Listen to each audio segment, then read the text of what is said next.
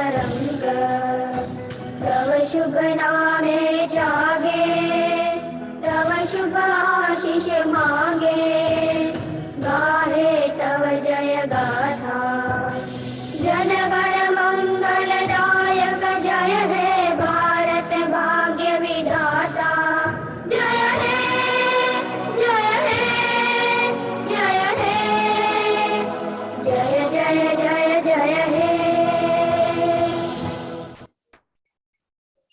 Thank you.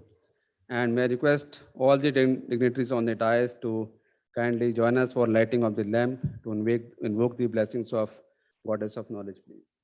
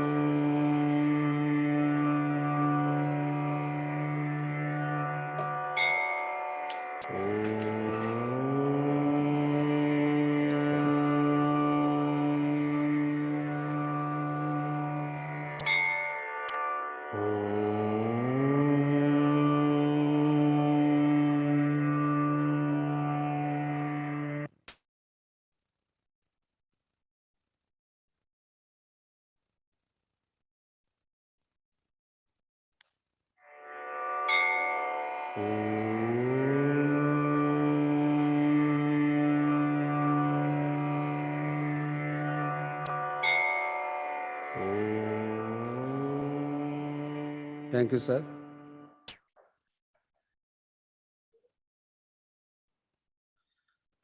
So to start with, I'll request our President, Shri Pradeep Multani ji, President PhD Chamber of Commerce and Industry, to kindly felicitate our dignitaries with the PhD plant. Sir, first over Honorable Chief Guest, Honorable Minister, Lieutenant General Vikas Singh Saab.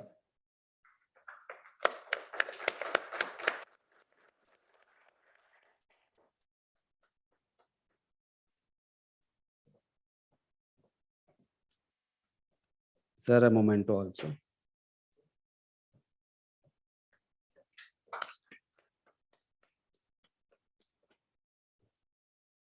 Request President Sir also to kindly felicitate Dr. R.P. Singh, Secretary General, Quality Council of India.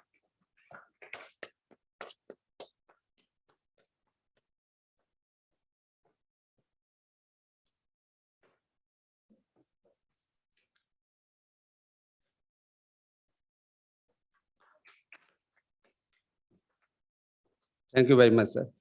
Ladies and gentlemen, as we know that countries, they have been, building transportation infrastructure to prosperity for several decades. And India too is also following the same path. And over the last many years, India, country is building many roads, highways at an unprecedented pace. And given that facilities like, roads, railways, metros, which are normally known as lifeline for any country, the arteries of the heart, as in the human body. So it's very, very integral for enhancing the productivity and operations of the business, to maintain the supply chain, to actually do the ease of doing business at the end of the day. And this also augments for the growth of local businesses, and it also plays a very key role in the lives of citizens and also propels the comprehensive development of the country. So in order to understand the nuances that how this sector is growing, what are the government policies, and how public and private sector are actually synergizing in different models, PhD Chamber of Commerce and Industry, with the support of Quality Council of India, has curated this National Conference on Transforming India with Quality and Intelligent Infrastructure. The focus is to deliberate on quality infrastructure that will actually usher transformational change in India in the coming years, and also improving the way how people live, how they travel to work, and how companies actually do the business. So without any further ado, I'll first of all request Mr. Sudhir Hoshing, Chair of PhD Infrastructure, Development, Port, Shipping, Roads and Waterways Committee, to kindly give the industry perspective to the august audience, please. Over to you, sir.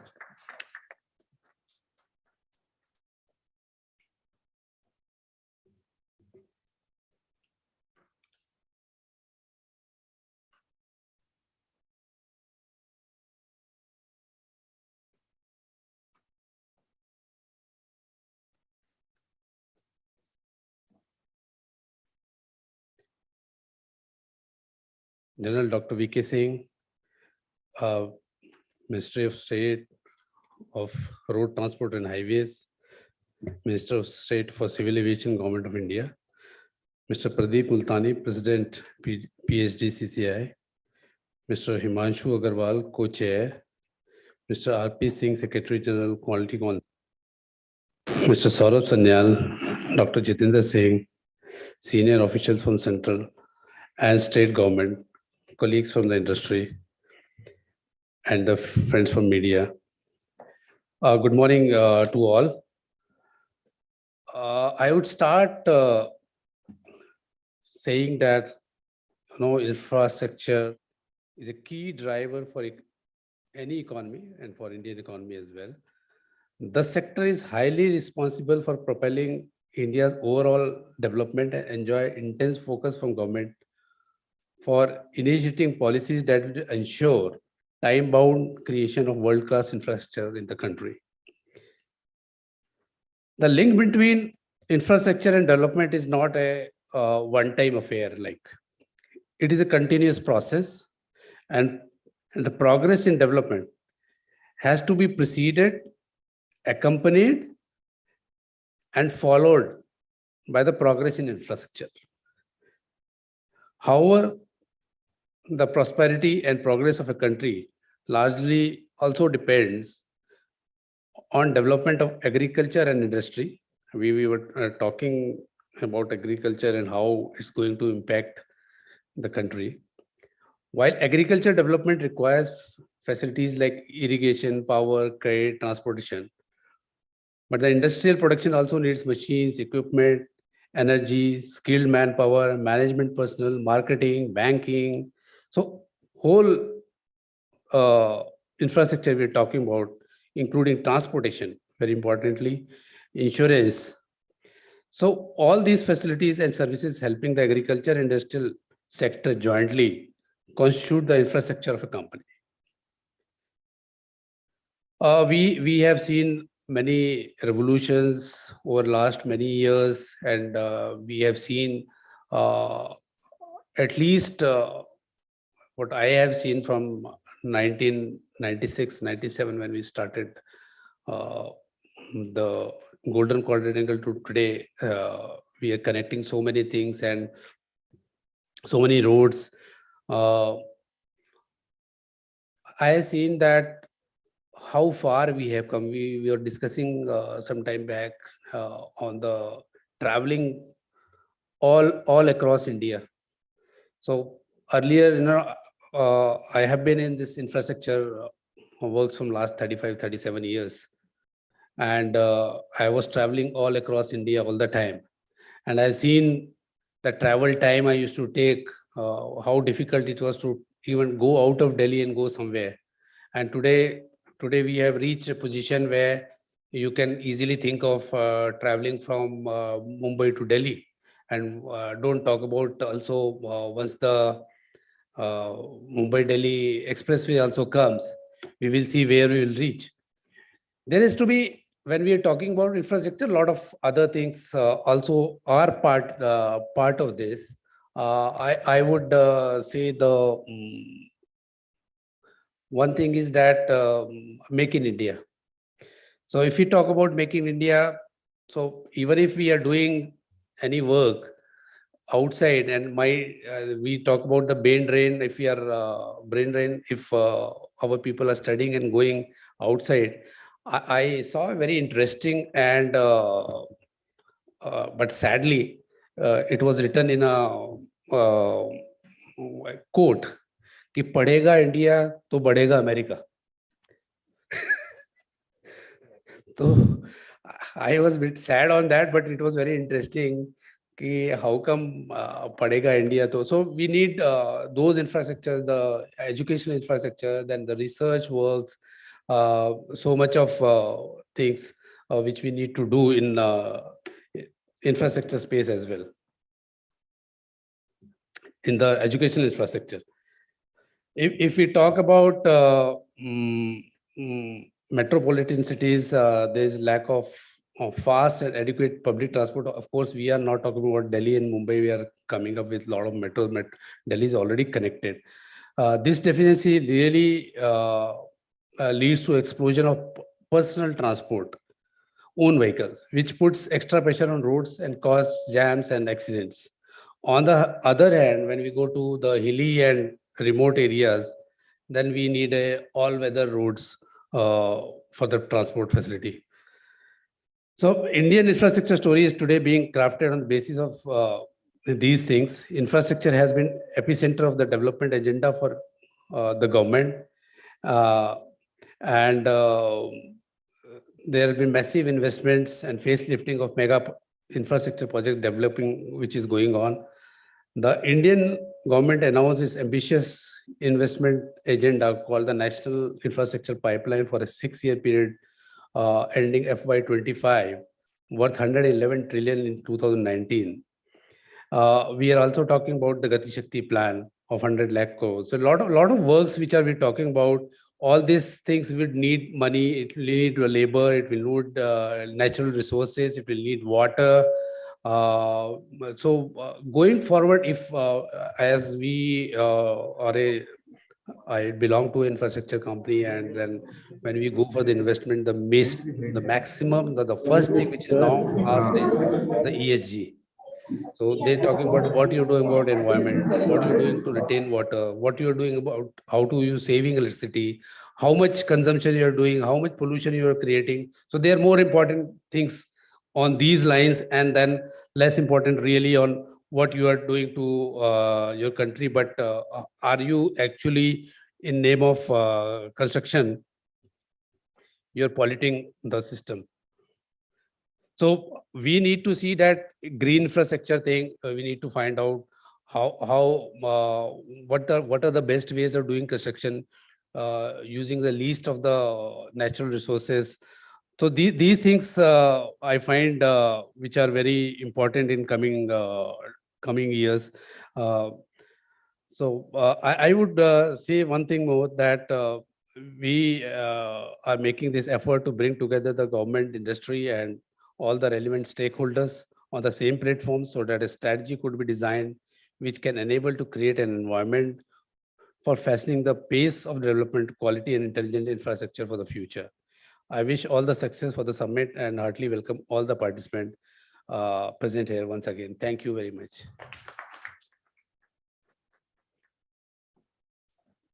Thank you, Mr. Hoshing, for laying the foundation of this very, very pertinent conference. And as you rightly pointed, there are some of the important facets that our private players as well as our government is definitely taking into consideration, and one of them being the ESG. In fact, right now, the investors are totally seeing the ESG report, the economic, social, and governance report, and according to that report only, they're actually making their decisions for investments. Thank you also for bringing this important point in these insight of everybody. Now, I'd like to invite our keynote speaker, Dr. Ravi P. Singh, the Secretary General for Quality Council of India, to kindly share his perspective with the august audience, please. Over to you.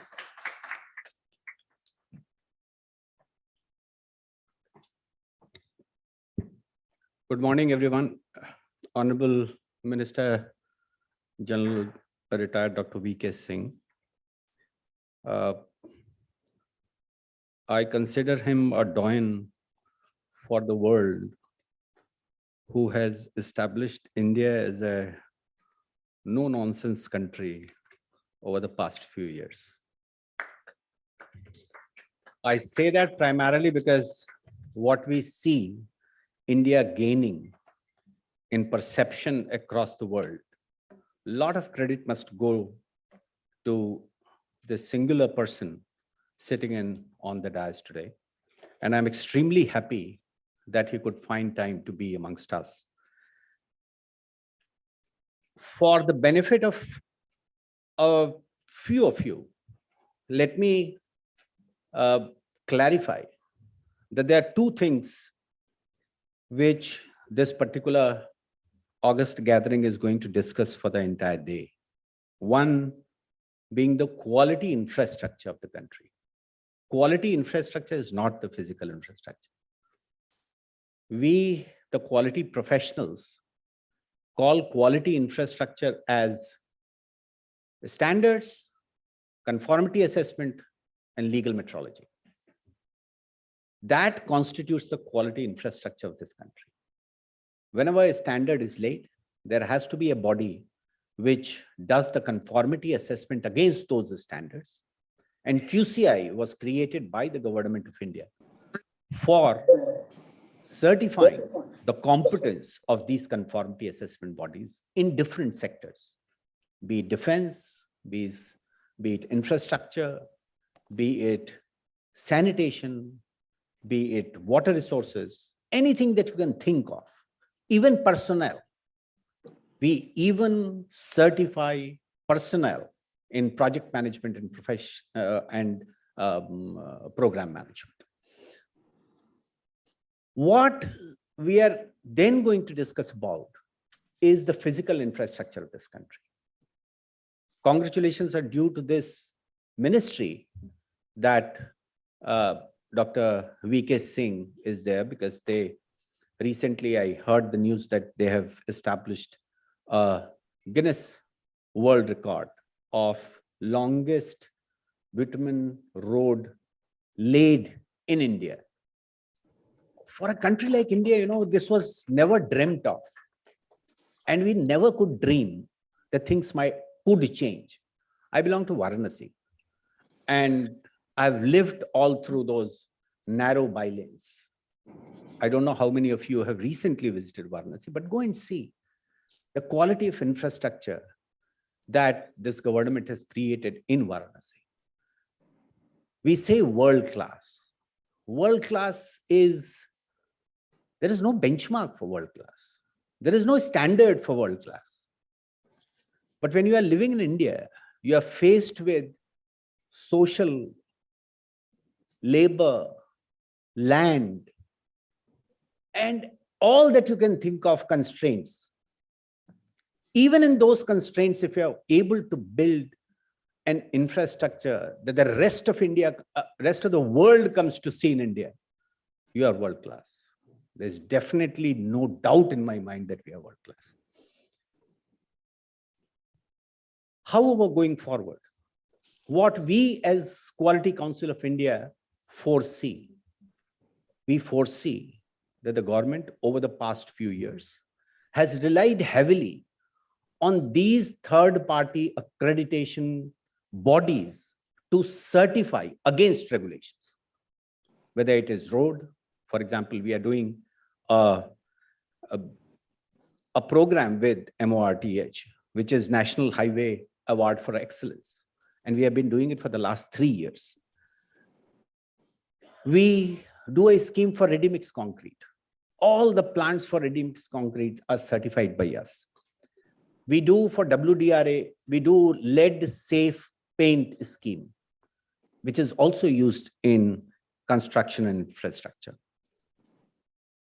We have recently created an organization within QCI, which is known as National Institute for Chartered Program and Project Professionals, NICPP. This was on the recommendations of Niti Aayog, when they saw that all these infrastructure projects in India either get delayed or the cost overruns are so high that we are not able to cope up with the entire budget which is allocated.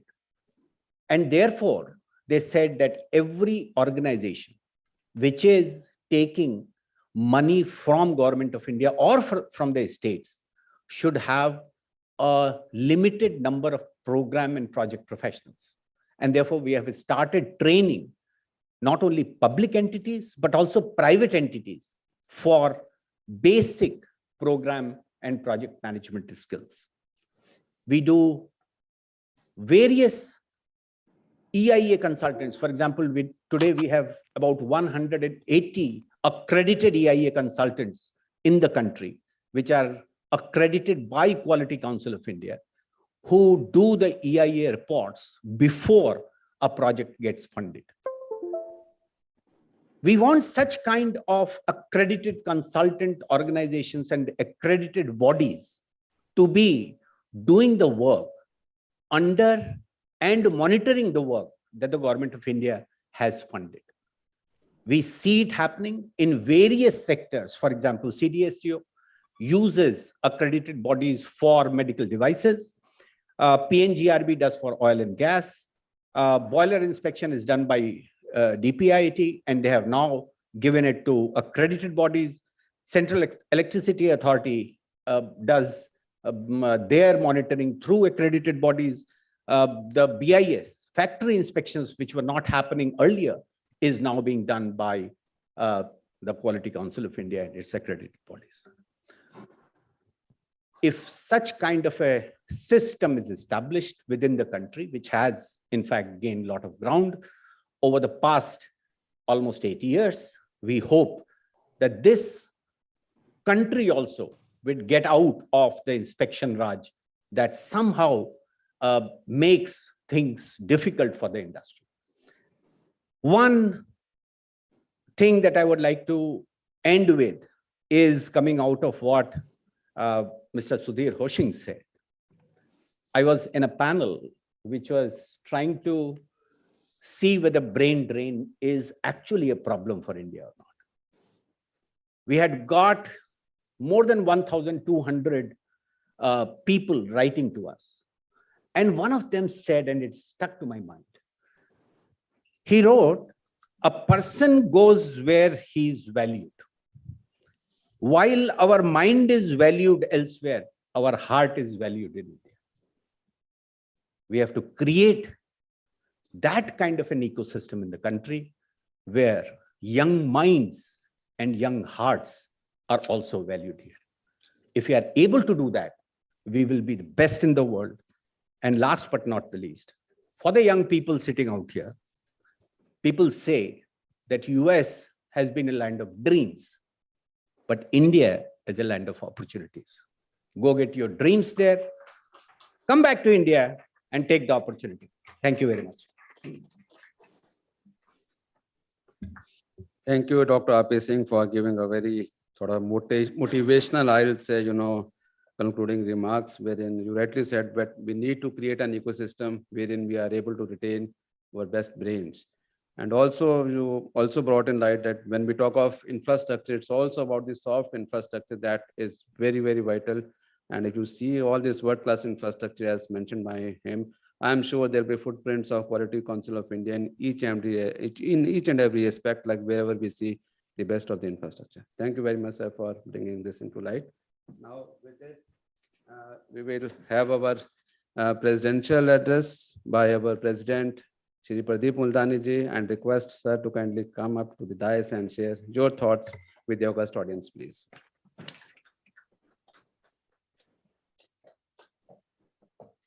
Thank you very much, Dr. Jitendra. A very good morning and namaste to all of you. We have today with us eminent dignitaries on the dais. General Dr. V.K. Singh, PVSM, AVSM, YSM retired, Honorable Minister of State for Road Transport and Highways, and Minister of State for Civil Aviation, Government of India. We thank you, sir, for taking time from your busy schedule and accepting our request to address the delegates today. Friends, whenever I see any Fauji, I think we need to salute them, because thanks to them, we all sleep in peace, especially when we keep on reading every day in the morning that China is building in Ladakh, here, there. So friends, a big round of applause for General V.K. Singh, sir. So thank you. We salute you and our armed forces. We also have with us Mr. R.P. Singh, Secretary General, Quality Council of India. Mr. Sudhir Hoshing, Chair, PhD Infrastructure Development, Ports, Shipping, Roads and Waterways Committee of PhD. Mr. Himanshu Agarwal, Co-Chair. Colonel Saurabh Sanyal, Secretary General of the PhD Chambers. We have Mrs. Pem Bida from the Royal Bhutanese Embassy. Welcome, Madam. Senior officers from the central and the state government, colleagues from industry and officials of our member associations, friends from the media. At the outset, we would like to congratulate Ministry for Road Transport and Highways for creating Guinness World Record for the longest continuously laid bituminous lane of 75 kilometers in 105 hours and 33 minutes on the national highways between Amravati and Akola districts in Maharashtra. I think we are all sick and tired of hearing all the negative news. This is simply wonderful. And this shows the wonderful minister we have and the great achievements we will do on this sector. Infrastructure development in India is growing at a rapid scale on account of societal demand and need for cutting-edge infrastructure as India aims for ambitious plan of achieving USD 5 trillion economy by the year 2025. The Union Budget 22-23 was primarily focused on the PM Gati Shakti Master Plan, a digital platform to bring 16 ministries, including aviation, waterways, railways, and roadways together for integrated planning and coordinated implementation of infrastructure connectivity projects. I'm sure all of us understand the importance of the highways and all, because in today's date, industry and trade suffers immensely because our logistic costs are something as much as 13 to 14%. And we are really grateful to our government and our ministry that they are targeting to get the logistics costs down to 8%, because that is what will make us an Atmanirbhar, self-reliant, and really an export powerhouse.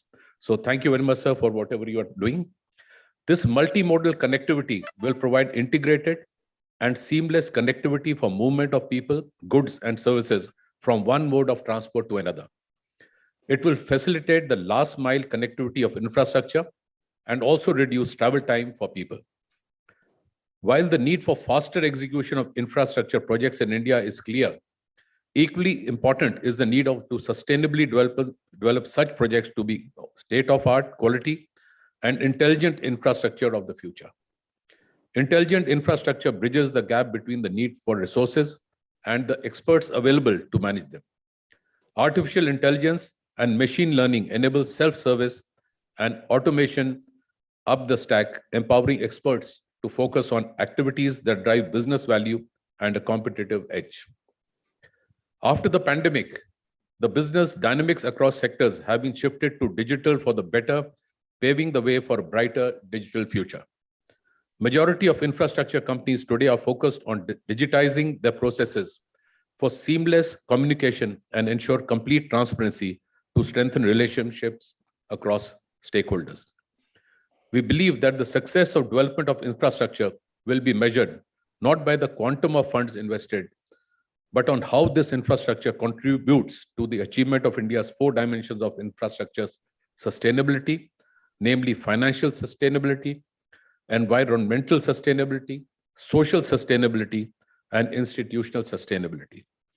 We have made an effort to bring together the government, industry, and all the relevant stakeholders on the same platform so that a strategy could be designed which can enable to create an environment for faster pace of development of quality and intelligent infrastructure for the future. Mr. Sudhir Hosing, our chair, has raised some concerns on environment. Knowing the present mindset of the government and our respected minister, we are confident that development and environmental concerns shall go hand in hand, and environmental concerns will not hamper the fast progress which we want on development of infrastructure. Mr. R.P. Singh mentioned about quality is a must. We all understand quality is a must. But we also know that Indian industry faces 30-35 different departments. So what we need is definitely we need outstanding quality, because we have to be world leaders and be one of the 3 superpowers in the next 5-7 years. But always request is that quality should be, the quality parameters which are being imposed should be easy, transparent. The people who control those facilities should be the enablers, motivators, and guides, and the process should be time-bound. And of course, industry is committed to quality and taking India forward. I wish all the success for the conference today and heartily welcome all the participants present here. Thank you, Jai Hind, and God bless us all.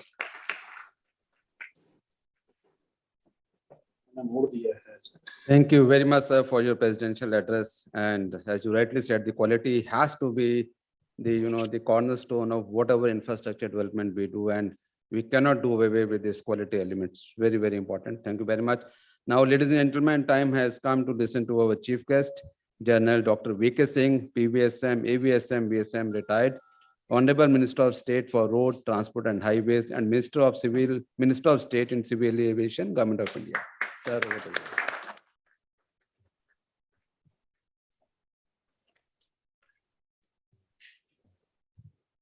Present for today's National Conference on Transforming India, the President, Shri Pradeep Multani ji, Shri R.P. Singh ji, Secretary General, Quality Council of India, a very important council indeed. We have Shri Sudhir Hoshing, Chair, PhD, Infrastructure Development, Port Shipping, Roads. Shri Himanshu Agarwal, Co-Chair, PhD, Infrastructure Development. Mr. Saurabh Sanyal. All other members and various appointment holders of the PhD. All who have come to attend this particular seminar, and all who are interested in the field of infrastructure. Very good morning to each one of you. It's a pleasure to be amongst you. And let me wish my Bhutanese friend Kudazong Bola. It's a pleasure for two reasons. One, I think you have chosen a subject which occupies the minds of everybody today. And a field that is very closely interlinked to how economic development in the country will take place. I'm sure you would agree with me that good infrastructure contributes immensely to the economic growth of any country. Go back in time to 1930s of the Great Depression, when to mitigate the economic crisis that was taking place, USA launched a massive program of road building. Most of their superways and highways are of that period. They've only improved it later. And the reason was very simple. You are constructing, it requires workers, it requires machinery, it requires material, and it is linked to so many other industries that there is an overall benefit to large number of people. And once good infrastructure comes up, it ensures that your economic activity becomes better. If you can transport goods from, let's say, Jamnagar to somewhere in Punjab on a road which is shorter, which allows vehicles to travel faster, which doesn't impede their movement by going through towns, the cost of freight will come down. More freight can be carried, more freight can be taken out from the ports, and overall benefit comes to the industry. So there is a very close linkage in infrastructure and economy. And infrastructure, like was pointed out, each industry requires infrastructure, be it any industry, whether it is education. If you treat it as an industry, it requires infrastructure. Without infrastructure, you cannot actually get people to imbibe the quality that you want to give it to them. Whether it is, let's say, healthcare. Healthcare cannot be brought down to people if infrastructure is not there. That is why when the government of India has decided that they will spend something like 66 lakh crore rupees over a period of time in health infrastructure, it is going to have an effect on economy. You will have construction activity, you will have people being trained, you will have training institutions, you will have pharmacies coming up. It is a massive project, and overall effect will be felt. You take any country in the world, without infrastructure, that country wouldn't have survived. And today, when we talk of good infrastructure, it means infrastructure that imbibes quality. Uh, Very rightly said by R.P. Singh, what is world standard? World standard is what you set. World standard is what is good. Yes, we also look at certain norms that are existing and we say, okay, if this is the best that is acceptable to so-called developed countries, we will go a notch further and we will convert it into the norms for Bharat. So you have various things coming into as terms of as part of terms of reference where various industries are concerned. One basic fact that we must remember about infrastructure: when you want to create infrastructure, you have to look ahead. Unfortunately, we have not been doing that in previous years. Whether finances was constrained or the mind was constrained, I don't know. But you made a road which was one lane. After 5 years, you said, oh, the traffic has increased, I must make it bigger. And it just carried on. After some time, land becomes a problem.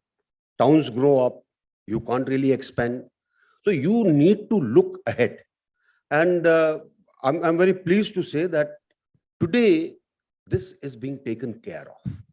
Today, when we look at least the road infrastructure, or when we're looking at the aviation infrastructure, we are looking at next 50 years so that things can be taken care of.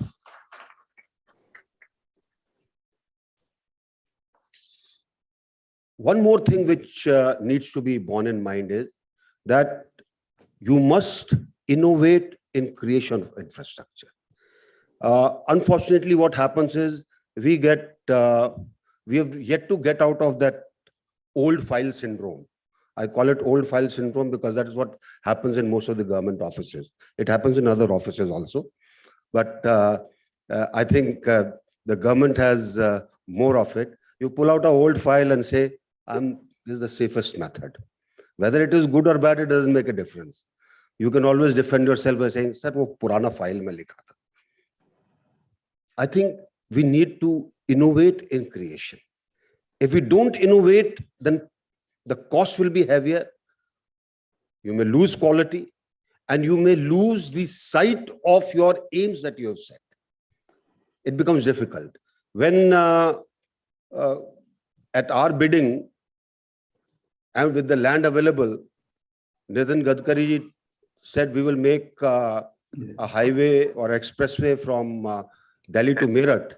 We showed him the land. So today you have got a 14-lane expressway up to UP Gate, and you have got a 16-lane expressway till it branches off with 8 lanes to Meerut and 8 lanes to Hapur.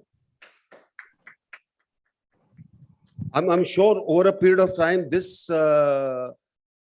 will see the type of traffic that you have calculated for a number of years. We are also looking at today, okay, if the road that you have made in 10 years' time, if the passenger car units, which is the norm for judging the capacity of the road, if that increases, why not make a double-decker road? Go up. In towns and cities, you won't get place. How many houses are you going to break? They won't. So it is the whole system has to be visualized in a different manner than what we used to visualize. And that is why I said we need to get out of that old file syndrome. Road infrastructure, like I said, has got linkages to almost 200 plus industries. And that is what gets you the benefit when the roads are made. There's only one problem that we find. Hopefully, all people who are from industry would carry this message. The short-term profit making actually carries a big price where infrastructure development is concerned. And let me give you an example. When it was decided that we must have a rigid surface road, which is a concrete road. We can put bitumen on top and make it slightly better. Initially, the cement industry went gaga. It was very simple. I mean, as I look at it as a layman, whatever the cement industry is producing, if you have a fixed amount which somebody is promising you that he will take from your production, it's a good deal. Maybe you can take the minimum profit and have assured supply. But the cartelization took place. Today, it's too high. The cost of construction has gone up. Same happened with steel, including the steel industry said, we have got leftover sludge that accumulates in our factories. We said, okay, we will take it and use it in place of aggregate. The price of that went up. We looked at fly ash, which was lying waste and accumulating in the industry. When we started taking it, they said, no free lunch. You have to pay for it, and the price was very high. Now this, I think as a nation, we need to look at it very seriously. If we want good infrastructure, then everybody has to contribute. Otherwise, things will not come up. If the cost of construction is reasonable, you will get a road on which you can fly. Otherwise, well, we can do with the roads that already exist. We have, where the road infrastructure is concerned, and let me compliment both our Honorable Prime Minister and Nitin Gadkari ji.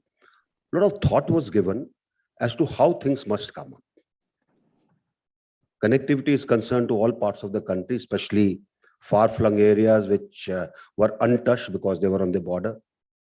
You wanted to link economic zones. You wanted to ensure that the port connectivity becomes better. You wanted to ensure that shortest possible routes are taken care of. So you had the Bharatmala project, you had the Sagarmala project, you have the economic corridors coming up.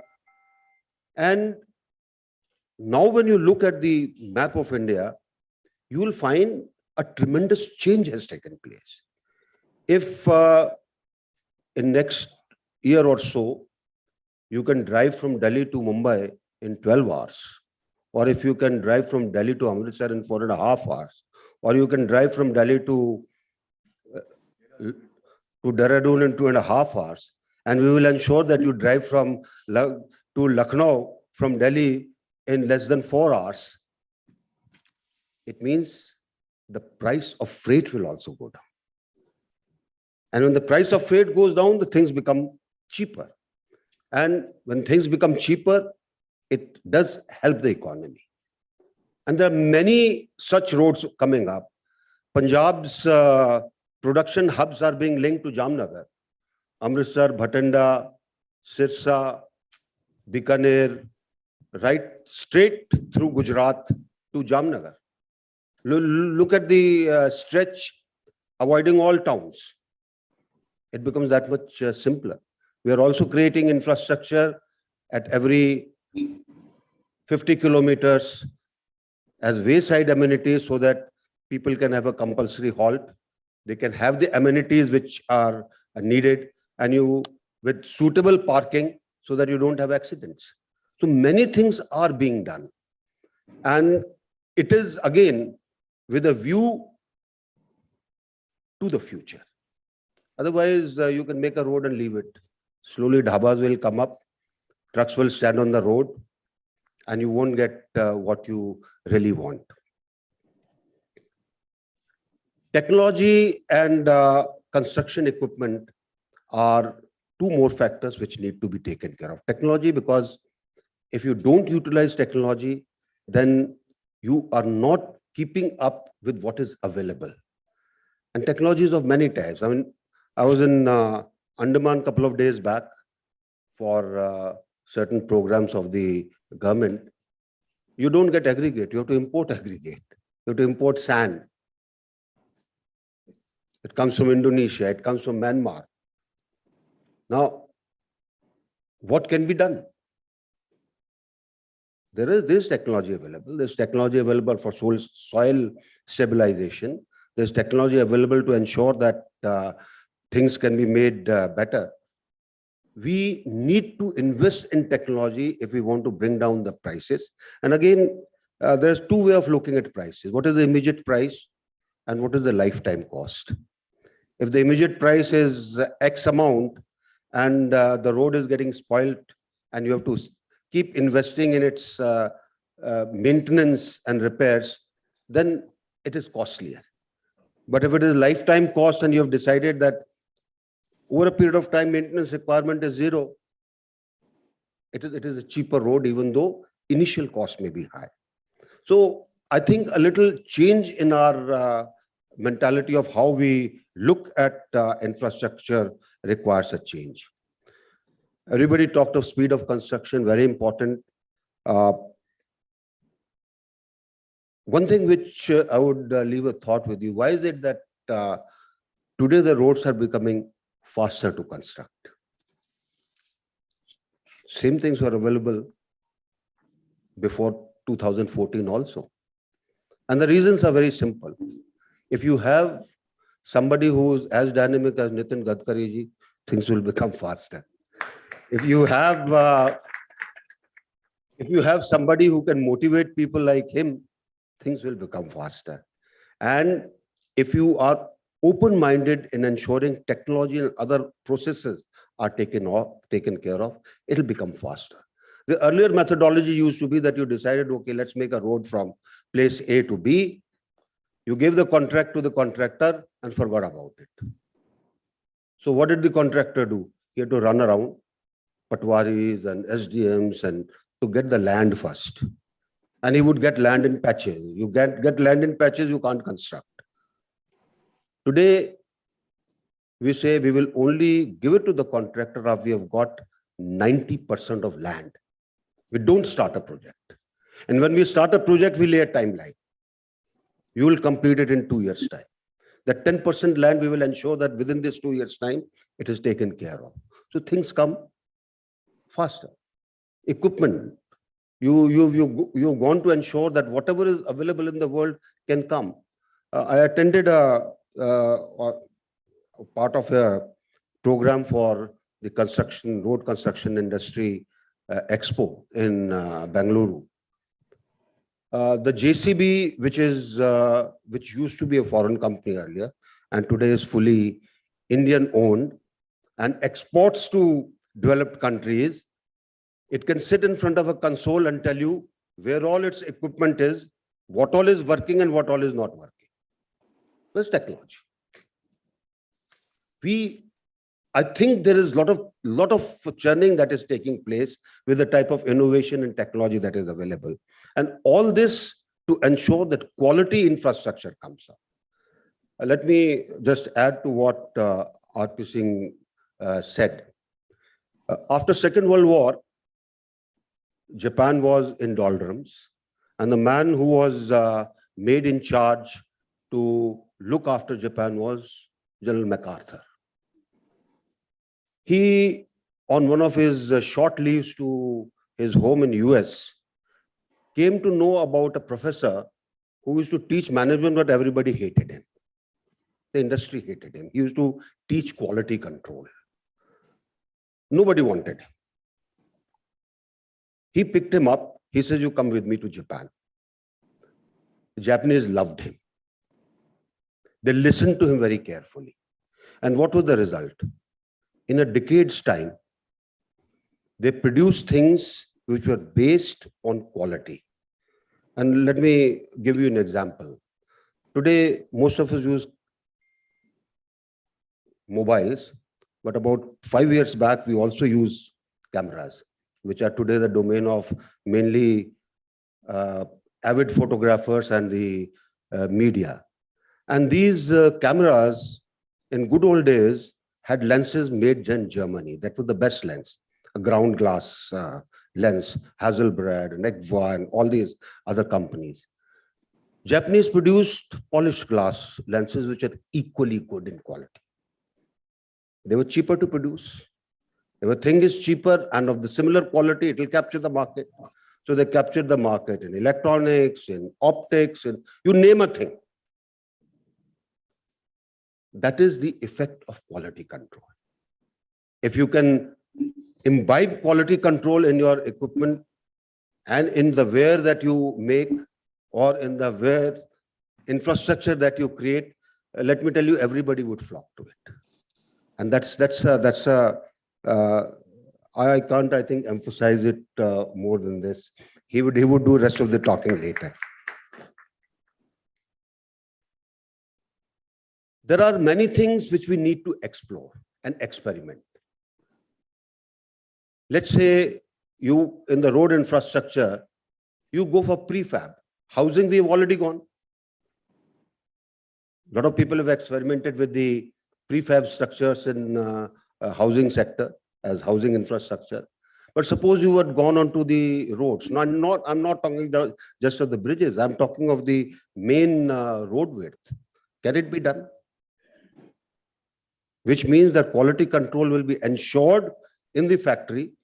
The thing will be carried to the site and laid. Maybe you will lay the road much faster. I think there is much more left to be done and experimented with. Unfortunately, since we haven't yet got out of our system, we get tied down to a catch-22 situation where the DPRs are concerned. A DPR is made by somebody who's worked in the sector long time back. His mind only functions on that frequency. They produce a DPR and then everybody sticks to the DPR because that's the safest thing to do. The contractor follows the DPR to the hilt because he feels if he doesn't do it, nobody will pay him. His supervisors do the same. It just carries on up the chain. And ultimately what you get is not what you want. So therefore, I think a mindset change is required where the infrastructure sector is concerned. We need to create infrastructure which is compatible to various industries. Like I said right in the beginning, each industry requires infrastructure. How do you create that compatibility and not compartmentalization? That should be something which should actually bother us. If you have compatibility, you will find things overall will become better. Otherwise, things will remain in silos, which is not what is required. And when we talk of PM's Gati Shakti program, that is precisely meant to ensure that you have a whole of government approach in taking care of infrastructure projects. Nothing is left to languish because a ministry which was supposed to ginger up people who were working with that ministry was not able to do it. So all who are connected with a particular project come together and he is there, PMO is there to ensure that everybody moves at the same pace. That is how things will come up. And this will ensure that as we go forward in the next 10 years, things will be much better than what they are today. We have various issues. There were some when I came, we were discussing.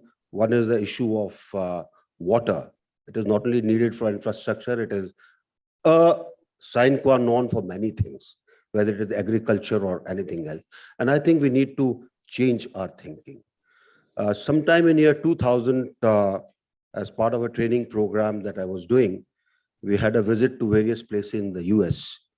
And the New York equivalent of municipality, they were cleaning water of the sewerage and they were making it drinking grade water.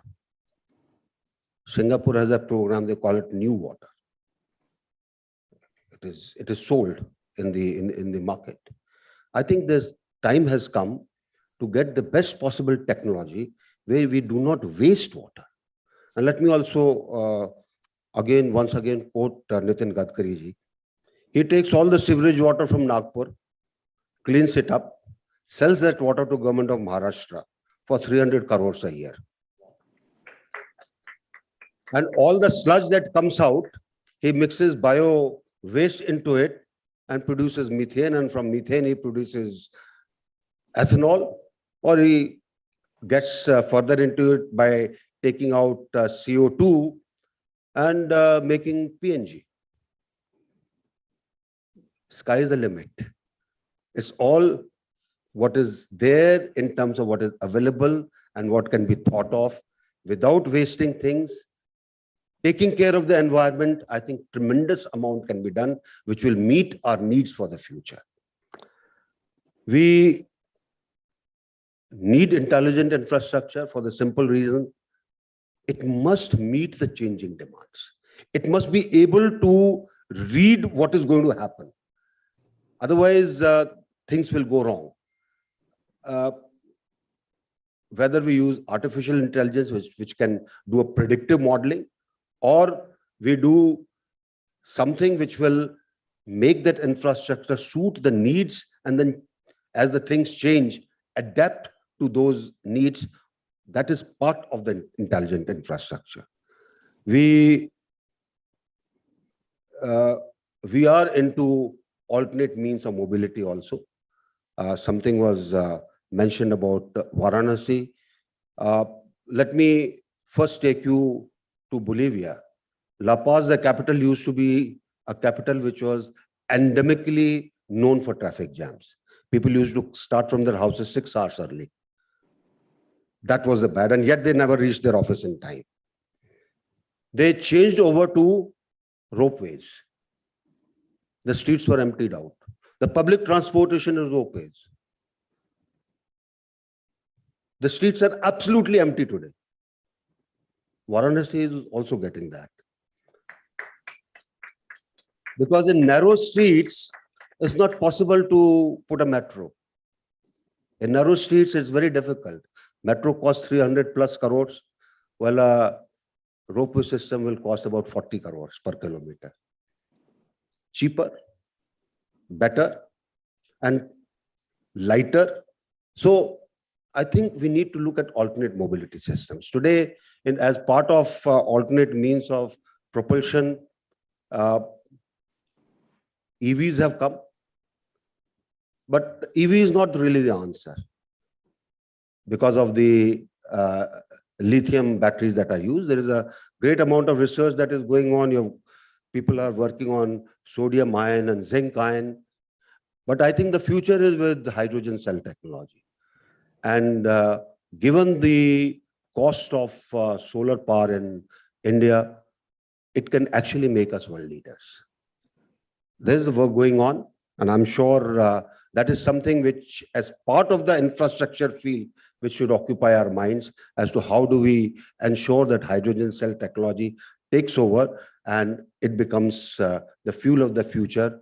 All our import bills go down, and then we are not really bothered about whether there's a price rise because of something or the other in the world oil market.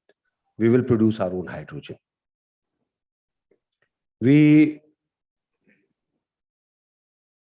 And this is the last thing I think as part of infrastructural development that we need to do. We need to make our processes easier and hassle-free.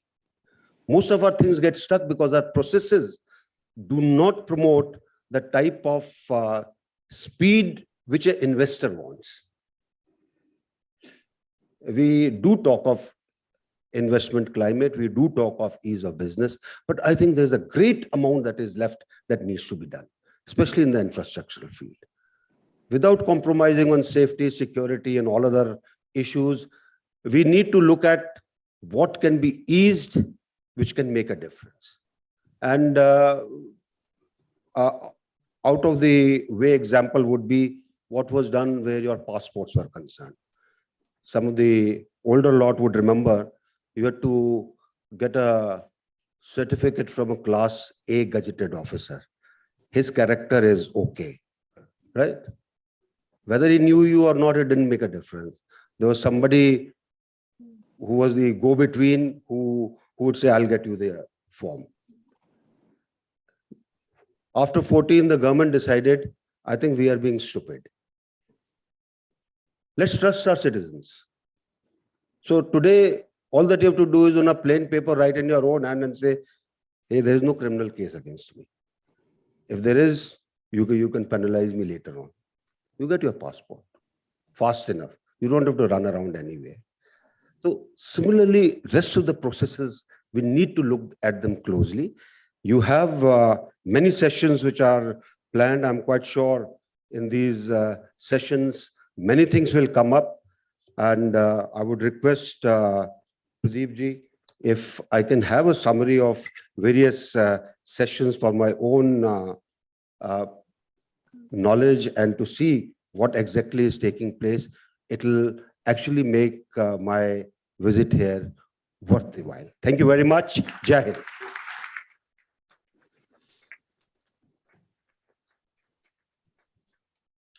Thank you, sir, very much for a very, very motivational and enthusiastic speech. You, in fact, created a buzz like India is definitely a path towards making the quality and intelligent infrastructure.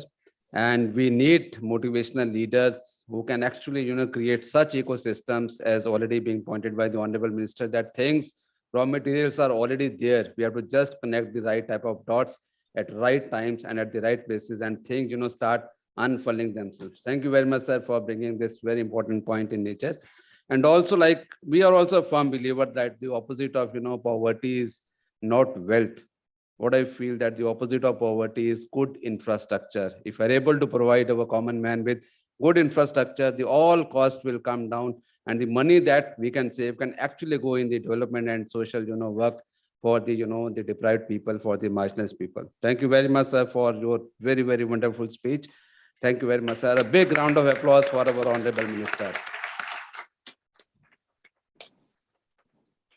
Now I'd like to invite Mr. Himanshu Agarwal, our co-chair for Infrastructure, Road, Ports and Highways Committee, to kindly give the concluding remarks, please.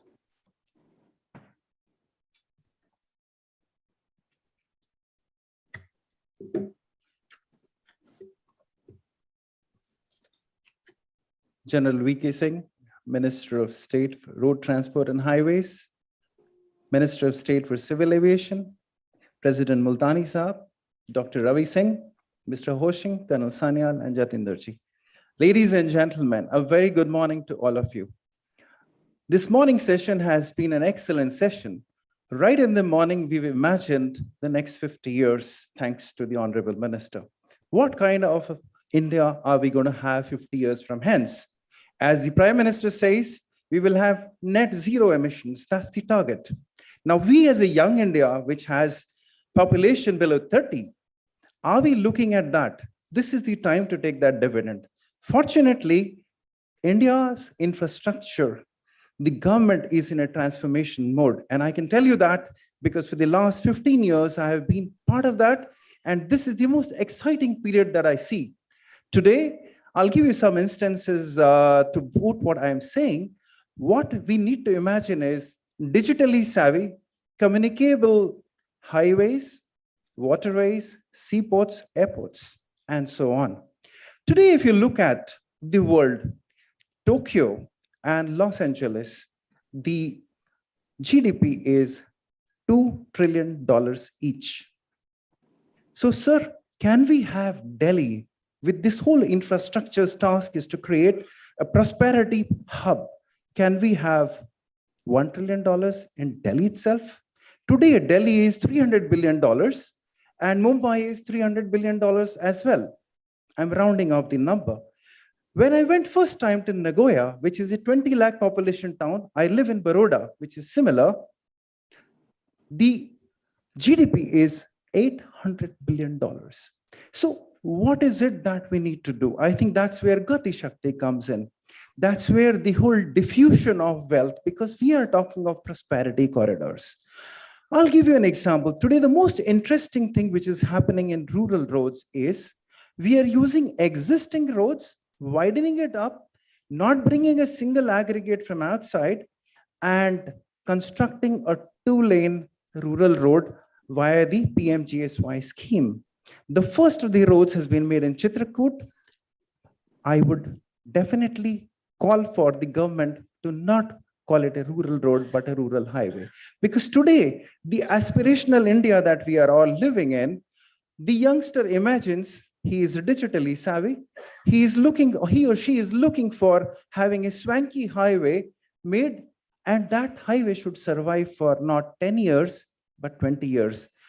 Hats off to the government of India that they have done away with the existing codes, gone ahead and made a road which has double the life at cost which is lesser than the current capex to be constructed via conventional methodology.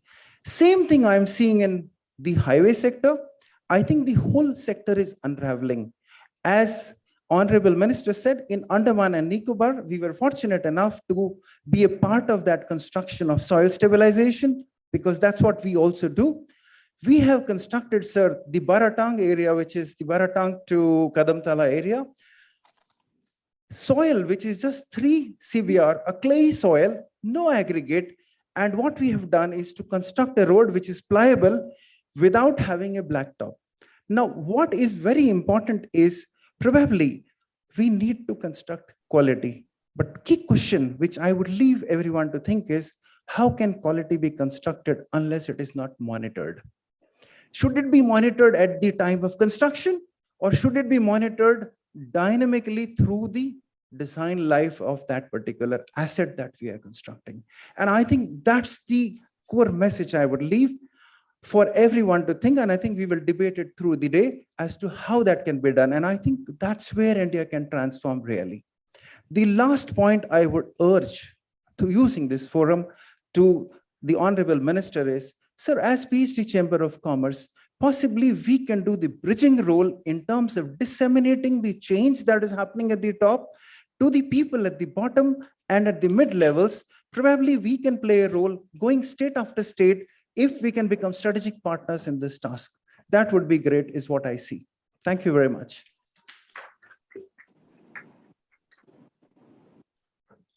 Thank you very much, Mr. Himanshu, for your concluding remarks. Now I'd like to invite Mr. Saurabh Sanyal. If there are any questions, some pertinent questions which can be asked to our Honorable Minister and our dignitaries, we'll take only 2 questions, sir, if by your permission, sir. Yeah, we'll give you a mic.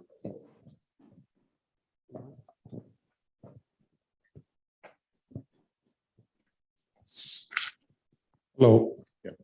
Good morning, sir. With your permission, I'll speak seated. If I am allowed to reminiscence, I met you in Fatehgarh when I was in HCL, when we built a training center for your battalion command. Thank you for that opportunity.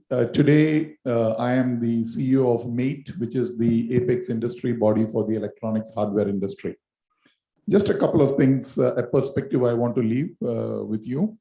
The government of India has announced production-linked incentive, which is clearly on a roadmap to achieve $300 billion of manufacturing by 25-26. And the game plan is that this disability gap funding will be used over these period of 5 years to build our infrastructure so that the disability vanishes. And in our calculation, the quantum of domestic and international freight that will move through our roads and airports and ships will go up 10 times in the next 4 years. So we have a parallel race to be done on the infrastructure front for us to make a sustainable electronics manufacturing. That's just one perspective. The second thing that you mentioned, sir, was regarding standards. And you mentioned what is world standards. It is what we define. We as a country have an opportunity, because there is technology built into all this infrastructure, to define the standard. And in electronics, where we have technology and products changing every 6 months, so we will be at par at what's there in the world. And if the government of India can define the standards of the technology that will go into the infrastructure, the next thing that you will see happening is entrepreneurs in India will build those technology and products for use in the country. So I just want to leave these 2 perspectives with you. And should your officers need more details, we would be more than happy to work with them and give them a perspective paper. Thank you very much, sir. Thank you. Thank you very much. I think very pertinent points you have made, and we'll certainly take them forward. So I'm Colonel Rajiv Sinha from U2CA Consultants. I would just like to dwell upon the point just given by Himanshu sir, that when we define the DPR of a project, and within a year or 2 years, when a road is built, we again see that it needs to be rebuilt or retopped up. So can't we, get into the quality control, be a part of it, or 5 years or 10 years maintenance of the project is part of the initial DPR. So the person who is making the project, who's making the road, he is responsible. He knows that I have to maintain this project. Similar thing is in solar, sir. Between a CapEx project and an OpEx project, when a solar developer knows that this is an OpEx project, I have to make it, I have to build it, and I have to bill the client for every unit of electricity that is produced over next 10 years, 15 years, 20 years. He ensures that everything is the best that is available in the market. Similarly, today, when a concessionaire or anybody who makes a road, he knows that, okay, I have to make this road, get it approved and move out. So I just wanted to put that thing here, sir. Thank you. No, understood. I think there has to be a greater coordination where the industry is concerned and the ministries. You bring these points to us where various ministries are concerned. Today, everybody is very receptive to see as to what can be changed and how we can make things better. Sir, my issue is that, hydropower. Sir, we are not focusing on hydropower. We have huge potential. And, at this time, for example, the rivers are dry. Even Yamuna is dry. So, how, our future generations will survive when, we don't have water. Thank you, sir. What Yeah. already Honorable Minister has touched in his speech also. That is, I think, being taken care of in a very, very, humongous way. Before I request our Secretary General for the vote of thanks, I'll request our President to kindly hand over the Statue of Unity to our Honorable Minister, our Chief Guest, who has actually given a lot of insights for quality and intelligent infrastructure.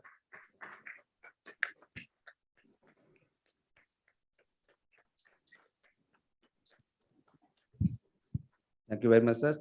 I would like to invite Mr. Saurabh Sanyal, Secretary General, PhD Chamber of Commerce and Industry, for his vote of thanks. Thank you, Dr. Jatendra. Morning, ladies and gentlemen, distinguished dignitaries on the dais, General Dr. V.K. Singh, PVSM, AVSM, YSM, retired Honorable Minister of State for Road Transport and Highways and Minister of State for Civil Aviation, Government of India.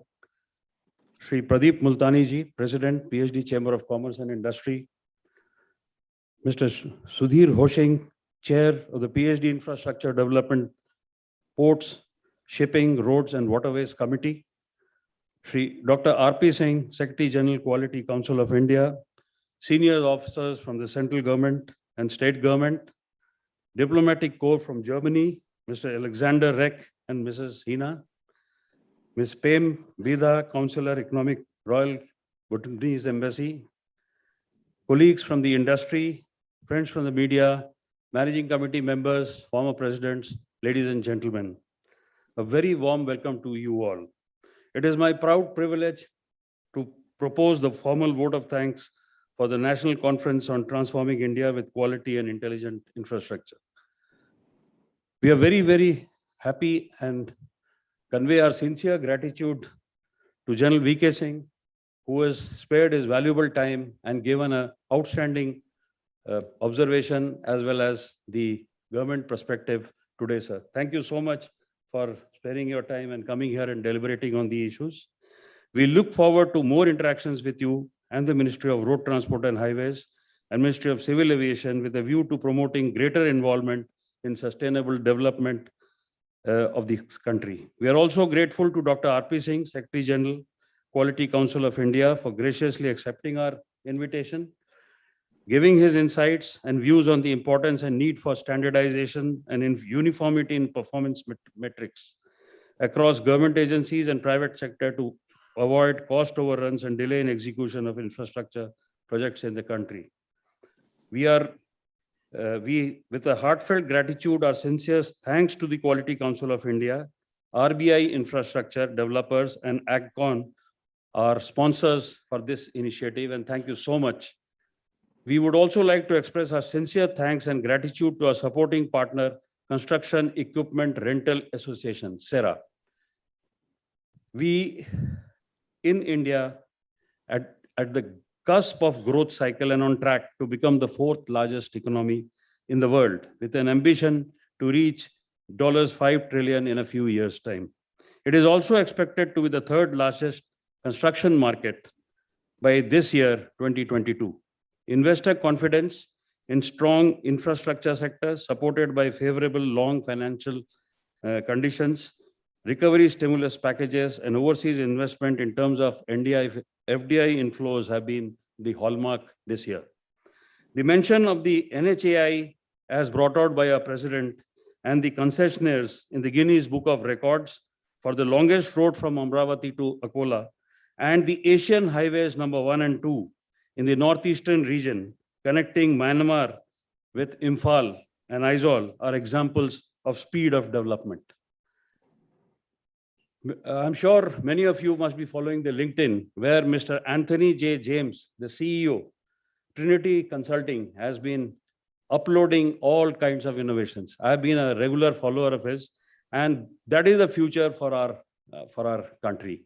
He has always been praising India on the LinkedIn, and he has always been telling that these smarter brains and smart startups are coming up from India itself.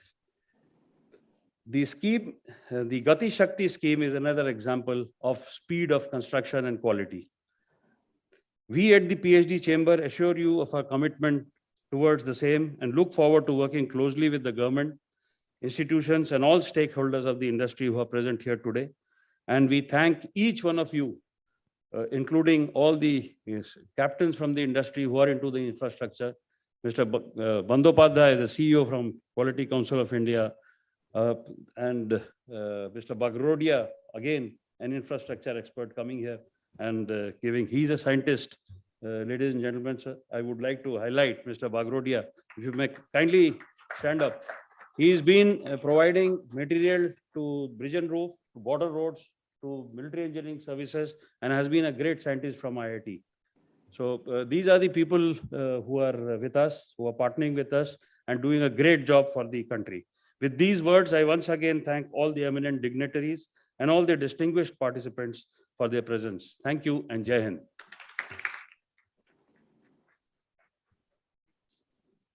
Thank you so much, sir. May I request the dignitaries for a group photograph? Thank you.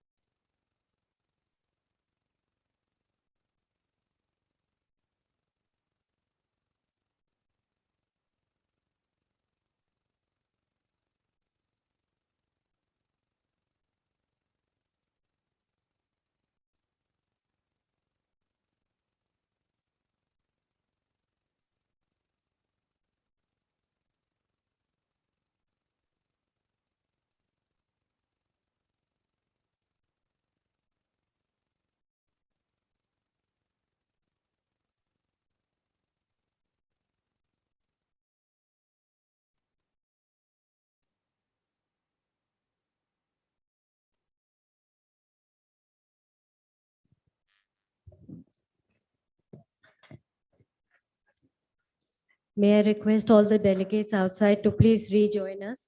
We'll be starting the second session, the panel discussion 1, which is on government policies and sector outlook.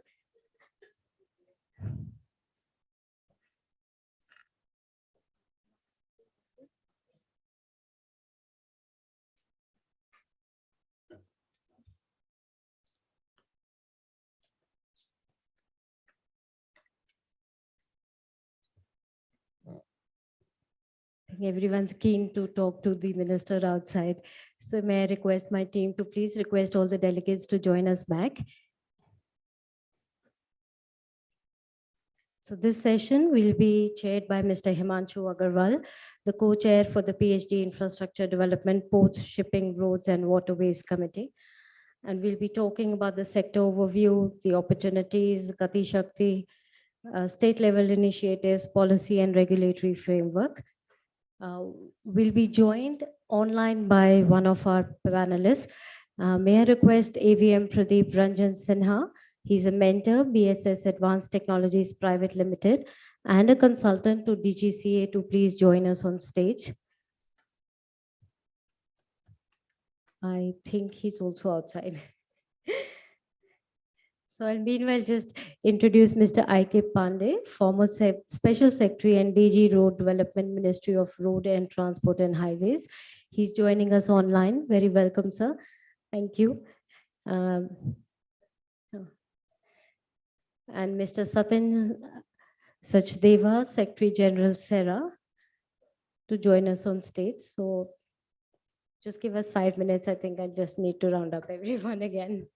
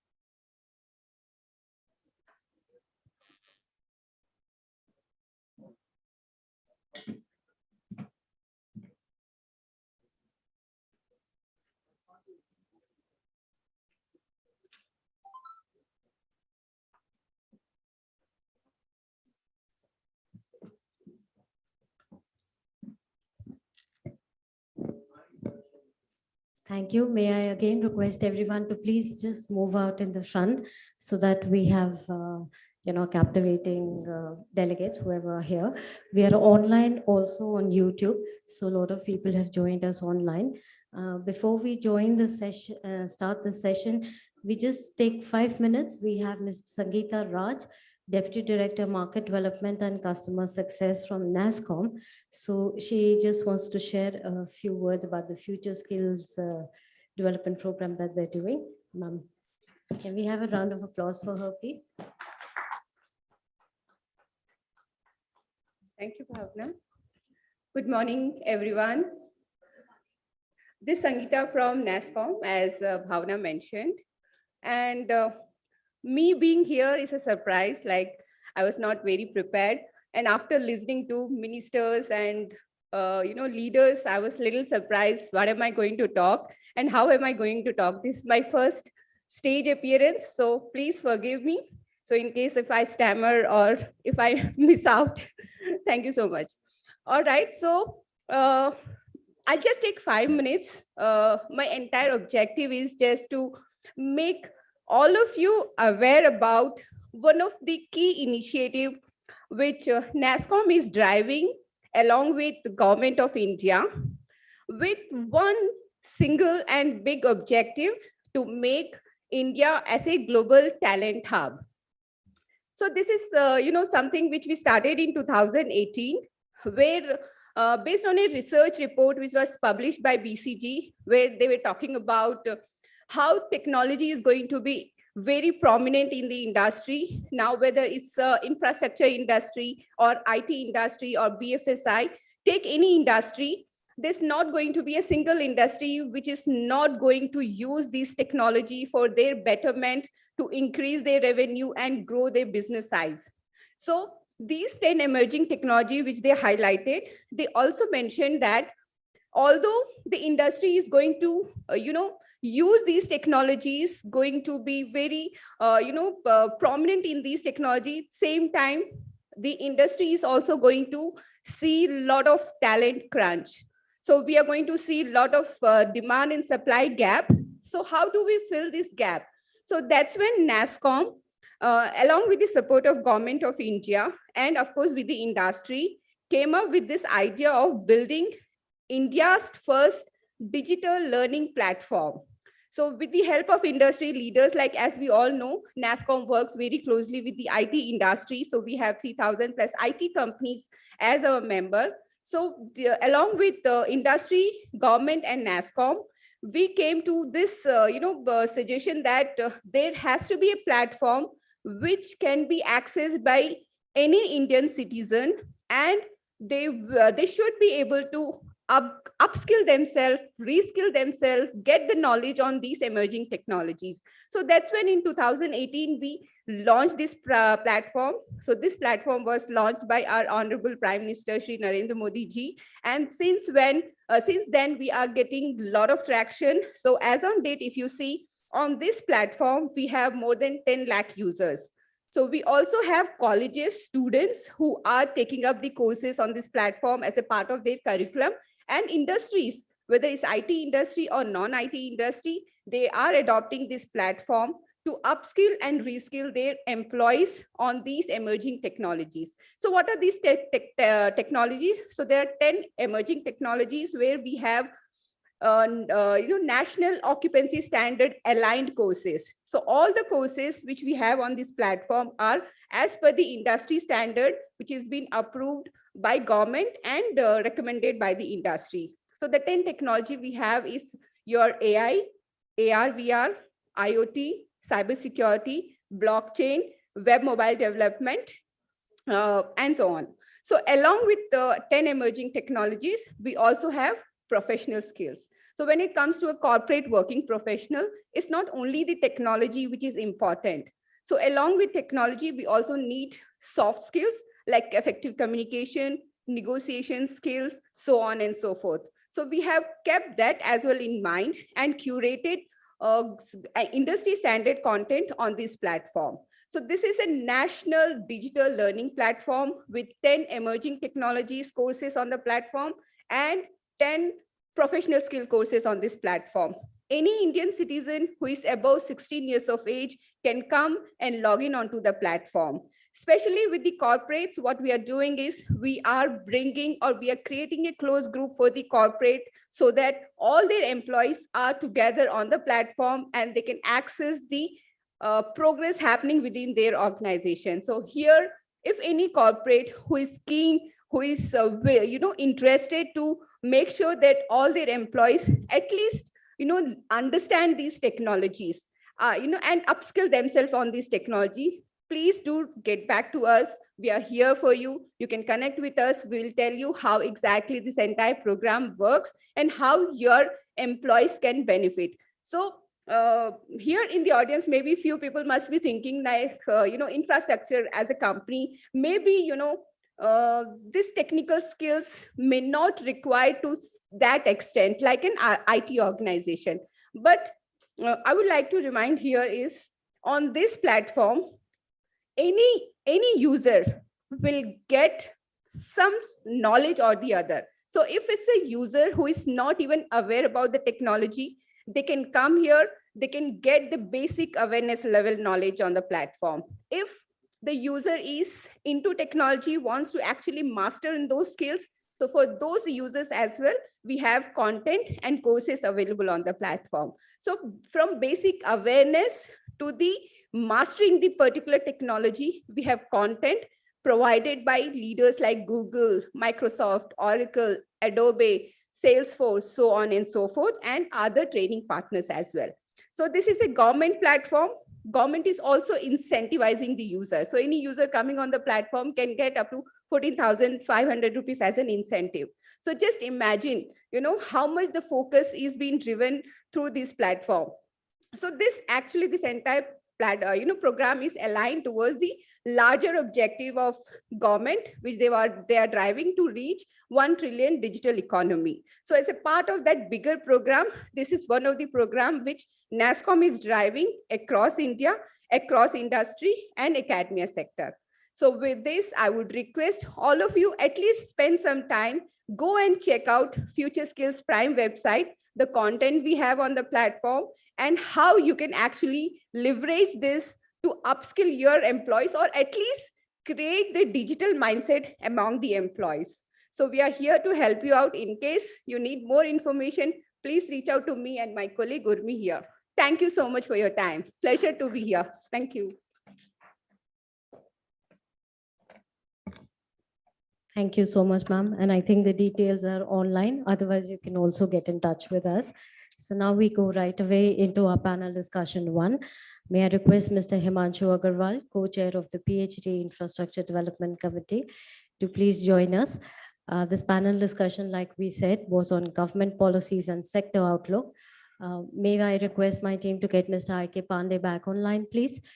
So we have Air Vice Marshal Pradeep Ranjan Sinha, Mentor BSS Advanced Technologies Private Limited, and consultant DGCA to please join us on stage, sir. Mr. Satin Sachdeva, Secretary General SERA, to please join us on stage, and Himanshu, sir, to take the panel discussion forward. So, sir is a think tank total, and I think you'll get very interesting. And may I request Sudhir Roshing, sir, to please also join us on stage. So,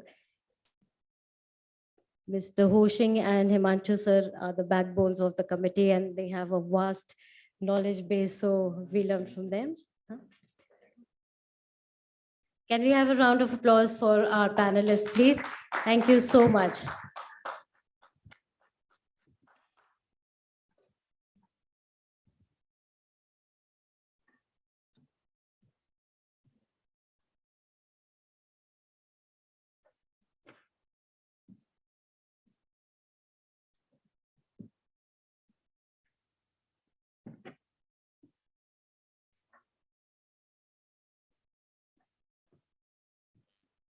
Can we just check if Mr. I.K. Pandey has joined us online? Yes, I am here. If I am audible, You're audible, sir. Thank you so much. Thank you. thank you.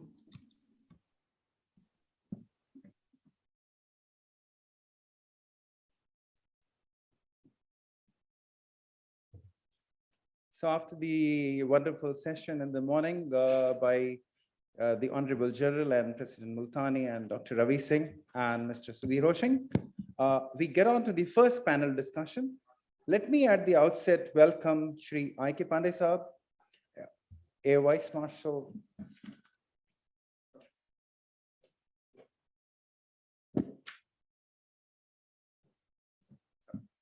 So let me welcome Shri I.K. Pandey Sahab, who is there with us virtually, Air Vice Marshal Pradeep Ranjan Sinha, VSM, Mr. Satin Sachdeva, and Mr. Sudhir Hoshing.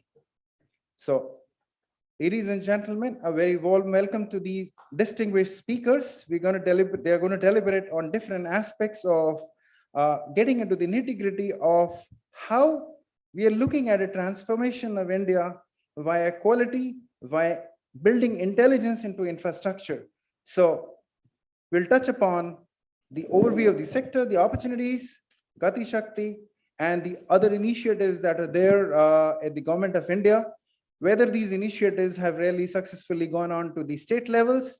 Are there issues in terms of land acquisition, etc.?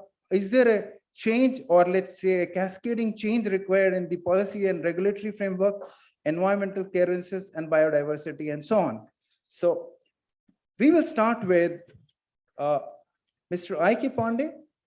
Since he is there virtually, we'll start with him. Let me give a small introduction of Mr. Pandey. He has retired as Director General, Road Development and Special Secretary in the MORTH. He has been associated with the ministry from 1984 onwards. Masters in Civil Engineering from Bhopal. He has been involved in environment impact assessment and auditing from University of Bradford, UK. He did a course on advanced bridge engineering at the Tokyo International Center, Japan. In his long distinguished career of close to 4 decades, he's been involved and he's seen through the whole sector's development from, I would say, the early 90s when the construction was really very minimal to the fast pace of change and introduction of technology at this point of time. And he continues to be associated with this sector. So welcome, sir. A big round of clap for him. I think I would finish up on the introductions first. Thank you, Himanshu ji. Good morning, all the distinguished panelists and fellow delegates, ladies and gentlemen. I hope I'm audible to everybody. Yes, you are audible. Okay. Sir, we can start with you, but give me 5 minutes. Let me introduce all the other panelists and then we Okay, right. Thank you. We have with us Air Vice Marshal Pradeep Ranjan Sinha, VSM. He was with the Indian Air Force for 34 years. Welcome, sir. It's great to have people from the Defense Forces. I personally have a priority on that because I was born in the whole Defense Forces. So since morning, we've been talking about that. He has contributed in Air Navigation Services Directorate of DGCA and as Chief Mentor of the Aviation Academy. He got the Vishesh Seva Medal from the Honorable President of India, commended twice by the Chief of Air Staff. He has excelled in air traffic services. He's an icon in the field of air traffic management, in instructional, regulatory oversight and policy making in the Indian Air Force. So we will get to understand from him how the intelligence backbone is critical for navigation, surveillance and communication in the aviation. Important thing for us, we could take away is, can these whole set of front-end technologies have applications in the water and the roadways? So there is a huge cascading, I would say, knowledge sharing, which can help us out because all the brains, in my opinion, exist in India. They do not exist in the outside world that we have. we only transport brains from here and they do good, but we only transport some of them. Most of the brains are here. So I would only say I'm a very big optimistic professional having high regard for Indians. So let's look at and hear from him as to what he sees as the future in the next 25 years, 50 years on this whole infrastructure sector. We have Mr. Satin Sachdeva, a young automobile engineer, passionate about anything that moves. So what he's done is, rather than focusing on the automobile, he's focused on the whole set of equipments which go to construct these assets. And I think that's a very, very big thing. A round of applause for you. He is the winner of the Indian Achievers Award 21-22, Managing Director and CEO of Equipment Planet Group, which is a fast-growing rental company and he trades in used equipments. He's also the MD and CEO of eValue, a trusted, reputed, and old valuation inspection company, also surveyors and loss assessors, consultant to the Indian market entry, rental business, equipment buying. One of the most important things of Mr. Sachdeva that I have seen is he is a demonstrator. He leads by example. And he has the ability to learn and transform in a fast changing world. Now that's a very, very important trait to have, because in the India that we are looking forward, we are changing at the rate of thought. What was valid yesterday is no longer valid today. Now, how is it that we as professionals can do a good job, construct a good asset, and deal in so many variables that come across all the time, be it the material side, be it the structural side, be it the governance side, and so on. So it's great to have him here. We'll listen and have a very healthy interaction with him. Mr. Sudhir Ghoshing, who is the chair for the PhD Chamber of Commerce in this committee, but more importantly, he is the Joint Managing Director of IRB, an excellent engineer. I've known him for years, and he is one of the he drives the change in India. That's what I have seen from his days in Reliance to IRB. He's at the forefront everywhere, bringing about a change, looking at how we can make it better. Have I left anybody? No, I'm fine. I saw someone else on the virtual medium, but if there is no one left, a big round of applause for the panelists today. And we'll start off with the proceedings. I invite Mr. R.K. Pandey to give his share, and then we go ahead from there. Thank you.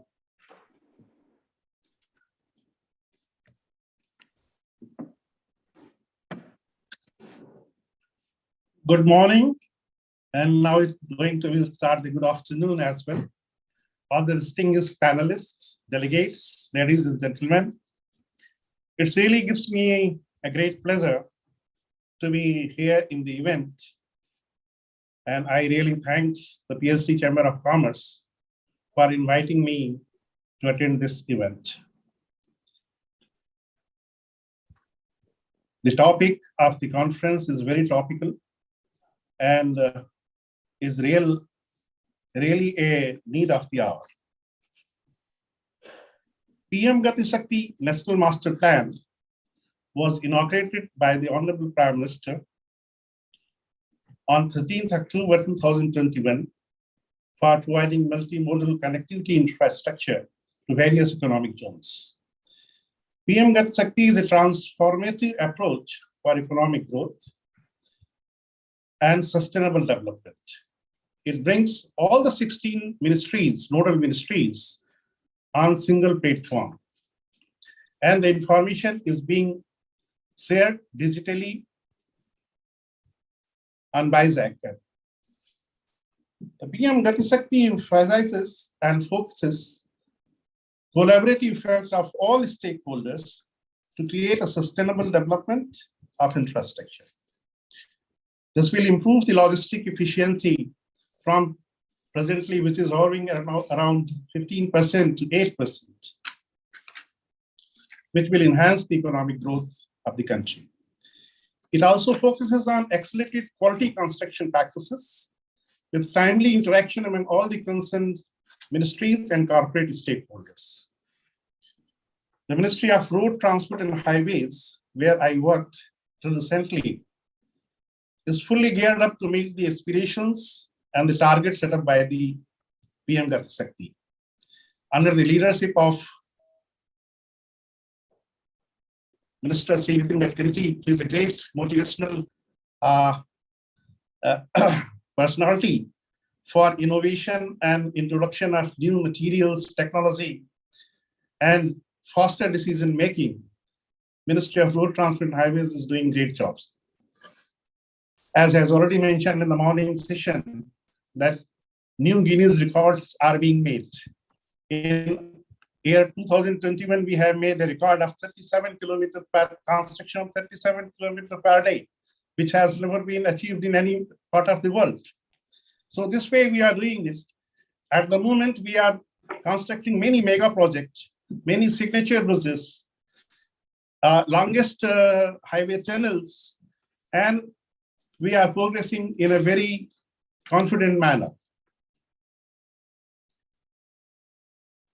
Policy framework and initiatives have been taken to meet the requirement of the industry and to meet the expected construction practices. It has been introduced to use industry-based precast systems, use of new materials like ultra-high performance concrete, which will not only give good quality, but also economize the cost of construction and accelerate the pace of construction. As in the morning, our Honorable Minister of State was mentioning, why can't we construct concrete pavements in the factory? After introduction of industry-based construction practices, precast short panels can be created, and we can start construction of concrete pavements as well in a better quality, as well as at a very fast accelerated pace. The use of soil stabilizers has been introduced and is being promoted at a great speed to make it possible to use the marginal materials available locally. Otherwise, the cost of construction is very high, besides importing the proper minor minerals from other places. The specification has also been prepared and are being introduced for use of waste products like waste plastic, industrial waste like marble slurry, slag, which is a byproduct of the metal smelting ore from the metal industry, and building demolition waste is also one of the product which are being introduced for uses in the construction of the highways. This will also cut the environmental issues as well as cut the carbon footprint. Recycling technology is being promoted and widely used. The new machines, intelligent machines, has been introduced. Recently, we have seen in the Grameen Sadak use now. In fact, they are using a full depth reclamation machine. This is fully integrated machine. And such type of machines can completely change the scenario of material uses, which are, it can use the locally available material without importing any material from outside the area. While using accelerated construction practices and using the locally available material, it is equally important to give an importance to the locally available agri products and minor marginal materials. The use of coir products in South India, jute and bamboos in northeastern India should be promoted. Geonet and geotextiles made of jute and coir and bamboos are great products for slow protection, arresting soil erosion, and ground improvement. These are most appropriate products to their region and will provide eco-friendly, economical, and socially sustainable solutions, as this will provide huge employment opportunities to locals and help them improve their economic stature as well. This will lead to social and economic sustainability of the region as well. While planning the project for accelerated construction practices, there is a need to prepare a quality assurance management plan. Right from planning of the project to completion of the project. Preferably, it should be on digital format, which will result in total quality management so that no point of time quality is compromised and no point of quality issues can be left out. Decision-making is the key of development without any dispute and harnessing full potential of the industry. It is equally important to use the modern technology, use of Internet of Things, machine learning processes in the construction practices will help immensely. This will provide information on real-time basis, which will be accurate and transparent to take quicker decisions. For survey investigations and monitoring, modern technology like unmanned aerial vehicles, drones, LiDAR, GPR, geophysical testing procedures, network survey vehicles are greatly used. And these are extensively being promoted for the monitoring and construction practices in the national highways work. However, creating a depository of all these information need to be created at some central location, preferably at the nodal ministry level, which is missing at the moment and has to be taken care of. And I think ministry has now started acknowledging this thing and they are moving ahead.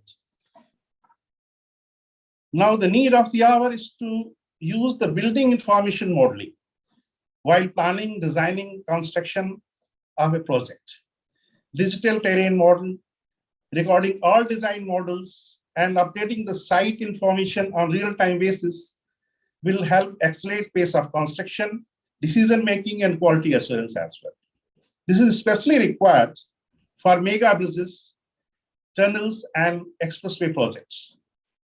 Health monitoring system is another important aspect which has to be taken care of, especially for the mega structures to monitor their performance parameters from time to time so as to take any measures whichever comes during their operation for timely action to enhance their life and keep them performing for a great time to ahead.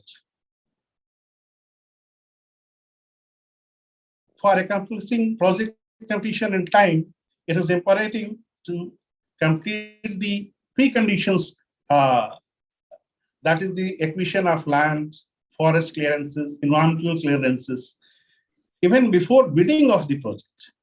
I mean, this has to be, ensured because most of the projects are getting delayed because of the issues.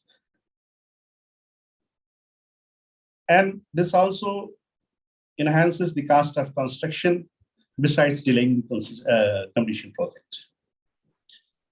Last but not least, I would like to mention that training of personnel and ground workers is very important. At the same time, training of supervising the officers, especially from the client side, and the government and policy makers also needs to be addressed to update their knowledge and skill on ever-changing technology. Institutional strengthening of the ministry's departments need to be done to address these issues. This will not only enhance the efficiency, accelerate the pace of construction and decision-making. It will lead to economy and sustainability of all forms. Thank you.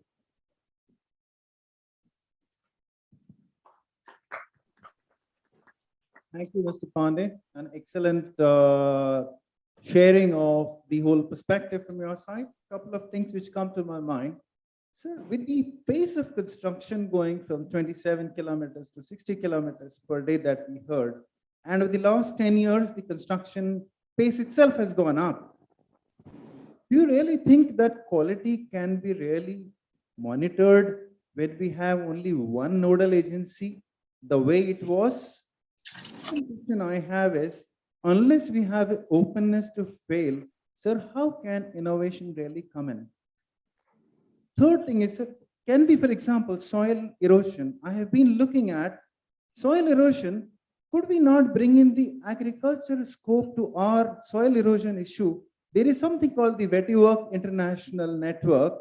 Vetiver is a very strong root which prevents erosion. So, sir, unless we disseminate knowledge at the ground level at the state and these issues are taken care, could it really go to that fast track that we are talking about? So, your thoughts on that? Okay, I will respond in this in a manner that we should not leave the 65% population which is still rural and is not properly employable. So that's why I say that while using the new technology and new materials, we should also give a proper attention to the locally available material. This jute, the coir, the bamboos, geonets, they're great materials and they are very economical. And if the local peoples are trained, they can get the employment and they will, the process will be sustainable because erosion cannot be controlled just one time. It is a continuous process. Every year rains will come. Something has to be done. It has to be, rehabilitated. So those are the kind of things which I am talking. Of course, the new materials which you have said, the new innovative materials, they are great materials and they can be introduced, especially for the expressways and the mega projects can certainly be used. But we have a vast country. We have a network of 1,43,000 kilometers of national highways, another 33 lakhs kilometers of state highways and other roads. We have to look at all those kind of things, not only on one mega projects and national highways. That is my point of view. Secondly, when you said the pace of construction has gone very high, certainly it has gone very high, and we need really a quality peoples and quality personnel who are properly trained in digitally, doing the quality systems and all the quality monitoring which is being done at the moment manually. It has to be brought on a digital format so that real-time information is available to everybody, and everybody can visualize where the quality snacks are there and they can be corrected. And there is a huge requirement of the personnel. You rightly said that only one nodal agency cannot do it. There is a need for the industry to come up and gear up with the government departments. And the most important thing is here, the government authority is not so much aware of these things. At the moment, it is very, very important to train them, to train the client, to train the, educate the policymakers to know all of these things and come out with a proper digital solutions and fast-making decision-making. At the moment, we find that there is a lot of delays in giving a decision in, say, extension of time or change of scope. Why there is a delay? If we use the digital machines, these intelligent machines and digitally record the site conditions, everything is available on real-time basis. Anybody can visualize them and collectively can take a decision can be taken. Where there should not be any, only paperwork are making some kind of delays. So those can be certainly, addressed with use of digital technology and Internet of Things and machine learning processes. Thank you. Thank you, sir. I definitely appreciate your frank share, and I absolutely agree with you that materials like jute and coir should be used locally. The whole issue, as I personally think, and I think that was very loudly shared by the Honorable Minister in the morning, is the mind shift that is required. And that probably can happen if we have a huge level of engagement, where probably Quality Control of India and other agencies can come together and work with stakeholders. I will move on. Thank you very much, sir. And we will open up for a panel discussion, but let me first go around to Air Vice Marshal Sinha for giving us a share of his perspective, whichever way you like, sir.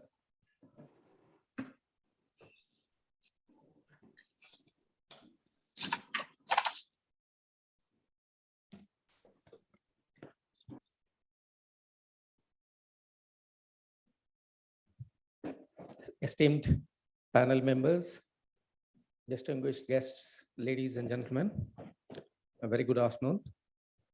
It gives me immense pleasure to be here to share our thoughts. This time, a slight change.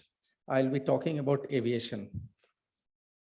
A slight change from the earlier topics of the roads that we were talking about.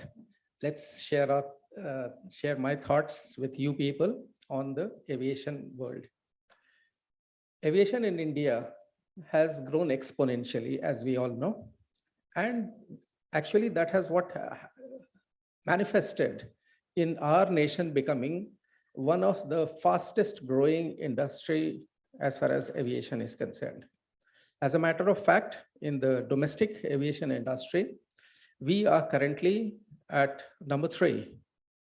And with the kind of growth that we are seeing, it is quite likely that by 2024, we will also become 3rd in domestic passenger carrying market.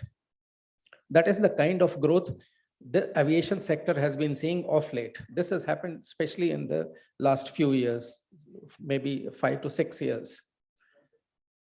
Aviation in India has some very unique kind of issues associated. I won't call it problems because there are not problems. They are issues associated with aviation because there are 2 major stakeholders, military and civil.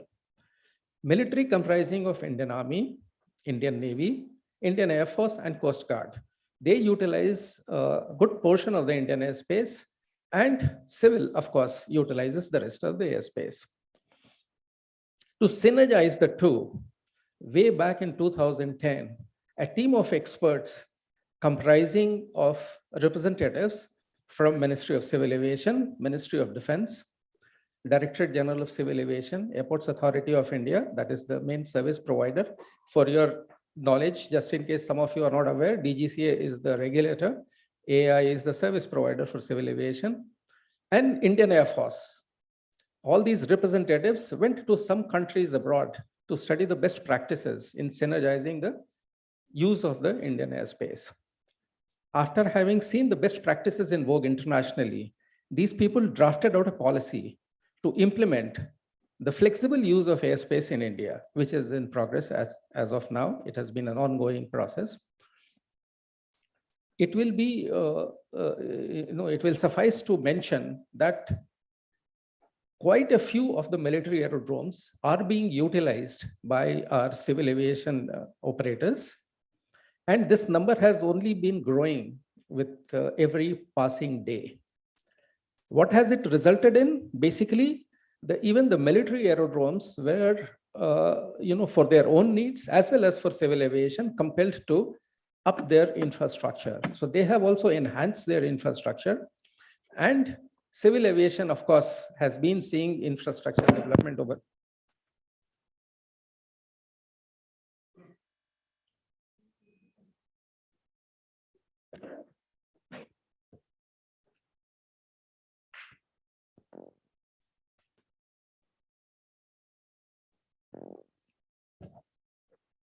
Right, it's not come on as yet.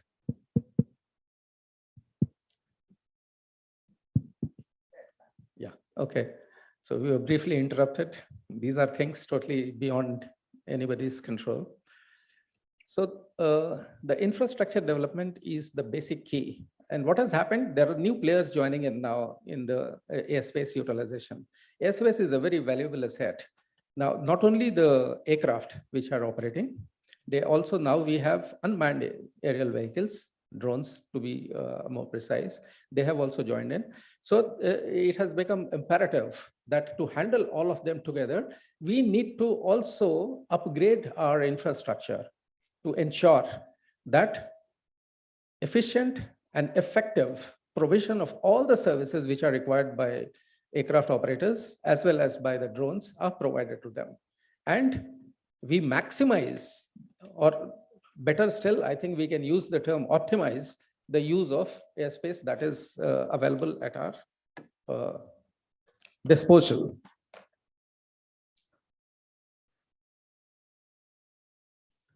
It is very important to appreciate that an aircraft operator who wishes to operate in any given airspace or at any given aerodrome, or a drone operator who wishes to operate there, requires certain basic infrastructure. Now, these basic infrastructure internationally, they were all ground-based initially. Gradually, they have started shifting from ground-based to satellite-based, resulting in enhanced quality of infrastructure. That is what the board is telling you here, intelligence. That is what comes into play. And in countries like, say, very specifically, if we talk about a country like, say, Canada, they have now practically removed all the non-directional radio beacons, which were there in vogue earlier. They have been removed from India also, most of them. And even the VOR, the VHF omnidirectional radio ranges, which are required for en route purposes.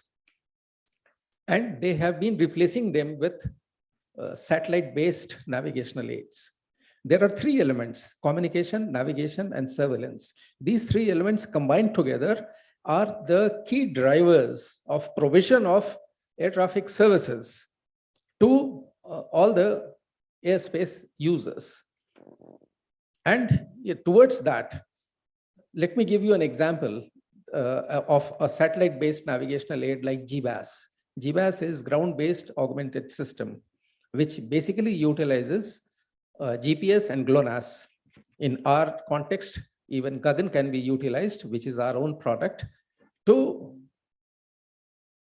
use this particular navigational aid, GBAS. The best part, the beautiful part of this navigational aid is that it requires very little infrastructure to have it on ground, because on ground you have to receive the signals from the satellite.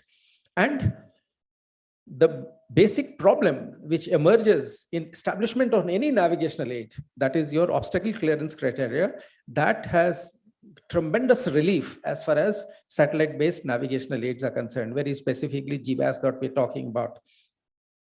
The range is phenomenal, 37 kilometers in the precision approach and landing category. And in route segment also, it provides you 350 kilometers. So as a matter of fact, effectively, you can do away with VOR at base, wherein that VOR, the VHF omnidirectional radio range, guides the aircraft from en route segment onto the instrument approach landing system. So these kind of big gains that GBAS is giving you can be tapped. The Indian government, the union government, after having announced when it came to power in 2014 of the regional connectivity scheme, the RCS or Gagan or UDAN as it is known. So it has added a big fillip to the aviation sector. Many-fold increase in utilization of aerodromes which were lying unused. Actually, as a matter of fact, within a very short period of time, about 100 aerodromes, 30 or more heliports were given a go-ahead, of which, as in January 2020, already 44 aerodromes were fully functional. You can imagine the amount of traffic that it was generating. And what was the main aim of that? Connectivity and affordability. These are two key factors which was enabling Indians to take this mode of travel, air travel, from one place to the other, where they could afford this travel and go from any place to any smaller place also without any serious problem. And this has been an ongoing process, which has added tremendous fillip to our aviation sector.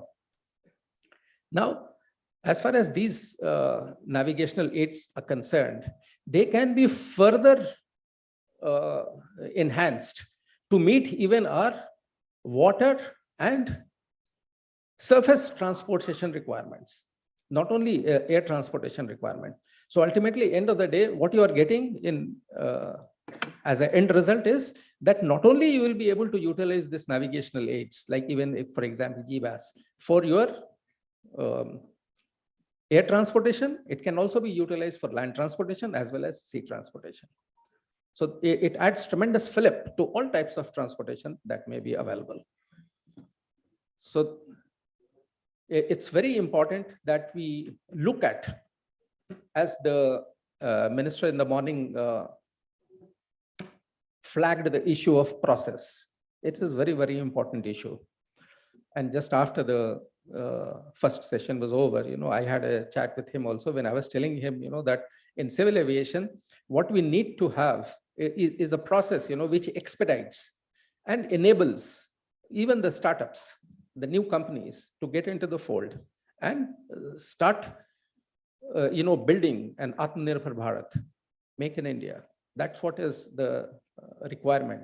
And towards that, we should have our processes, which should be designed towards enabling and promoting these startup companies to get into the a thing like, say, a remote control tower.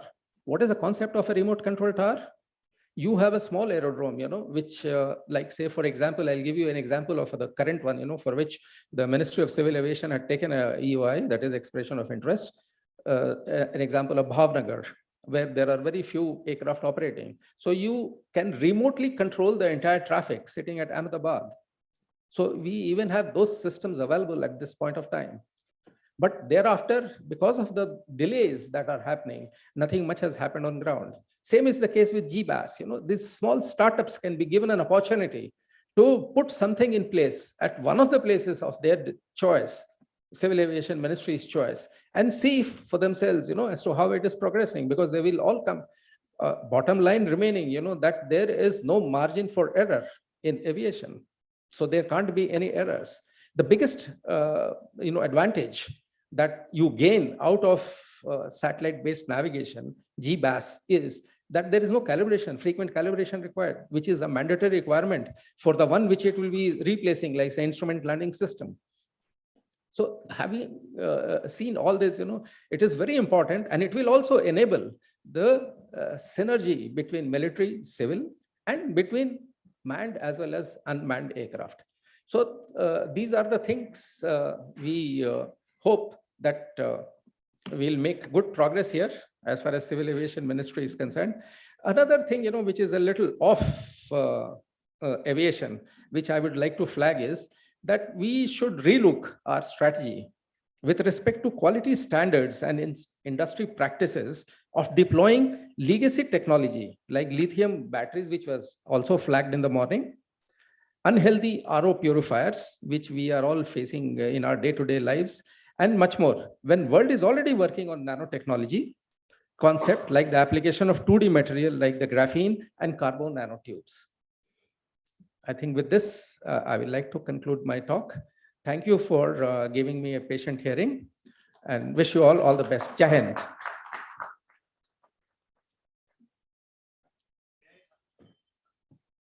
Just give me a minute, yeah. So, Hemash Sinha, thank you very much for this excellent sharing of something that at least I didn't know of. I'm sure there'll be many others like me, but there may be people who know about it. So we definitely should have a cross-sharing between these sectors. And I think that's whole Gati Shakti should really move from the bureaucracy documentation, Gati Shakti, to really, merging of minds of different sectors and taking the knowledge across and using it as relevant, for sure. So I believe we can take a question, because he has a question which comes right in his mind, and then we move on to the next presentation. Please go ahead. I totally agree with you. Absolutely. First of all, thank you so much, sir, for throwing light and giving us insight on what is happening in the aviation industry in India. I represent Quality Council of India, and we have some traction already going on with the Ministry of Aviation. So the point that you have mentioned about the processes, we could be of assistance to you. So thank you so very much. It will be so very nice connecting with you. Sure. My question is about unmanned air vehicles. A recent past, we have seen some, unhealthy use of UAVs, and I would refrain from using the word that already what I'm referring to. So are there any precautionary and surveillance measures? Because we we are hardly find, there's a difference which can be flagged as to a UAV can be used for agricultural purpose and for the notorious use that we have seen in the news. So how do we differentiate that, and what precautionary measures that, if you could throw some light on that? Thank you, sir. Perfect. Actually, Drone Shakti, which was announced by the Union government in 2022, probably in their budgets, throws light on that. As a matter of fact, you brought out a very pertinent point. We have systems available through which we can, take over the controls of the drone remotely sitting on ground, and thereafter make it do whatever we wish to do in terms of, like say, if it is an enemy or a foreign drone, which we wanted to come down on Mother Earth at a certain point, we can do that. Even that is possible, just in case that system has been disenabled by the launching, because if it's a suicide mission from the enemy, then it can be disengaged also. So in that case, it can be destroyed before it gets into that area, where it will really matter to us. So just before they enter that critical area of concern, they can be neutralized. This is as far as drone is concerned. And plus, we already have the DGCA, the regulators have got in place, the regulations now. And it is an ongoing process. Like aviation, when we started, I think possibly after Second World War, it really started growing its roots, civil aviation, in terms of, because when that is the time, ICAO, the International Civil Aviation Organization, which is a UN body, got into place with just a few members. Now it has got more than 190 members on board, and they're all signatories to complying with all the rules and regulations which ICAO makes. There are 19 annexes, which are dealing with various subjects. So here also the process is on, and I'm sure it will be tackled. As I told you, it's possible to neutralize.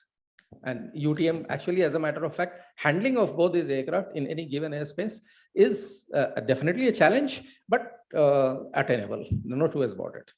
And thanks for your volunteering. We'll definitely connect with you.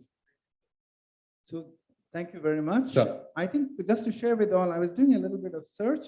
I believe India is going to have 400 million travelers coming extra in the next 8 years. Absolutely. From 2022 to 2030, 400 million travelers are to come. And I don't think that's the end of it. So I have one question, if with the luxury of being the moderator, probably I can ask. The question has two dimensions. One, do our airports reflect the scale that we should have considering the next 25 years? Because India is now on a directional budget, 2047. Because when I look at Heathrow, when I look at Dubai, basically these are airport economies. I'm not sure whether India has gone into that kind of a thought process in the first place. And the second question which emerged from your point of remote connectivity is, should India not have 1,000 airports? Because we are 30 countries are actually states, but equivalent to what European Union countries are, So what do you say? Absolutely, I couldn't agree more with you. So as the government has already initiated the RCS policy, which is basically enabling even the smaller aerodromes to come up. So there can be, for example, a place like Delhi, you got the IGI, Indira Gandhi International Airport, and then you have now the Noida Airport coming in. Plus, there can be other small little aerodromes close by. A place like, say, the Air Force Aerodrome, Hindon, is there close by. And we also had Safdarjung, which is used only for some specific purposes. It can't be open for normal public due security reasons and other considerations. But having said that, the point is, that India is already on that path. And we are already exploring this possibility, having more and more aerodromes within our area where the aircraft can utilize this. And as far as capacity is concerned, we have, with these futuristic navigational aids coming in, the capacity to handle the traffic will increase many fold. And of course, there are so many other things, like say flow control methodology, which is in vogue internationally, that enables you to ensure that the intake capacity of any aerodrome is governed by that. So what it actually means is that a delay of an aircraft in Australia somewhere can manifest in some effect on the departure of an aircraft in Delhi. It is that kind of a connected scenario which is there in international. Actually, as a matter of fact, what we did, I was a member of that committee, which has put up that proposal for implementation of flexible use of airspace. It's like a one seamless sky. So there are no boundaries as far as skies are concerned. But then, of course, because of our air defense considerations, there will be definitely some imposition of some restrictions on some aircraft. But other than that, the sky is absolutely seamless. It is the same for everybody, and they can go from one place to the other without any serious inconvenience. Thank you very much. So may I? Thank you very much. So may I one question, sir? We'll keep it for. Yeah. All right, no problem. With a Yeah, short back, sir, question, yeah. okay. Okay, so this is not a question, basically this is an add-on point. As you said that we should have 1,000 aerodromes, or as Mr. Sinha said about this futuristic navigational aids, we can also, focus on the new age scanning systems, which can do contactless security scanning, which can increase the efficiency of an existing aerodrome. Because building and managing an aerodrome is an expensive affair, and when we already have an asset lying in place, we should use it effectively and efficiently. Excellent idea, and I would urge you to please put in a one-page paper. I'm sure the PhD Chamber of Commerce, Sudhir Saab, can actually tell how many man-hours of professionals are lost on a daily basis in terms of losing time, because he himself came from Mumbai. The only reason he took an earlier flight was because he didn't want to get late because of this whole issue. So I think if we can have a higher throughput as we have in Europe, it'll be great. Yeah, I know that. Yeah. We'll keep it at the end, ma'am, I think now, because, okay, fair enough. Right. So, sir, I just wanted to ask, you had mentioned GVAS system. I'm Colonel Sinha from U2CA Consultants. So where does the NAVIC fits in? I mean, is it already part of it, or it's halfway through? I just wanted your view on that. Basically, yeah, it's basically our own satellite constellation. So it was earlier known as the regional one. Now it has been given the name NAVIC. So this can be utilized, but basically what we are looking at very specifically Gagan. So that can be integrated along with GPS. So we did not go for GLONASS, which is a Russian satellite, and there may be issues associated with India being in the equatorial region. So looking at all these factors, basically you not only have a few satellite and a few constellations in close proximity, which can be utilized. You also have some add-ons, just in case there is a need to. So it becomes a kind of a redundancy built into the system. Thank you. Thank you, sir. Mr. Sachdeva, over to you. Good afternoon, ladies and gentlemen. This is indeed, it was indeed a great morning, listening and hearing from the Minister Saab and from all the legends of the industry. This is indeed a pleasure, sharing this platform with all the dignitaries, and we are such a wonderful audiences. You have such a nice patience, Thank you, Sudhir Hoshing sir. Thank you, Mr. Himanshu, for having me here, PhD Chambers. I mean, you're doing an incredible work. So I'll speak something about the equipment part of it, which is a major stakeholder. I mean, when we talk about any project or something, we always talk about equipments, which is playing a vital role in the industry. And I represent Construction Equipment Rental Association, wherein we are a national association, and we are working for the welfare of construction equipment rental companies. We are more than 500 members now. We are a part of Global Rental Alliance, which is a very big achievement recently. We are the 7th country to be a part of it. So we can have a good applaud for all the Indian stakeholders First is Japan is there, Europe is there, New Zealand, Australia, and then the sixth one is India. So this is certainly a big achievement. And when we talk about equipment, it is not just about building equipments, road equipment. It's all about mining equipments, earth moving, road construction sector, piling sector, which is coming up in a very big way. Massive volumes are there. We are working very closely with ICEMA, an apex body for construction equipment manufacturers. We are working very closely with IFSC, Safety Council of India, and all the other government councils and departments. We are working very closely to have the right penetration. So when we talk about rental, fortunately, now we have the right penetration, we have the right presence. We are bringing in all the new technologies, new equipments are coming up in a big way. And if you talk about few years back, it was all about old junk machinery. A lot of rental companies, they own at that time, you know, all the vintage dozers, excavators. So nobody was really aware. So this awareness is here. We have the best of equipments really lined up here. We have pavers, dozers, all new technology with all the German companies, Chinese companies, Japanese companies. They are really penetrated well. And fortunately, we have a rental penetration of 35 to 40%, which was merely 5%. You know, just few years back, just about, if we talk about 6 to 7 years back, the rental penetration was just 5%. So it has grown up to massive 35%. And if we talk about some particular big categories, if we talk about piling equipments or crane segment, like we have crawler cranes and all, the penetration is even higher. It is more than 60%. So we are also creating a data, you know, statistics, you know, and we're working closely with all the manufacturers, financiers, government bodies to have the right penetration, to have, you know, the best of the practices, the best of the skilling, which is utterly required. Everybody talked about it, sir. Sudhir sir talked about it. Mr. Himanshu is. So we have all the passionate dignitaries around. So I'm very excited to be a part of this, you know, platform. And when we talk about rentals, rental is certainly playing a major role.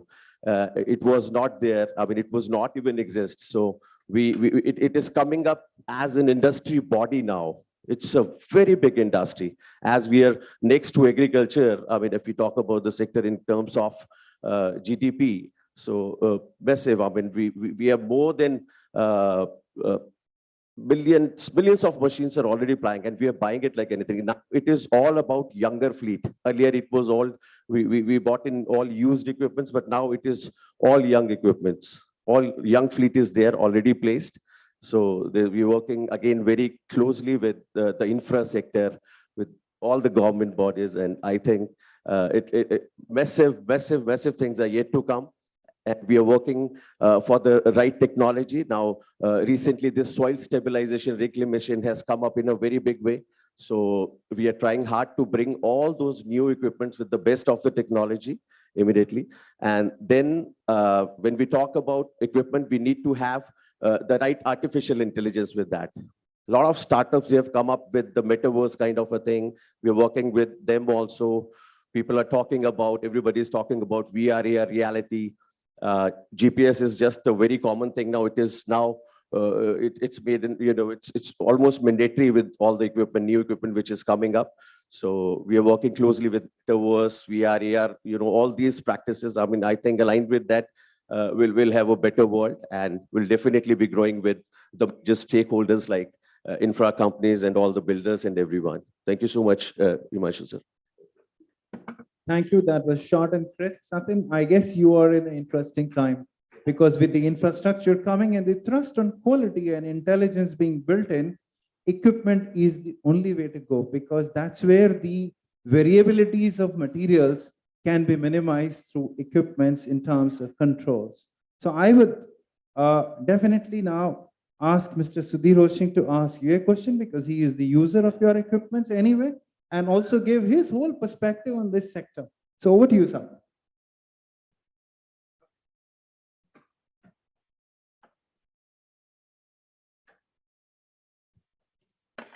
Good afternoon, all.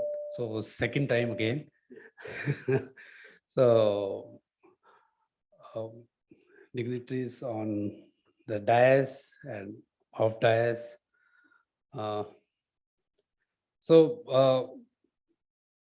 It's very, I was told to be part of this discussion when I was trying to leave from the first. So I was told that you come here and talk about something on this sector. So infrastructure thing, yes, is something which is, I've been associated from last 38 years, and I've been doing only roads and airports for that matter. I will not get into how many trillions of work has to be done in Gati Shakti and how much of national infrastructure pipeline. Those numbers are not very well known. And let's see what are the goods and bads. So the good thing is we have lots of work. Bad thing is we don't have enough people. The good thing is that we're talking about work in many crores, maybe 1 lakh crore year or more in road itself. The bad thing is we don't have enough resources in terms of natural resources. We are wasting a lot of natural resources. Himanshu actually talked about in previous this thing that how to utilize the same material which is being which is there, reuse it and make it wider. So I think the time has come to use the existing material as far as possible. You have been seeing that every 2 years, 1 year, if it is a metro, then you'll see almost every rains, your roads get bad, and you have been laying one layer and next layer, again next layer.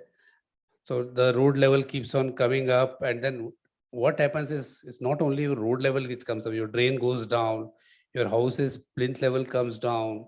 So again, everything has to move up. So first thing which is now started is relaying, milling of the material and reusing the material. So again, the only issue about it, and see, if I am doing 100 kilometer of road and trying to do the milling and reusing, individually to keep a contractor, the whole set of equipment would be very, very costly. And if I take on rental and do that, rent will come out from the reuse of the material. So that is the good thing in using the material, reusing the material. And you use less aggregate, you use less bitumen, and you get the road product which you want, and your level of the road is also not increasing. So you're remaining at that level only. So that is one thing on the reuse of the material.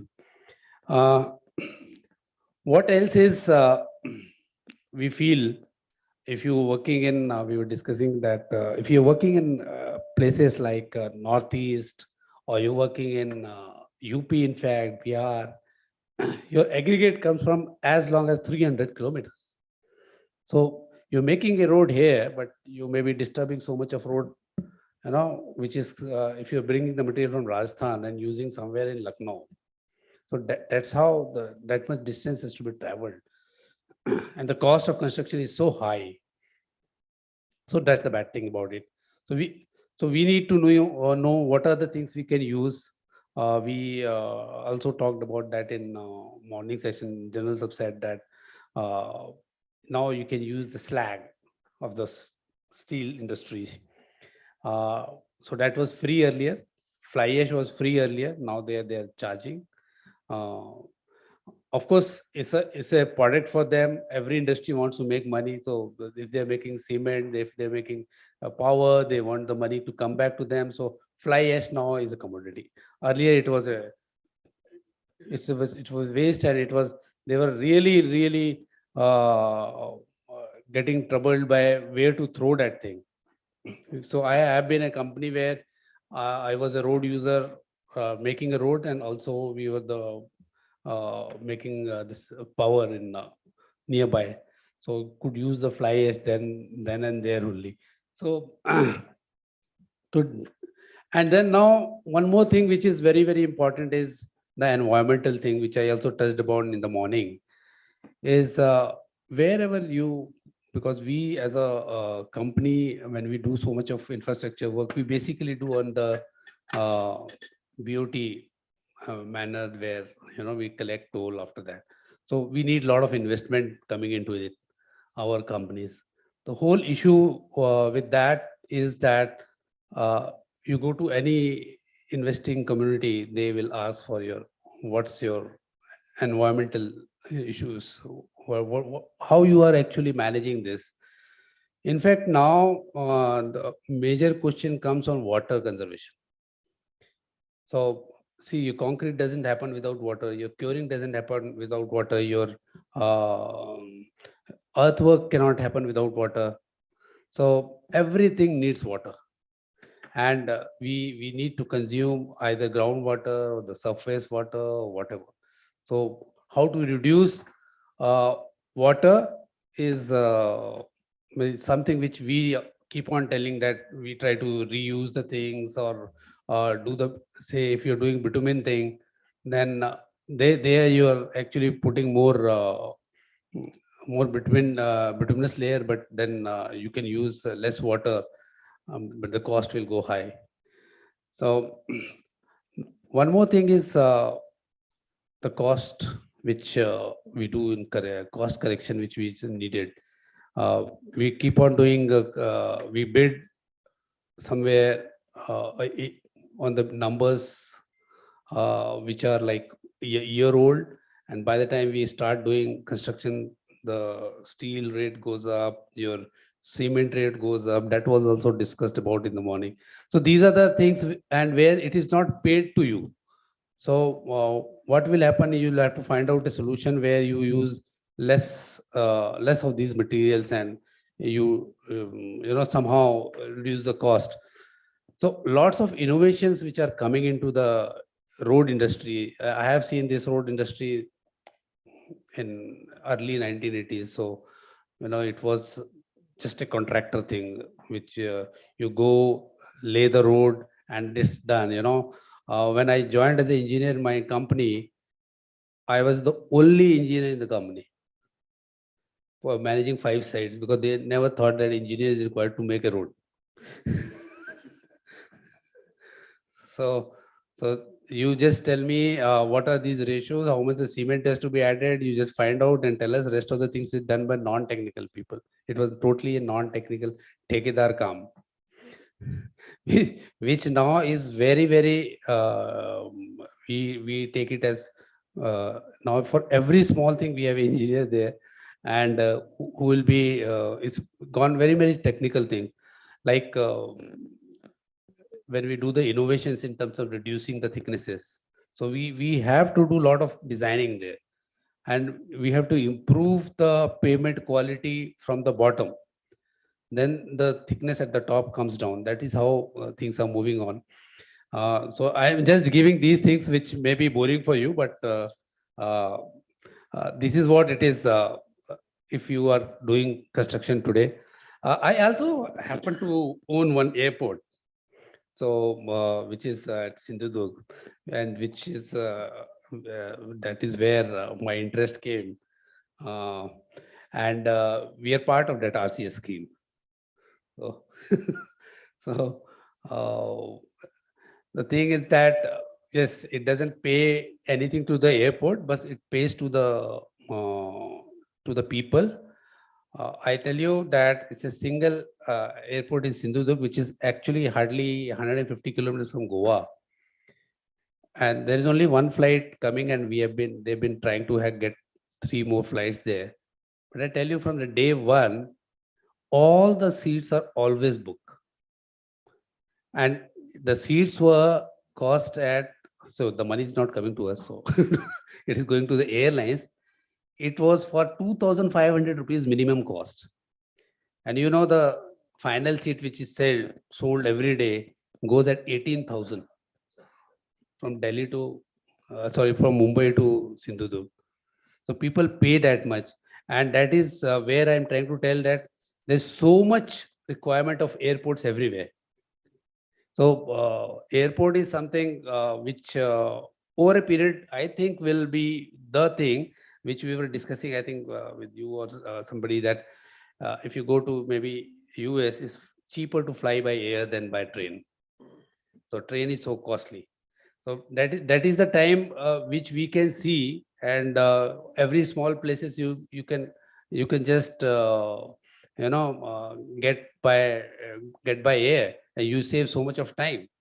And for that, for airport thing, I think the landing and takeoffs, if you have only one runway, then how fast you can clear the runway. That's one of the things. So I think take 2 minutes per landing and something like that. There's some system there. I have been making a lot of airports and been sitting in ATCs for hours and listening what was happening there. So that's what one point. And going forward, I would see that your land rental thing has to become, because every construction contractor buys equipment, which is actually should not be required. And we have huge capital on that, which can be taken, that burden can be taken by somebody else. So that is one thing we need to see. Finally, one point I see is land acquisition issues, which will always remain.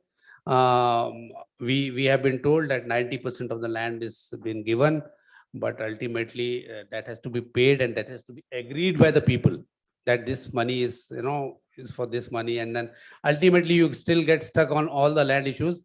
But we have learned to live with it. And, going forward with that, the project actually takes 6 to 8 months extra, mostly, hopefully, but it is much better than earlier days. Thank you very much. Anything you want to ask me, can take it later after everything is done.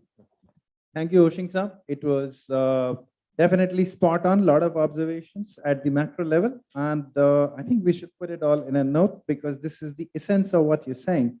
One of the things which I can definitely suggest and open it up is that I have been suggesting to the Secretary MORD, while they go for revamp of their 7 lakh kilometers to construct through the full depth reclamation mode, increase the design life from 10 years to 20 years. That's one part that's known. But what is very interesting, as I have gone around the country pushing FDR as a concept, is that half the country does not have underground drainage. If we have to correct, let's say Delhi, which has underground drainage, it's difficult because you have the utility staff, you have the drainage pipes. But when you do full depth reclamation in an area where there is no drainage worth the name, it's an open field. That means you can take out all the material, put your drainage pipes, put all the utility lines, etc., and construct a city which is of the world class. Because the key point for all of us, whatever infrastructure we create, we have to land in a city. Unless that city is of a world class, the experience is anyway not top class.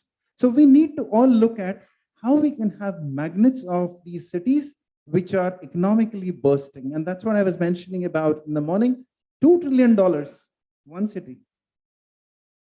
So can we go up to that?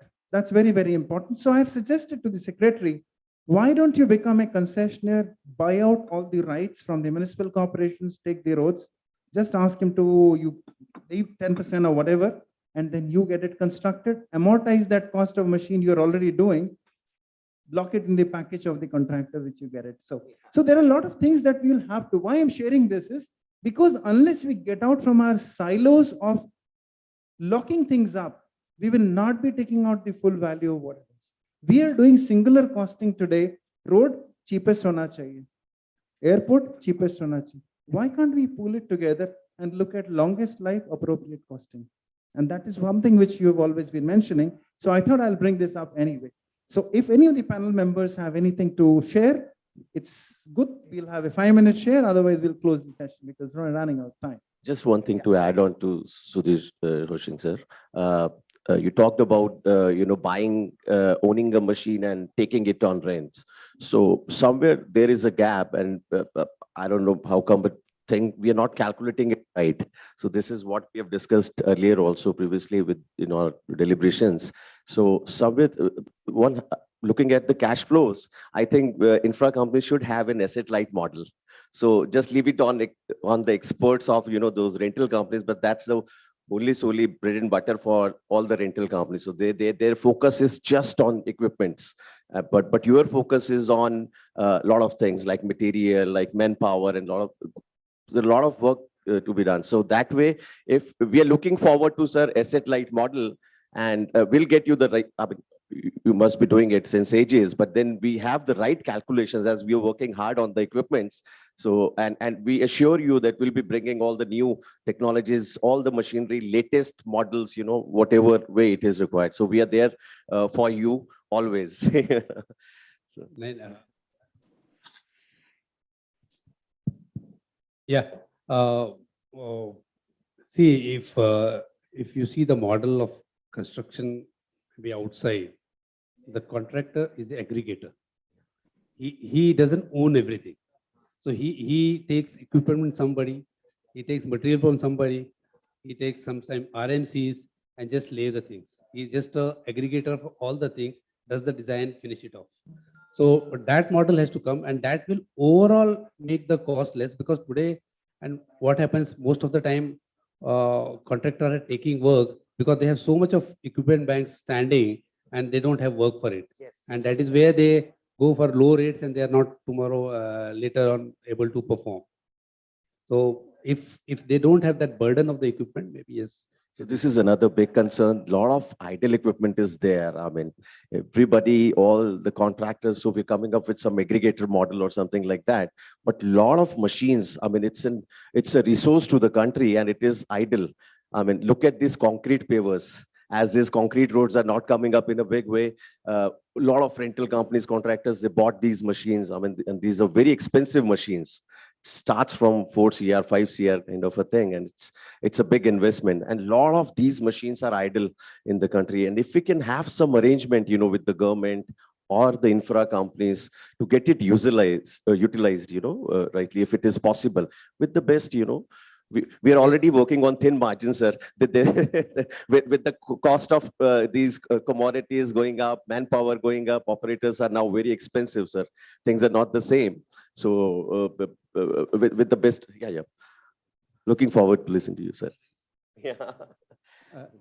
Adding to this, as far as operating services are concerned, aircraft operating services at aerodromes face a similar kind of problems and difficulties. We find, the runways, the taxiways, the aprons. Yes. They started with, earlier we used to have all concrete runways. Now they have all changed over to bituminous runways. But the quality, that's the point which comes up. The runway should be having some sufficient life. But it, because of whatever reasons, you find that it doesn't meet those requirements, leading to tremendous amount of losses. Because the moment a place like, say, a runway, which is an aircraft operating surface, which aircraft uses to land and take off, if it is not available, the whole operation comes to a grinding halt. And that leads to tremendous amount of economic losses. Aircraft operations, they are all shut down totally. And it can go on for a few days, depending on how big a patch has been affected. But this is something, which is of concern and which needs to be addressed. It's a serious issue, which is required to be addressed, because all these aircraft operating surfaces, they are checked. They are having a certain payment classification number, which has got to be commensurate with the aircraft classification number, the aircraft that operates. So if that strength comes down, also there will be a problem. There are some overload operations are permitted, but then again, you are cutting it too fine, if you keep resorting to that at frequent intervals. So this is one issue which may require a look in, as very rightly brought out by him, that it's actually, long-term gains is what we should be looking for, and not look towards the lowest bidder, because that is what leads. And the lowest bidder is also possibly because of reasons, as you just now explained, is compelled to go in for those bids because he's having so many, equipment and other associated stuff unnecessarily parked over there, not being utilized. Thank you. Thank you. Just one point I would like to. I think this brings us to the end of the session. We would not have much of time for any questions. We can have interaction in the break session. So I thank all the speakers to be here, sharing the whole thought process and their perspectives on future. Mr. I.K. Pandey, Air Vice Marshal, Sinha, Satin, and Hoshing Saab. Thank you very much. Over to you, Bhavna. Big round of applause for our panelists. And thank you so much for taking our time and joining us from different parts of India as well. So as a small token of appreciation, I'll request Sudhir sir to please give a memento from our side to AVM Pradeep Ranjan Sinha sir. Can we have a big round of applause? I know they've shared their vast experience with us. Mr. Satin Sachdeva.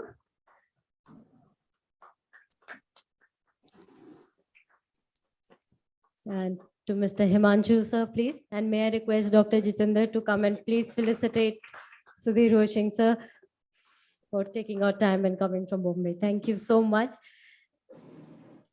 I really appreciate all the experience shared with us, and we look forward to more interaction. Can I request you all to stand for a group photo?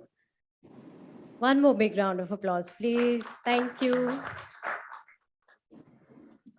So we'll be going directly into our second panel discussion, which is on infrastructure project financing and how to reduce time and cost of infrastructure projects.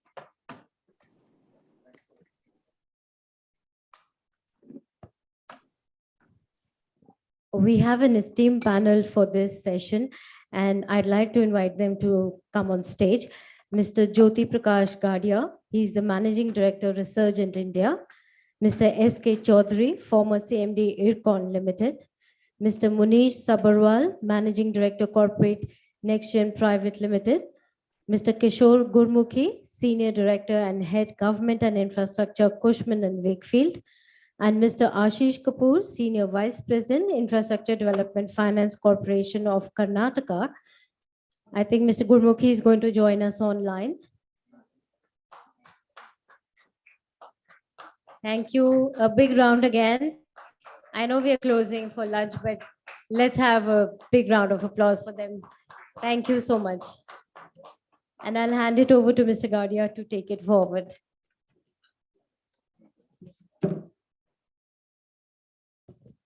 Chaudhary sir, you have to leave with me now.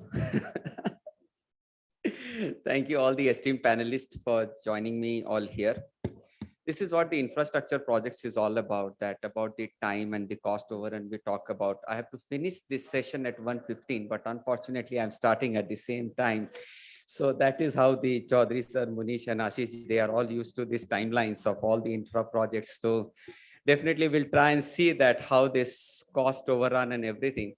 Just to give you some of the context that will give you something more interesting to all about that why this cost overrun and time overrun log bolte hain infrastructure ke liye itna important hai. The Ministry of Statistics, they have identified something around 1670 projects, 1670 to be precise, which is supposed to be of national importance. And approximately around uske andar lagbhag 26 lakh crore ka bole hain ki itna bada itna I don't even know how many zeros, but I can understand that it is a huge sum of money which is there. 26 lakh crore bol rahe Munish bhai ki kharcha karenge.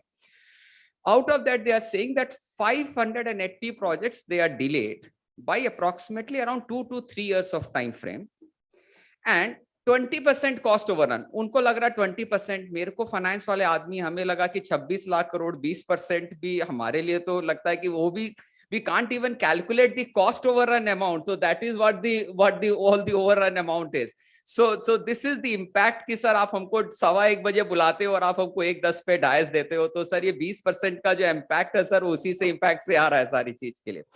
So these are some of the things and why the finance is so important in the infrastructure sector. Log bolte hain ki infrastructure ke liye. So just coming from the finance background, just to give you some of the data that will give you an importance of the finance and infrastructure, how they are two related to each other. यदि आप ₹1, if you are investing ₹1 in any of the iron steel industries, हम लोग लगभग ₹2 का business करते हैं. We can talk about कि we do approximately around ₹2 business if we invest ₹1 in the iron steel business. If we invest ₹1 in a textile business, we do approximately around ₹3 का business करते हैं. If we do approximately around ₹1 of in the plastic industry, we do approximately around 4 to 4.5 rupees of business.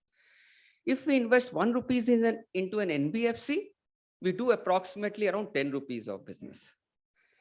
If I invest ₹1 in an infrastructure, I do approximately around 18 rupees of business. So this is what you can understand by investing ₹1 into an infrastructure business. I create an 18 rupees of ecosystem with me.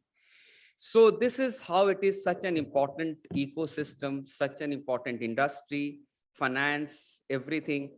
So infrastructure, we are talking about cost overrun is all about cement, ईंटा, बाली, जो भी कुछ बात होती है, but it is all about finance into a larger perspective which is there. So why this infrastructure, why this so much of cost delay happen, why this time overrun happen, why this so much of complexities that happens in an infrastructure, क्यों होता क्यों है? थोड़ा सा genesis, थोड़ा सा समझने की कोशिश करते हैं. एक्सपर्ट लोग बैठे हैं, हम लोग तो थोड़े से ऐसे ही कुछ मन में आती बोलते हैं. So something what is so important is that whenever you are creating any infrastructure project, whether it is you are creating a small road, you are creating a small water highways project, you are creating something. So government thinks that you are creating some sort of that local monopoly about that. So what happens if you are constructing even a small road or you are having a toll collection right also? आपका सिर्फ toll collection का right है, but you are creating a monopoly because anybody who has to pass by that road, he has to bow down in front of you, he has to pay you some money and then only he can go out of that route. So there is some sort of a monopoly which is there. So there are so many stakeholders which are now involved. There is a government which doesn't want to let you that control, plus you want to have that control of that taking that money. Then there are financial institutions, आप जिससे पैसा ले लेते हो. There are car owners, there are cycle owners, there are so many users of that. So there are so many stakeholders involved and everybody has got some money or some skin in the game. So everybody's skin in the game has to be rewarded. So reward आने का तो एक ही तरीके से, and there are so many stakeholders which are there. So many monopolies are not formed so that the positions are equal. So with so much of dimensions, you can just, I can't even diagram how many permutation combination that it will come down to. So that is where the complexities it arises from. So this is one of the complexities. Second, the complexities is in India that we always talk about is social infrastructure. If you talk about any of the European countries, Australia, New Zealand, anything, if you talk about, it is always considered as a social venture. हम समाज के लिए कुछ कर रहे हैं. It is a social venture that is coming into it. The problem is when you are asking a commercial venture person to fund this social venture project. So this is where the basic analogy of the system comes in. In India, we don't have a social infrastructure funding mechanism. So we are asking somebody, आप State Bank of India, Bank of Baroda, you are monitoring them on a quarterly basis, on a month-on-month basis. Your analysts are going and tracking each and every Indian bank and asking them कि sir आपने last month से इस month आपने कितना profit generate किया. And then you are asking the same bank to fund that 25 years project, which don't even you know. So live to that same MD of a bank who has to reply to his analyst every quarter on quarter. And then we are asking the same institution to fund that 25 years of that project. Please try and understand if you have been in that situation where we have been. So we talk about, and then we don't even know, then there might be कि आज कोई road बनाते, there are so many things that can come. The road itself, the construction itself will take 4 years, 5 years down the road before even it start giving you that revenue. And in that, there might be a slightest offense out of that 100 kilometers of patch road. There can be only a 500 meter or 1 kilometer of that road, which is not getting, or the right of way is not. People are talking about 80% right of way. I'm saying that Till the time it is only 0 and 100 in the infrastructure, sir.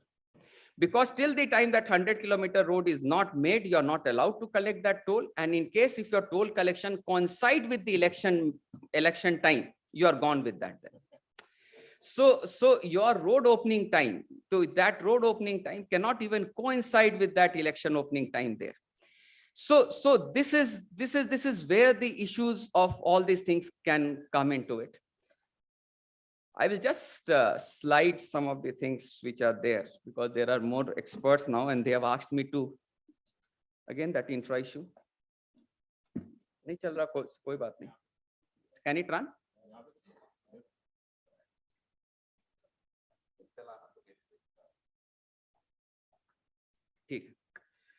And this is again, say coming back to the same bank MD as I told you. Now again come down to the same bank MD.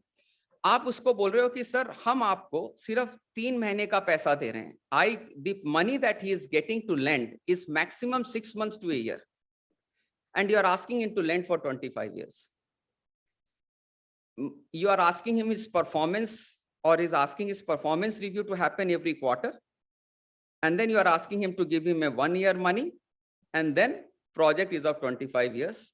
This is a social objective money. People can come and say कि sir यहाँ पे toll collection नहीं होगा, यहाँ पे ये नहीं होगा. This is where the issues of everything that come into it. So now there are 3-4 important issues which are there. I will just leave down to the experts to handle those issues from the finance point of view. What I understand is that there are 5 major issues or the roadblocks into this, as this is there, which are the matters of concern for the real estate or for the something. Just to give you the background, that the 2 important things which is going to happen or which is planning to happen, which is this setup of DFI, which I told that it is a social type of an organization where government is giving some money, and all the infra projects, although the government has tried and experimented this before. I don't know how this experiment is going to just to take a new name itself or some new money, and the old institutions are scrapped and the new institutions are coming into it. But this is again an initiative which is there. The second major initiative that the government has taken, which is again a mind-blowing, it is 100% FDI across infrastructure.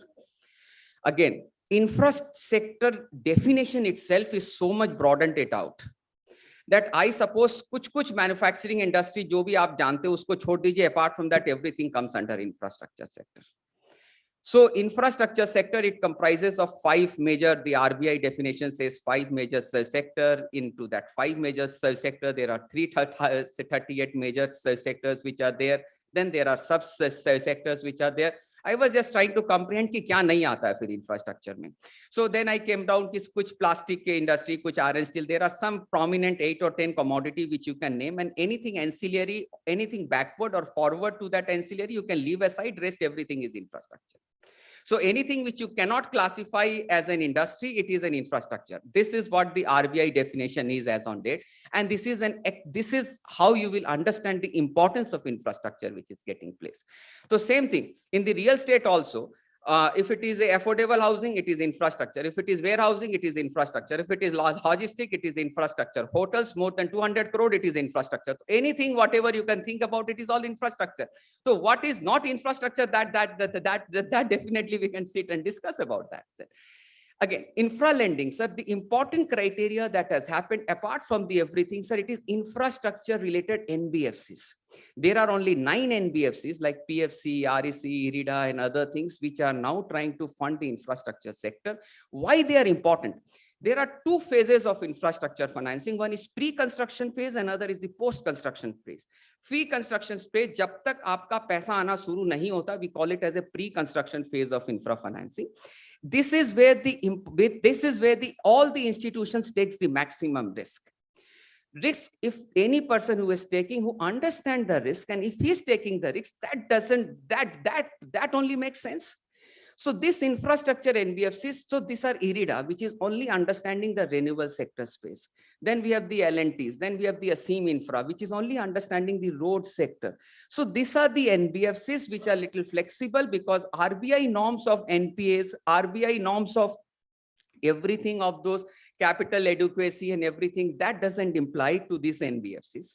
And NBFCs are little flexible in terms of structuring the transaction and everything. So this infrastructure companies or these NBFCs, they are funding around 54% of the India's infrastructure requirement. So we should definitely try and understand which are the right associations or right institutions which are there. It may not be. We'll come back to the impacts and the points which are there, but definitely everything that I have told, it is all compounded by the fact of COVID and another 2 years added to the layer of whatever the numbers that we are seeing. So please try and understand in the NPA norms, I can tell you, sir, banks are measuring NPA norms 90 days. If any interest delay default, 90 days, you are classified as an NPA. 30 days SMA 1, 60 days SMA 2, 90 days as you are an NPA. Sir. Now, any infrastructure asset, 25 years, you can all understand, sir, 90 years. And that, what we are trying to sell to a regulator, sir, how can you classify a smaller trader account? From aeroplane के अंदर आप pin जिसकी 1 करोड़ रुपए की unit है या 50 लाख रुपए की यूनिट है, to a unit which is around 10,000 crore of a port, how can the same NPA norms applicable everywhere? There has to be something, some understanding. If you are talking कि sir ये infrastructure है, ये large ticket size है, so sir, how can you make the same barometer of success or failure for each and every type of an industry, sir? There has to be some thought process. There must be some unit which are 100% collateralized. There are some unit which are not collateralized. There are some unit where you are an EPC work. There are some unit which only constitute only 50 lakhs of a unit, manufacturing unit, 50 lakh ka unit vis-a-vis 10 lakh crore ka port, sir.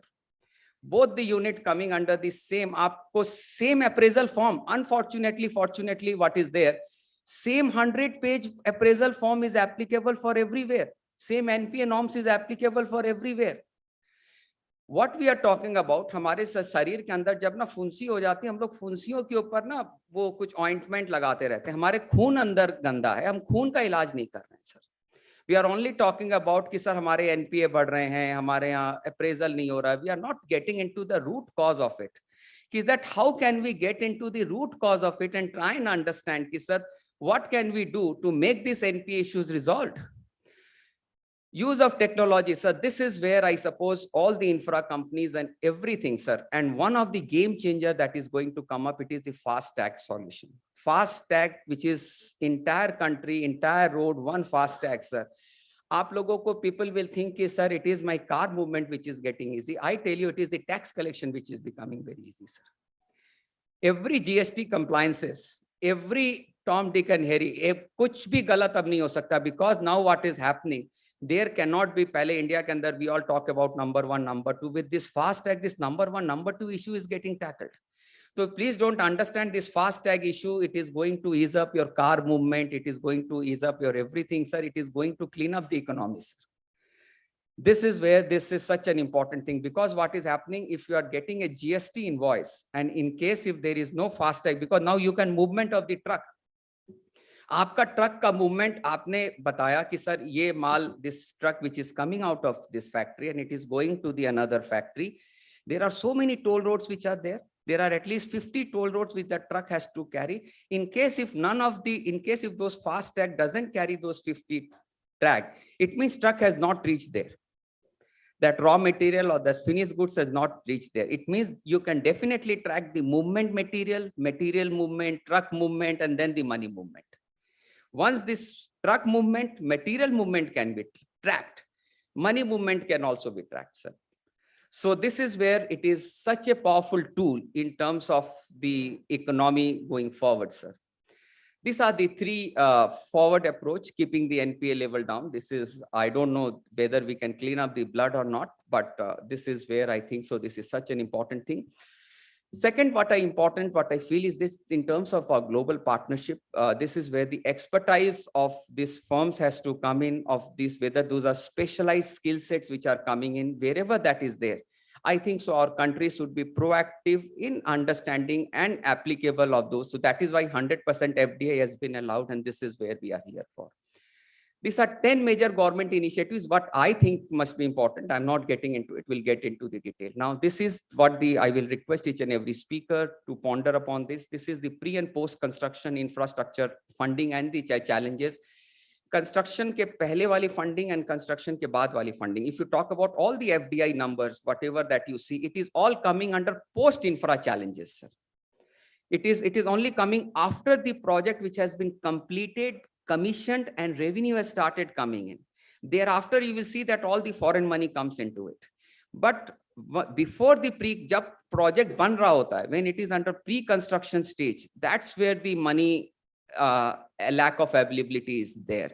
Who is going to take that risk? Who is going to take that challenge? Who is going to take that burden on his head and trying to fund that project? Reliance on the rating agency, because since we don't understand anything, there is too much reliance. We tell it is a AAA rated paper, we tell this is a AA rated paper. Those rating agencies have only 1 year in horizon and they have got no skin in the game.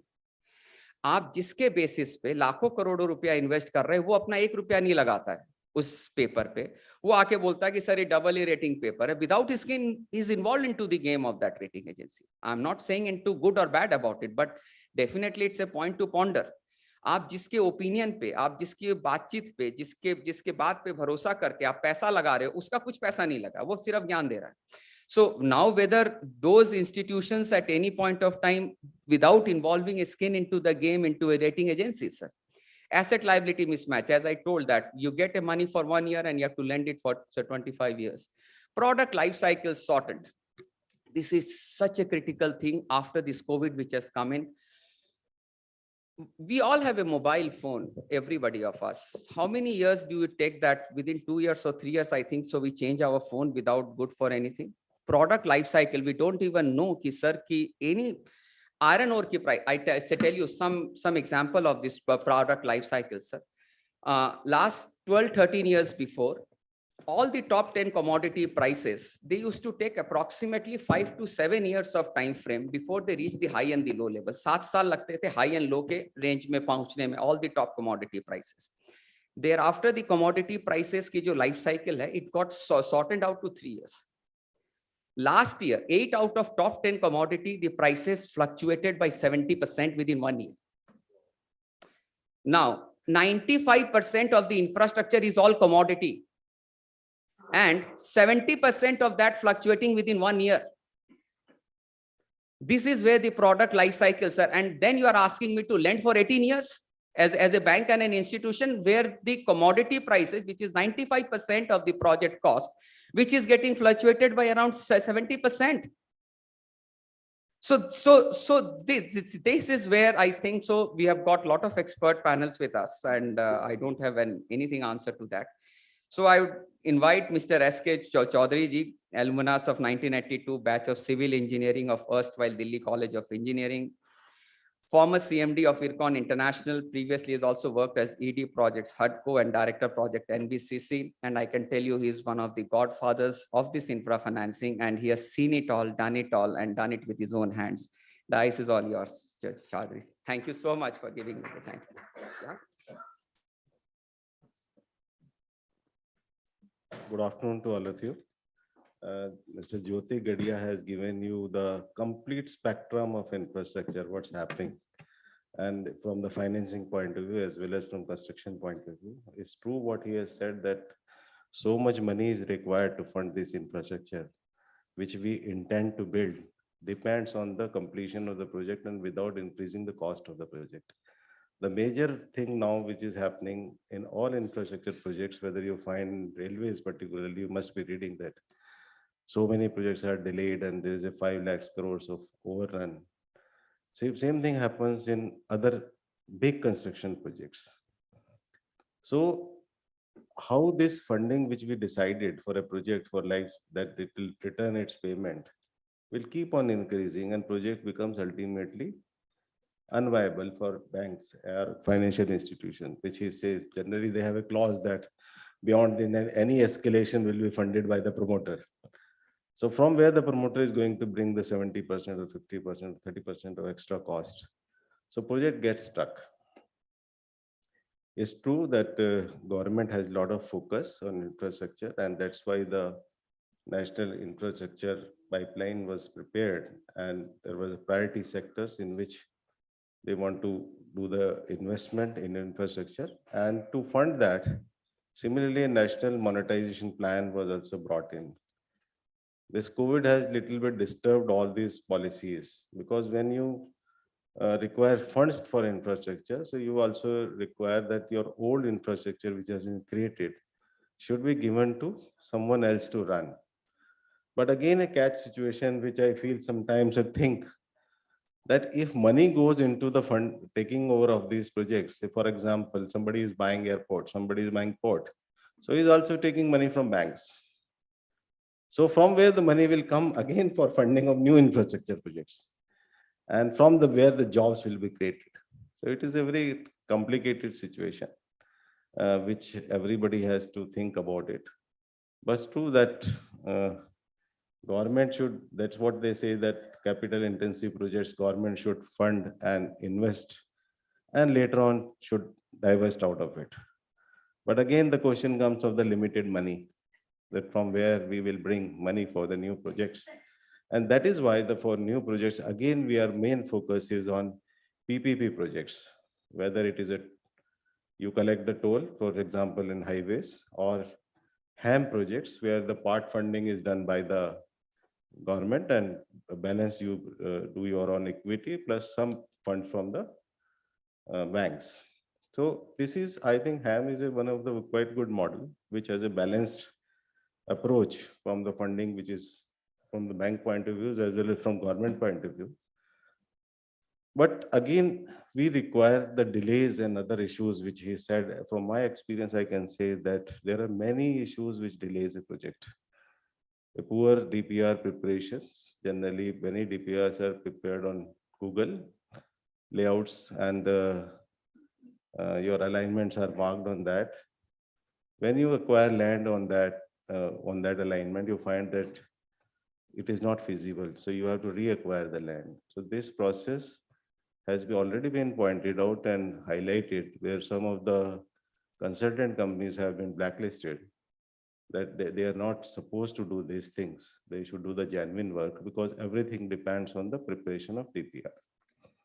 Then when you delays because of generally land acquisition, these are, everybody knows that land acquisition is another thing. Tree cutting is a big thing.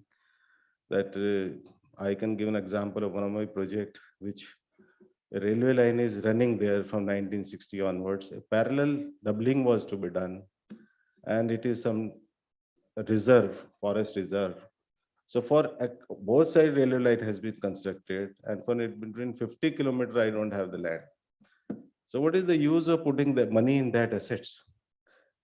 It has not come into the use of the public for the transportation of goods and other things. So money is stuck.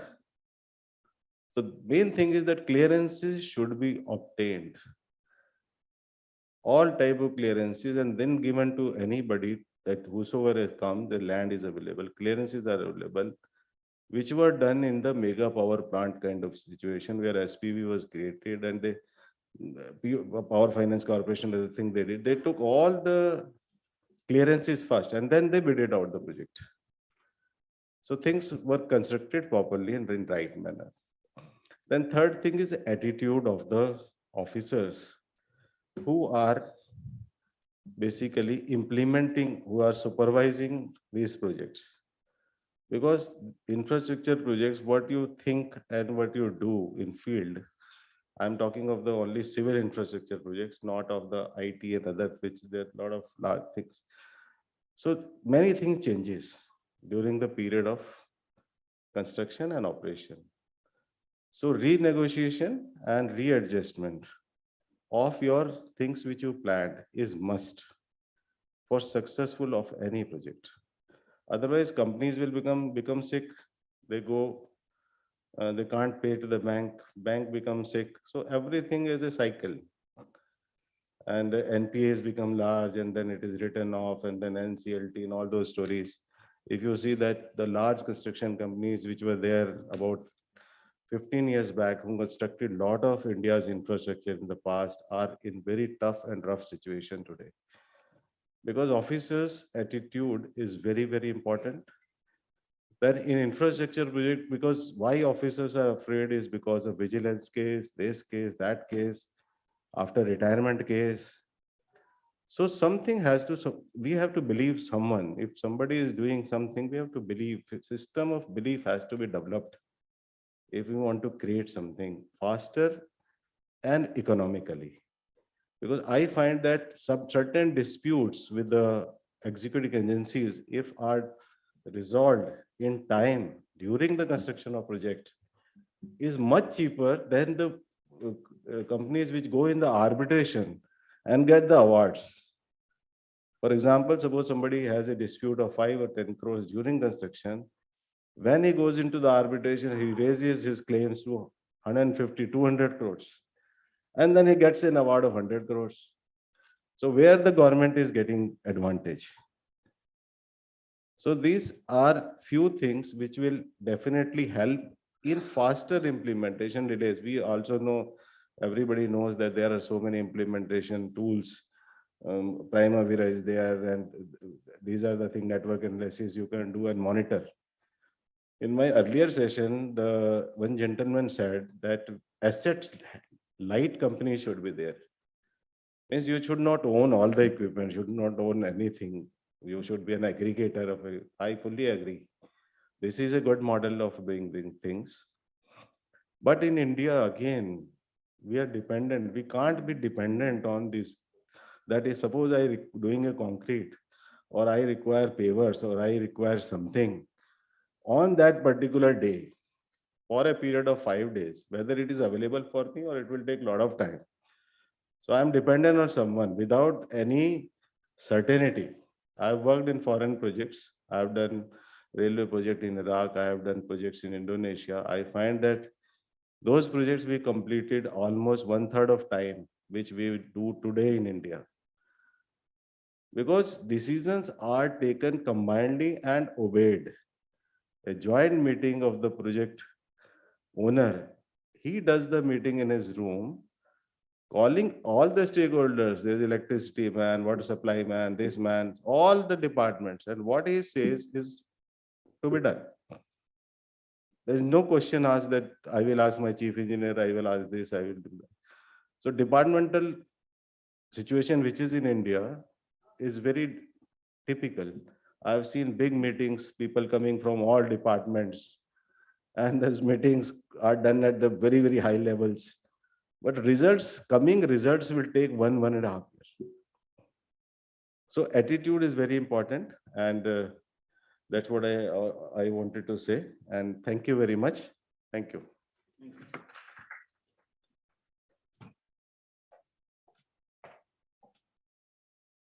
Thank you so much, sir. Two points that he touched upon was the HAM project. HAM, I tell you, sir, this is one of the solution that the government has come up with, where they are saying that two major constituent of HAM project, that all the approvals will be in place before even awarding the contract, and approximately 40% of the construction funding will be given by the government. And now in this PPP concept, what has happened, government has also divided the entire life cycle of the project. Sir, PPP is only up to the construction of the road, PPP is only for the collection of the toll, PPP is only for this type of an activity which is there. So it is not only that entire from the construction of the road till I will the money, not even construction, I will even say collect the toll, I will pay the bank loan and everything. It is not the entire life cycle of the PPP which is there.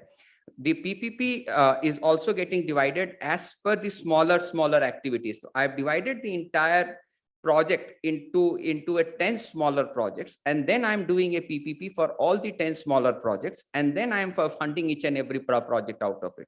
So this is excellent learning about it. This second, which sir also wanted to point out, was about the arbitration and about the claims and everything. What I fail to understand is this: everywhere we come to know, sir, there is a delay in the project. There will happen. There will be some misfortune that will happen. Why can't we have some sort of a redressal mechanism start in the contract itself?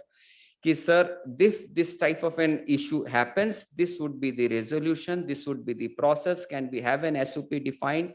Why it will take approximately around 8 to 10 years for that arbitration and other things till the time the life of the company is gone bad? And that is why you will see that in this last 30 years of this infra industry, every 5 years, all the top 5 companies of the infra company get changed. You will not even remember whatever is the top 5 companies, whether they will exist after top 5 after 5 years or not. That's a question mark.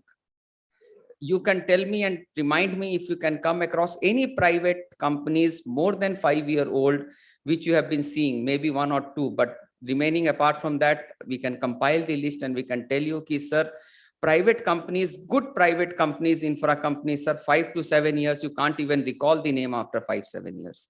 So this is where there is a absolutely serious challenge which is there in terms of finding out the infra companies. Munish Sabharwal, sir, absolutely honored, delighted to invite him here. He is the managing director of NextDeem Private Limited, a multinational companies into a professional services consulting with 85% business, which is generating outside India. Apart from that, Munish Bhai is one of the finest gentlemen. He is friends of friend, and good to hear you out, Munish Bhai. Thank you so much.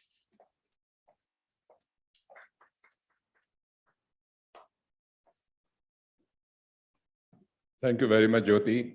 It's a pleasure to see you after so many years. Thank you, Mr. Chaudhary. So I would not like to touch about the area which has been touched by Jyoti and Mr. Chaudhary.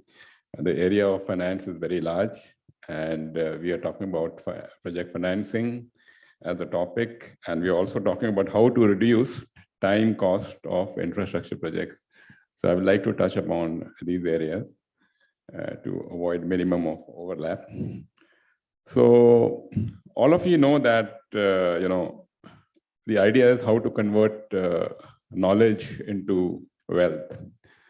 And converting knowledge into wealth, as I see it, as far as infrastructure projects is concerned, or any other project is concerned, speed is of paradigm importance.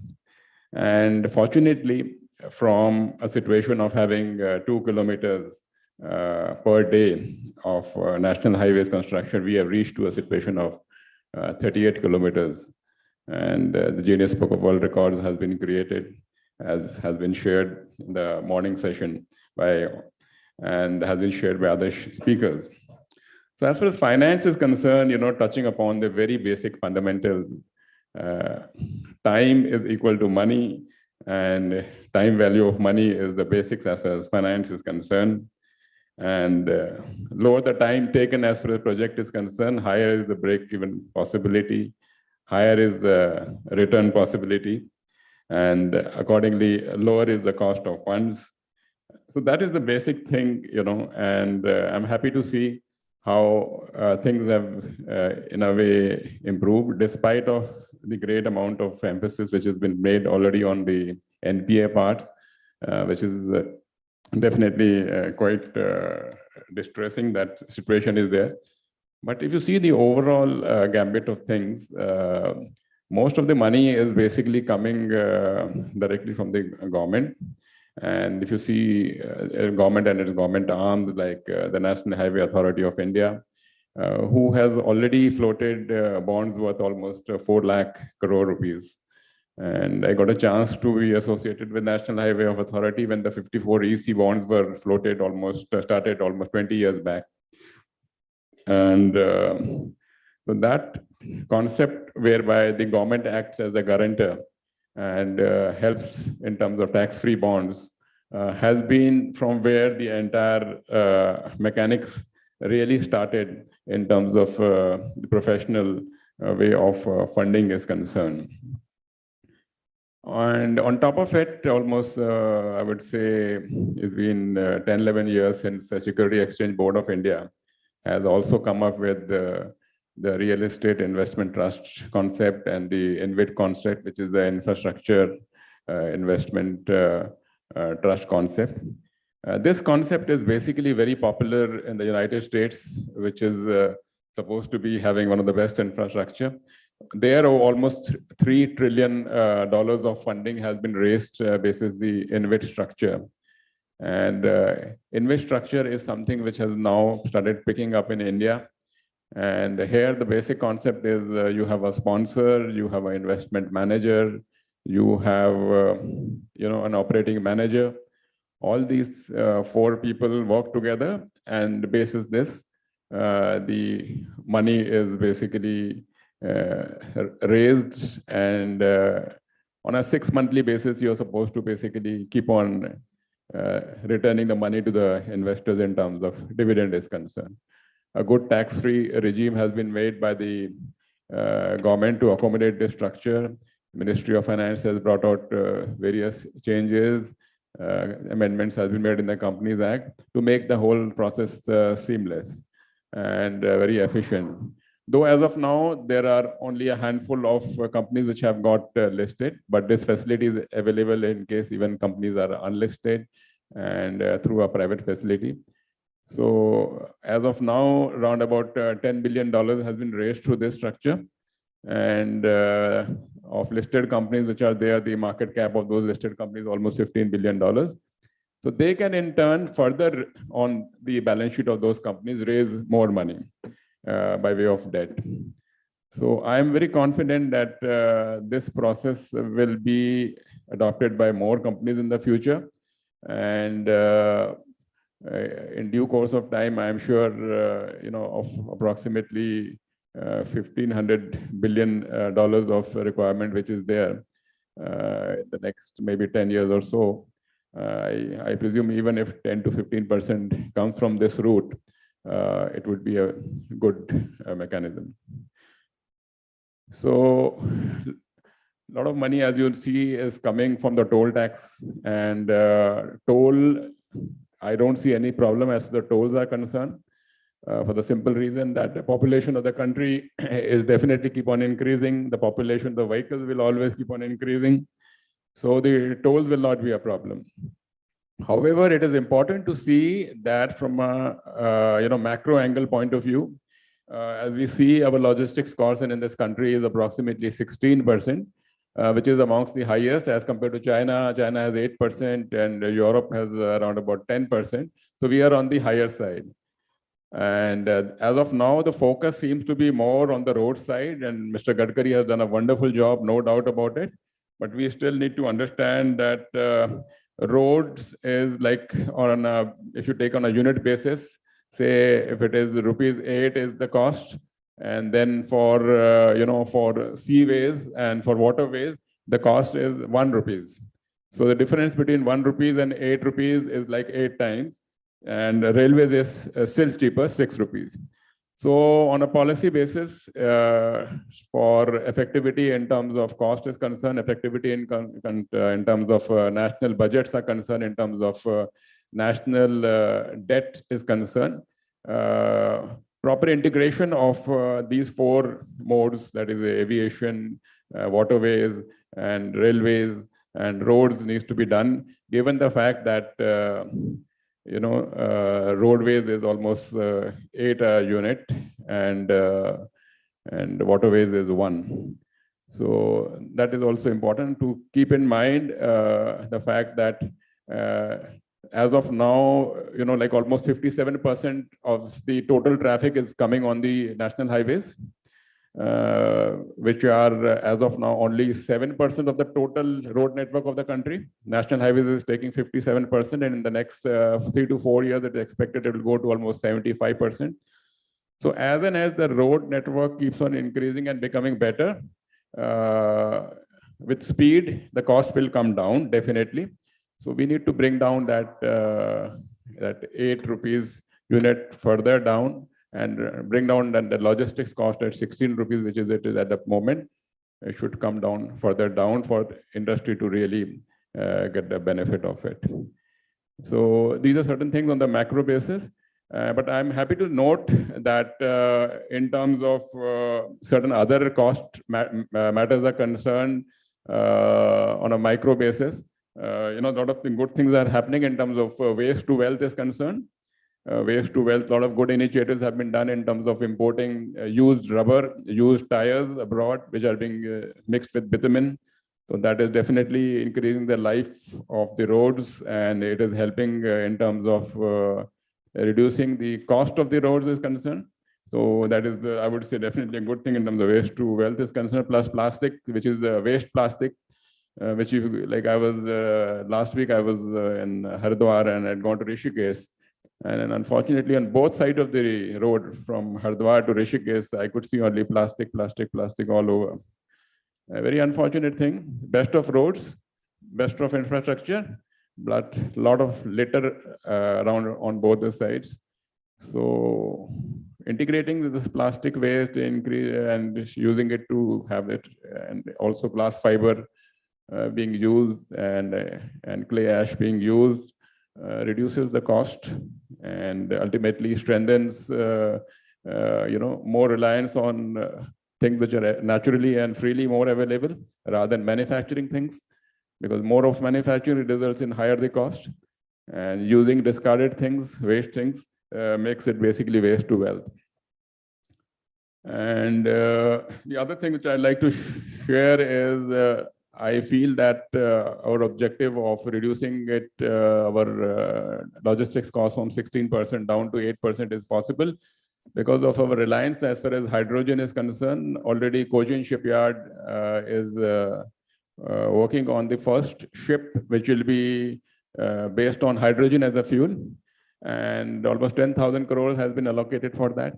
If that becomes a success, India would be the first country to be having a dedicated ship for that.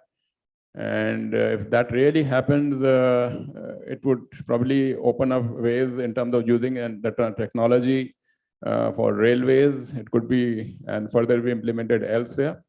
And hydrogen as a technology would be definitely the cheapest and the most environmental effective world over.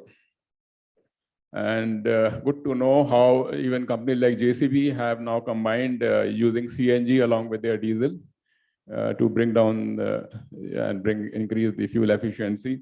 And obviously research is being done in terms of aluminum and zinc batteries as a replacement to lithium batteries, which the minister said in the morning is not something which is effective and environmentally also very hazardous and not green at all in the long term. I'm happy to note that the present government leadership is taking the right working in the right direction and working with speed. And speed is something which is, I would say, the backbone of all the projects are concerned, because higher the speed, lower the cost, and that's what really ultimately is helpful in terms of the other things are concerned. And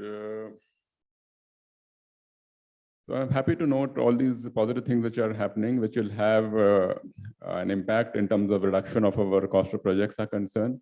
Like the minister mentioned in the morning, the Kargil tunnel project, which was there at 12,000 crores, has been brought down to 5,000 crores. And likewise, the total tunnel costs which are there in the country, which is 250,000 crores, has been brought down by 60,000 crores. And I presume other things remaining the same. Speed is also something which is important. Maybe that is what is helping apart from the other usage of better technology, because finance can't be seen on a standalone basis. Finance is basically whatever you see in the balance sheet is a replica of what is happening on the ground level. Better technology is something which definitely reflects in terms of costs are concerned. So that's what I would like to share with you. Thank you very much. Thanks a lot. Yeah.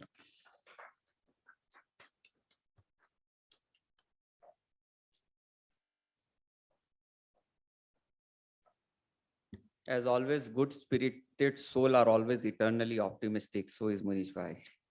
Thank you, Munish sir, for being so eternally optimistic about things, and definitely things will go off as per. 2-3 important points that I would like to mention in greater detail. It is about the InvIT and the REITs as an asset class for a retail investor. Just to give you some of the numbers that will definitely excite you and why this is asset class which is important. Household saving, which is constituted in any country, which is the retail saving, which is the household saving, wherever that household savings are channelized, that's where the entire country or that entire economy gets fueled together. अब आज के दिन में यदि हम आदि 100 रुपए बचाते हैं, if I am saving 100 rupees, a typical Indian household put around 40 rupees of that into gold, 30 rupees of that into real estate, 2% of that into the stock market or into which you call as a productive stream, and remaining into the LICs and FDs of the world. So this is how the Indian household spend his money. How the European and the American household spend his money, it is into the gold approximately around 15%, or some safe asset classes, which we call it there, it is around 15%. Real estate is around 12 to 13% only. And share market, which is the productive asset classes, they invest around 30% of their money there, which the Indian household, they typically invest around 2% of that, and they are investing that into the share market there. And so what was difference last 2 years before? You will understand that the real estate prices were going up because the consumer, the Indian household saving was getting channelized into the real estate industry as soon as the project is getting launched, because so much of Indian retail money was available that they will go and buy that into a booking or anything as such. So that is why the real estate industry was getting so much of money. So you will see that last 7-8 years that the real estate industry was booming, because the reason is something fundamental which is going up. As Munish ji told, that balance sheet is only a denominator what is happening at the ground. So at the ground, what was happening, the customer money was driving the real estate. So this is where in this last 2 years, what has happened, the stock market, where customer realized, the Indian household realized कि नहीं मेरे को real estate में नहीं invest करना है. Only 5% of that real estate money got shifted to the stock market, and you can see where the stock market is today. So in spite of FIIs taking away approximately 70% of their money that they plowed back, the stock market has not collapsed, because it is the Indian household which is standing behind each and every withdrawal of that FIIs. So this is what the analogy is. So I can just trying to put you the power of what the Indian household saving is. It is only 3 to 4% of the Indian household saving, which has tilted from one asset class to another asset class. And this is where we are. Now coming back to InvIT and REITs, this is where the government is trying that Indian household savings should start coming and pumping into that asset class. Once that asset class starts being into the fancy, when we start discussing, because of the Shark Tank and everything, we have started discussing business into our drawing room. When we start discussing about this InvIT and REIT slowly into our drawing room, and it also constitutes some of my saving into my InvITs and REIT, you can understand that how much my infra funding would be there. Thank you, Munish Bhai, for bringing out this topic. So this is where the InvITs and REIT are going to be a game changer, especially for a country like India. It may not be for the European countries because they already had so much of money invested into the stock market. In India, we had only 2% of the Indian household saving. Now Indian household saving, because of some new asset classes coming in, we have started shifting our money to the share market. Some new application also we have started putting in money. Let us just pray to the God that this party is not jeopardized by something or the other, and Indian household savings continue to pumping towards the productive asset classes, which we really call that. Thank you there. Now I would like to invite one of my best colleague, Ashish Kapoor, whom we have the honor of working together. He is the Senior Vice President, IDEC. Ashish has approximately around 15 years of experience in the various facets of developing infrastructure. He has worked across sectors such as road, highways, urban transport, warehousing, ports, airports, all the asset classes, Ashish, I suppose. Thank you. He has worked on multilateral projects, including central and state government projects. Now I present Ashish to you all. Thank you, Ashish. Welcome.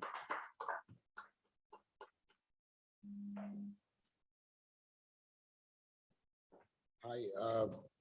First of all, I'm sorry standing between lunch and this, but yeah, I know. No, not session, speaker.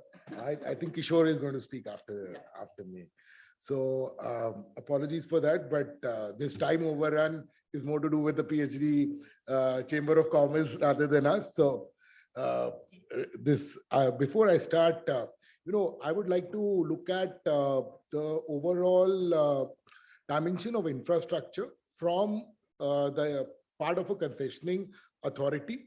There is a bid document, and then there is a developer. So we've plugged, and if we look at the developer, there's a project manager per se, there's a financer, then there are material and equipment providers. So for the ease of authority, how India has chosen the path where it has clubbed the financer, material, equipment, and the project manager as a single point of contact. So this is where it's not all doom and gloom. I'll tell you, when I started about 18, 19 years back, the condition of the roads, the condition of our trains was really bad. I was doing a project in the middle of COVID for Kanpur.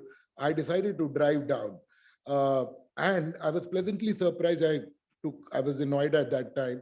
Noida to KDA 6.5 hours flat. This is what was not possible even say 7, 8 years back. And all of those assets are created by UPIDA. They're not NHAI assets. If you look at this expressway, I've had the pleasure of working on those.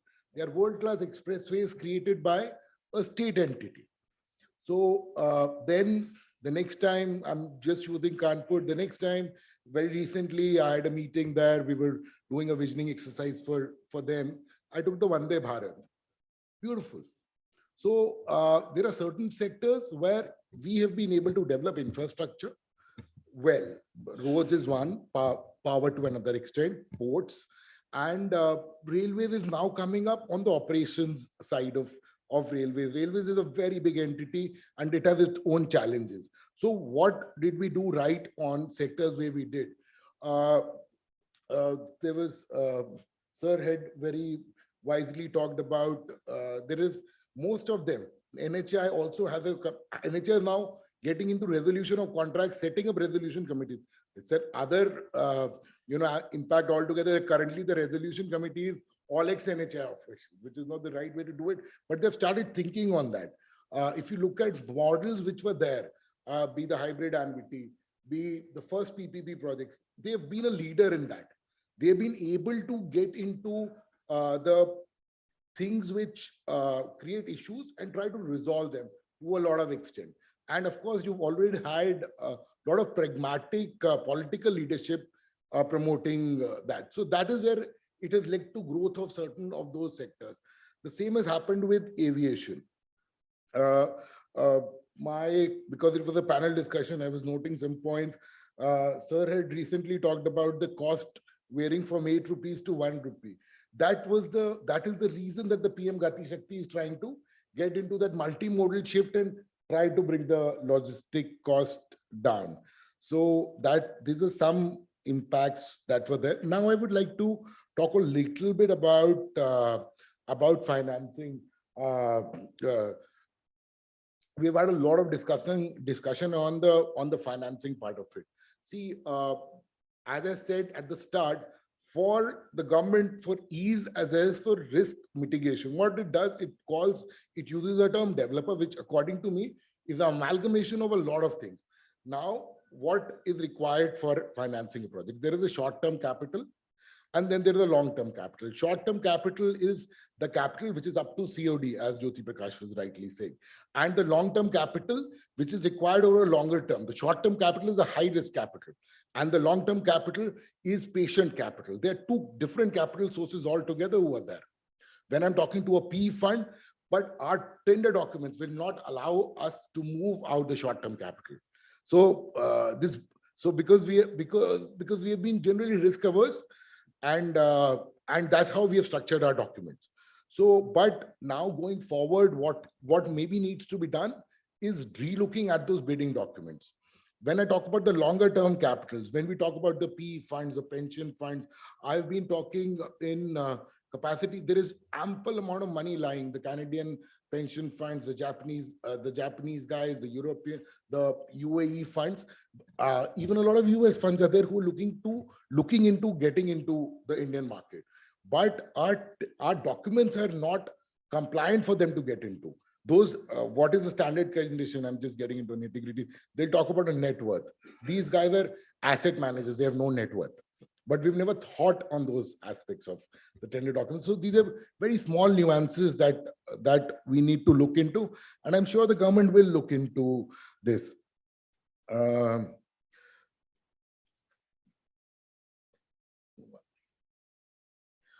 The other part is that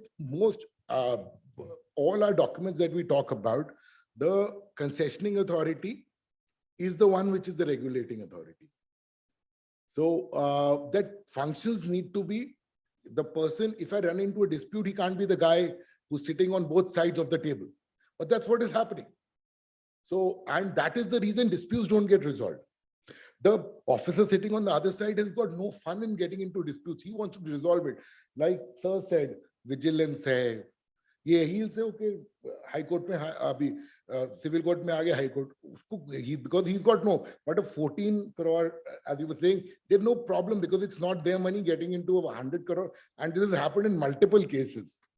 But those needs to be brought out and the project ownership needs to come in. One more aspect which I would like to point out, that you can't create infrastructure on the L1 mode. See, our basic tendency has to be to create infrastructure on L1 mode. If the operative word is world class is not L1. World class is look at the overall life of that asset and start doing valuation on the life cycle value of an asset. I was in Bangalore. Roads don't exist in lot of areas in Bangalore. Why? Because we are saying L1 pe kara. They have list of vendors whom they would be using on an L1 basis. If I have that, you have to operate this. You have to maintain, not operate. Operate is where you get money in, but you have to maintain this road for 20 years. He's going to use the best technology, and the roads will never have potholes.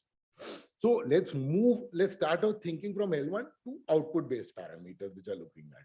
So these are certain things which I think that as a PhD Chamber of Commerce should bring these issues up to us, because these are policy issues which needs to get addressed. The other part is that we always had ambitious targets of infrastructure. We have been talking about $1.4 trillion to be pumped into infrastructure, and I will make it with Make in India, the Make in India program.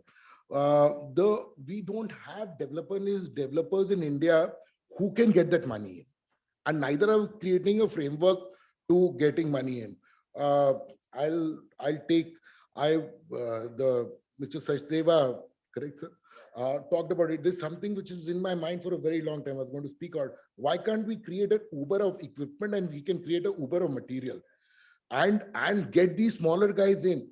A good see, out of the financer, material, equipment, I need the project manager at least for smaller projects. Why not for the PMGSY projects? Let's get a project manager and have this Uber available for him to take it and get the best guy managing that entire show. And have built-in clauses that if your material cost is rising by X amount, we will sit across and run into a resolution there.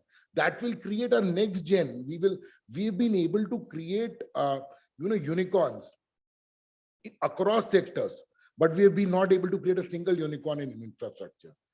This is where the government needs to look in. And that is maybe something that can be looked into, looked at.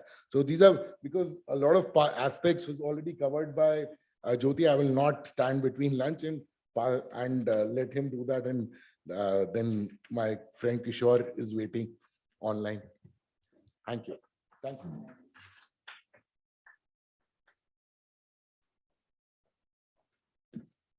Thank you, Ashish, for bringing out those finer nuisances that I think so we all need to work towards, and we should try and see that how this infra can take it another point. Is Mr. Kishorji there online? So can we have him? Yeah, now let's welcome Kishorji online, and that's what the infra benefit is. He is the senior director and head of government and infrastructure consulting practice and of the Cushman Wakefield. With tons of experience, he has worked across government sector, and he knows, and he has worked across sectors, across government, and across states also. So let's welcome him. Thank you, Jyoti. Am I audible? Yeah. Yeah. Thank you.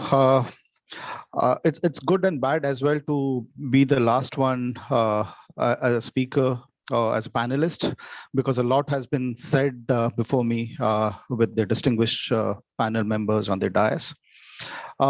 Just to quickly take you through some of the statistics, as what Jyoti was also mentioning in the beginning, as as part of the Ministry of Statistics and Program Implementation, closely tracked 1,617 70 projects that had an aggregate outlay of around 26 lakhs crore. There have been quite a few red flags that were raised. And this were basically for the average delay that what caused, which ranged from 25 to 40 months. While there were some 500, close to 600 projects which were experiencing a cost overrun of close to around 20%. And this is something, the numbers are not the recent one, a few years back. And I'm sure that by this time, the delays and the cost overrun would have increased a lot because of the slowdown that we have witnessed in the last couple of years. There could be various reasons that could be attributed to that. And as in starting from the land acquisition issue to the delay in the project clearances, the COVID pandemic, which was again one of the reasons why it had hit. Then there were financial closure and geographical challenges, which one comes across while these projects are implemented. But let me also go to some of the investment that we had planned a couple of years back, I think 2020, as part of the National Investment Pipeline, which was close to around 1.4 billion, 100 lakh crores, which was what was targeted.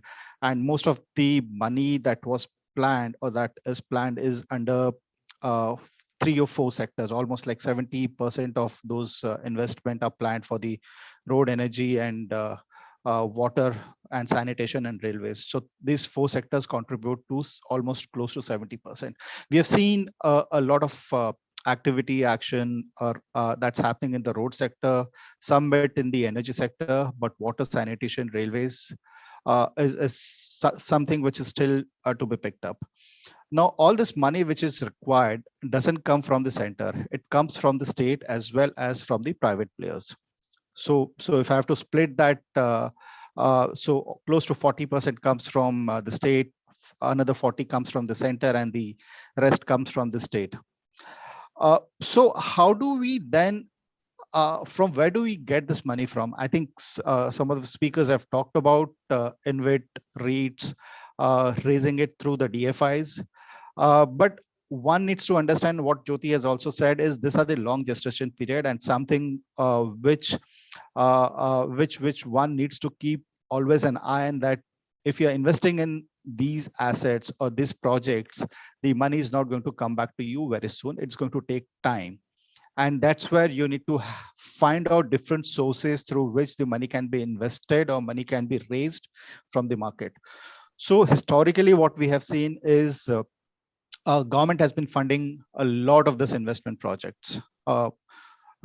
Now you have this DFIs also, which have been active in the past, but we don't see a lot of money which is being pumped into the infra projects.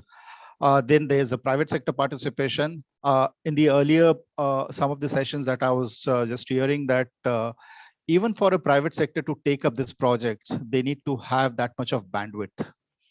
Now, some of the private sectors who have actually taken up the airports and the road projects, you don't see them surviving for a longer duration.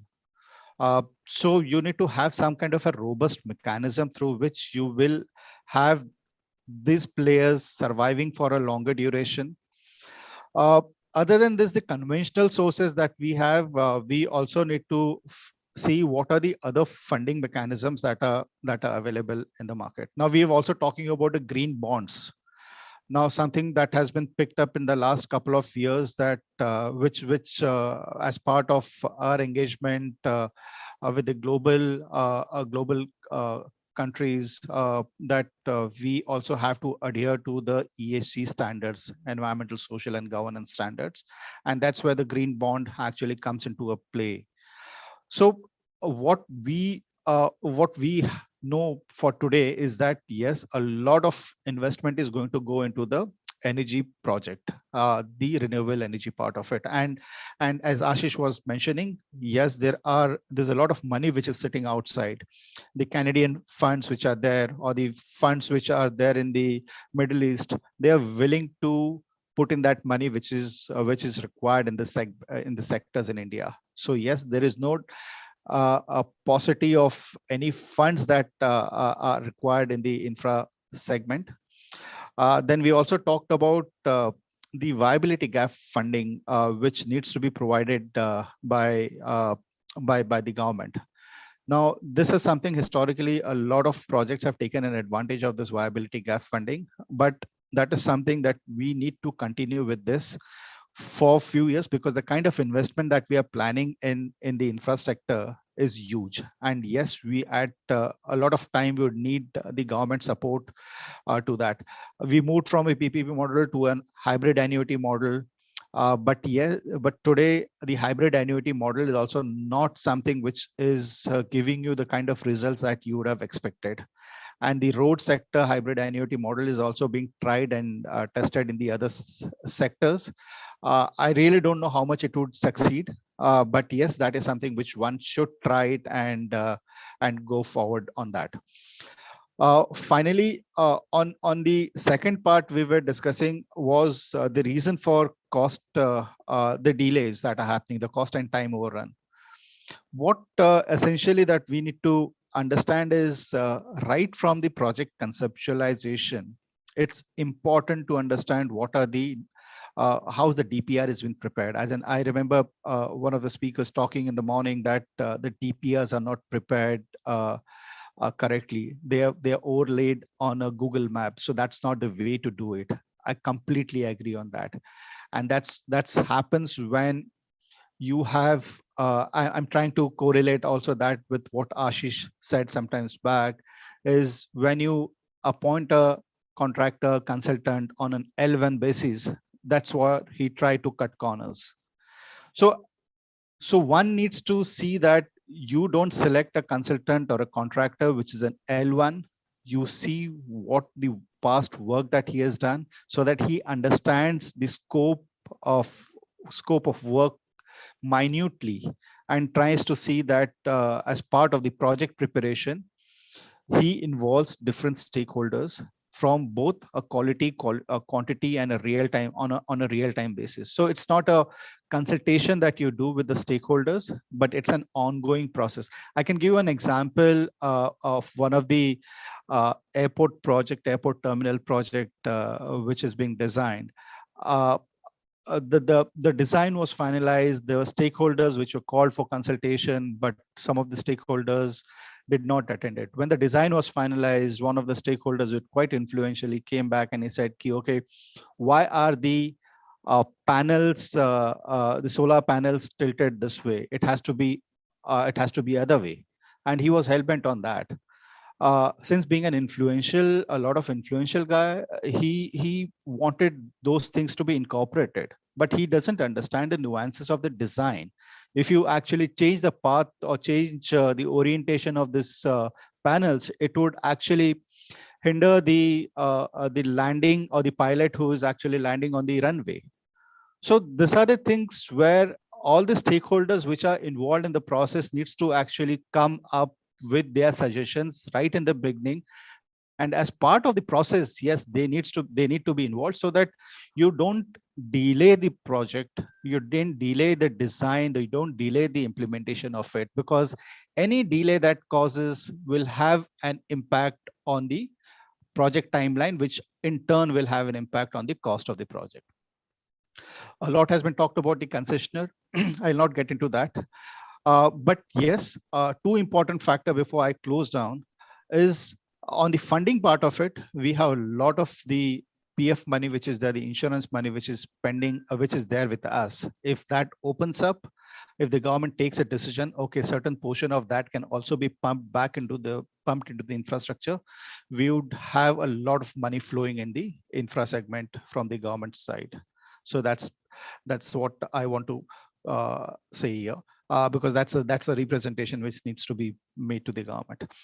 The second one, which is one of the important point, is also if there is a delay in the project, and which if there is a cost overrun, can these projects also be insured for those kind of things? Then that's where the insurance companies can play a very important role in it. There could be insurance, there are insurance which are covered for the other factors, but if there's a delay and there's cost escalation beyond a certain point, can those things also be covered as part of the insurance schemes which are there? Or if not, can it be considered? That will also give a comfort to the new players or the existing players who are operating in this space, and would give a comfort. So these are a few thoughts which I have. Thank you, and back to you, Jyoti.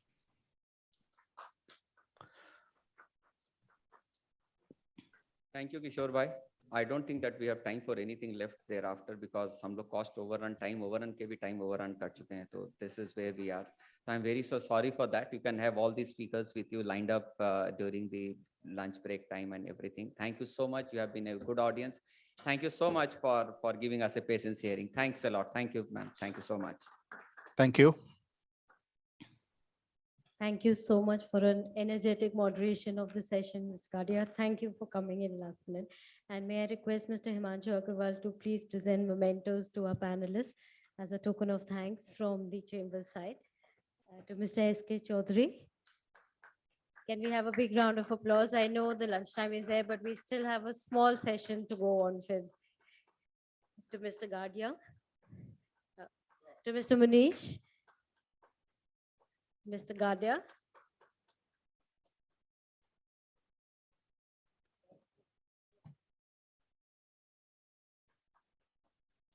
And Mr. Kapoor.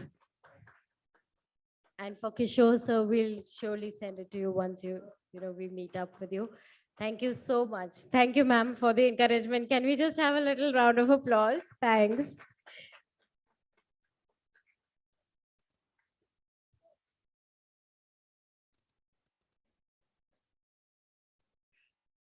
Thank you.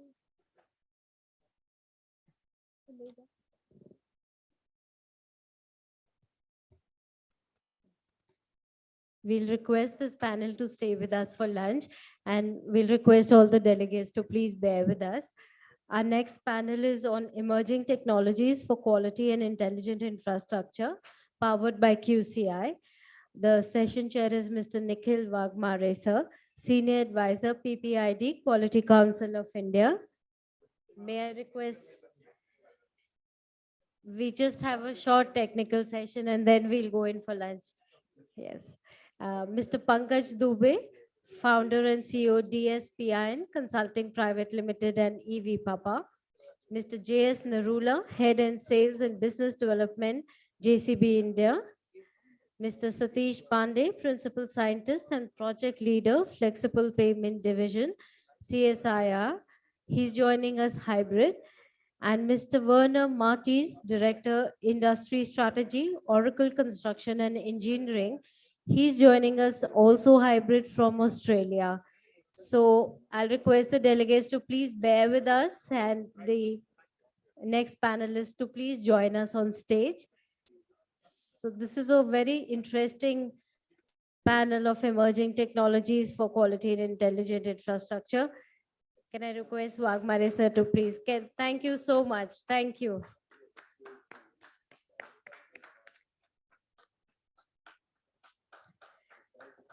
And we're also thankful to our online audience for being online and listening to such intelligent speakers.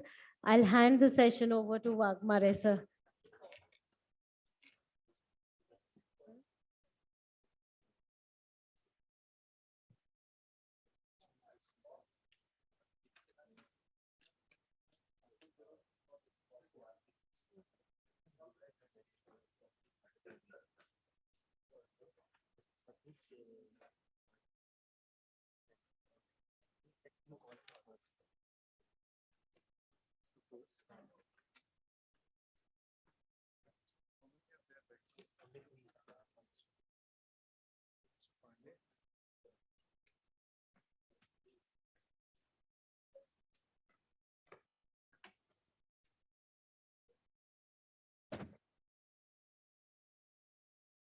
shall we begin? May I request the panelists to have a seat?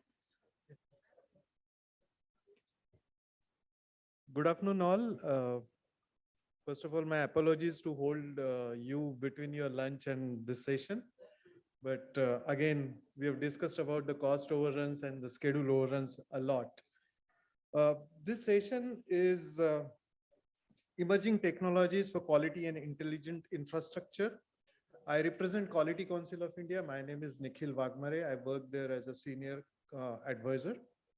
To begin the session, I would like to first of all bring you up to a couple of conceptual understandings. The first thing that I would like to mention to you is a very prominent definition of quality, which was given by Dr. Michael J. Harry, who's considered to be a co-father of Six Sigma body of knowledge. The definition of quality that Dr. Michael Harry said is, quality is a state in which the supplier and the customer enjoys value entitlement in every aspect of business dealings. What does it mean?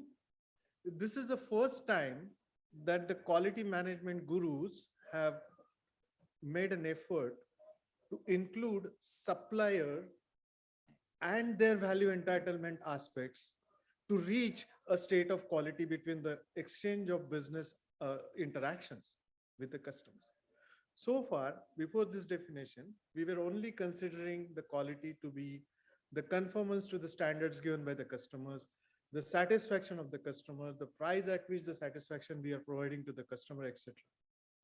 This is the first time Dr. Michael Harry introduced a supplier perspective to achieving the quality, and he calls it a state of quality.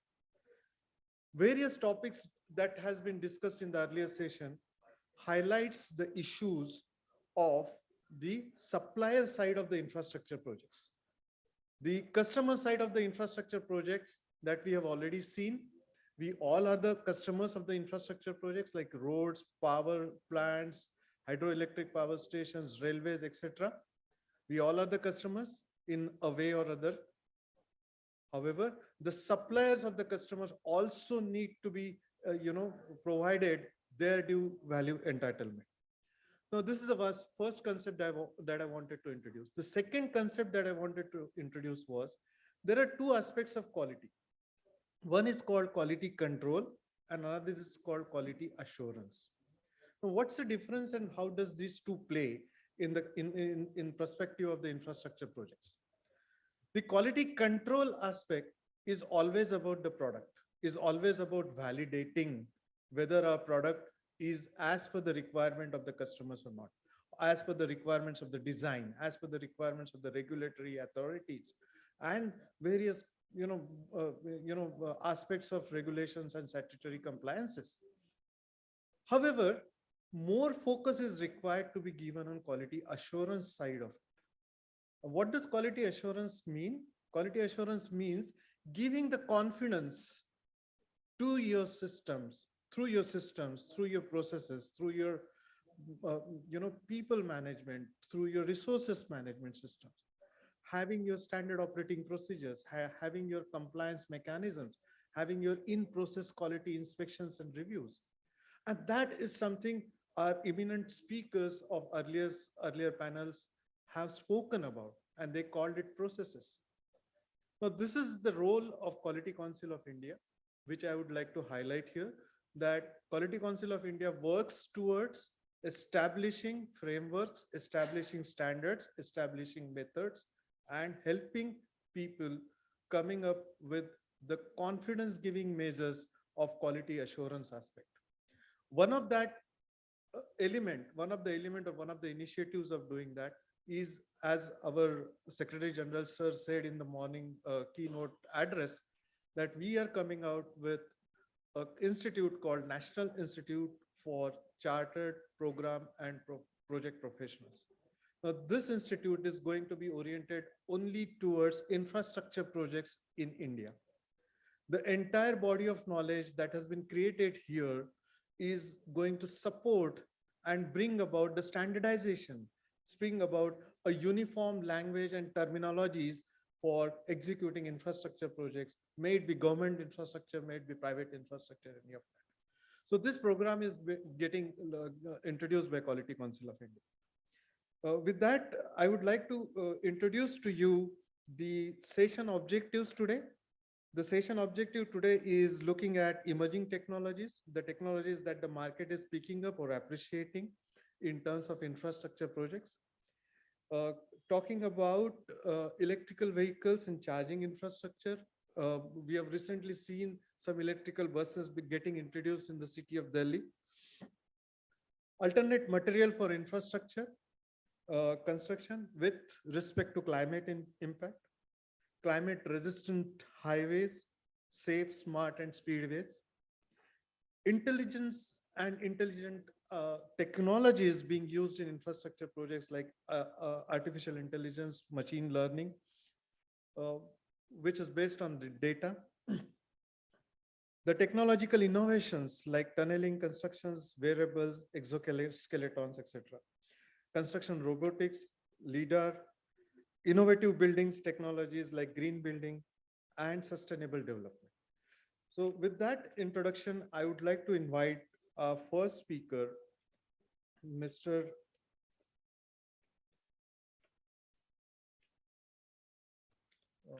Dubey, right? Okay. Mr. Pankaj Dubey, founder and CEO of D-Spin Consulting Private Limited. Mr. Dubey started D-Spin Consulting Private Limited that provides 360-degree support to global and Indian startup companies with special focus delivering business growth results. He is a TEDx speaker. Thank you, sir. And a well-established name in the Indian industry, having contributed significantly to Yamaha, Hero, and Polaris. In his last position as a managing director of Polaris India, 2011 to 2020, Mr. Dubey established the Indian startup operation of 100% subsidiary of Fortune 500 companies, Polaris Inc. He was the first employee, and now they have 200 plus employees and profitable business in India by creating a luxury brand, which is considered utility brand internationally. He focused on India besides other South Asian markets, Tajikistan, Kazakhstan. He's credited with introduction of Indian motorcycles, all-terrain vehicles, and snow scooters in India. There is a lot to read about Mr. Dubey for the paucity of time, and I mean, let us hear it from him. So a big round of applause for Mr. Dubey.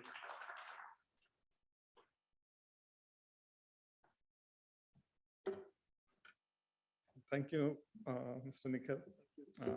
I'm glad that we are only two panelists on this right now, and that shortens the time for the lunch that everybody is eagerly waiting for, and also to end this session. I largely have worked in auto industry and also in telecom. I've led 5 startups. I'm currently leading 2 startups in the electric vehicle space. And I would like to bring to all of you, the challenges that the electric industry is facing and why they are facing, and why electric vehicle at this point of time. The Indian industry started long back on the EVs, but due to poor quality and understanding of the Indian market, we have lagged far behind than the other markets which started at the same time. I've heard the name of Bikes, Hero Electric some 15, 20 years back, but still the volumes are very insignificant. And the primary reason that I attributed and I've shared that with their managing directors and chairmen also is the not understanding the market. Customer in India is very, very unique, and he understands the value for money. He does not want cheap products. And the problem has been that because the electric vehicle price, the battery cost is about 50% of the total cost of the vehicle.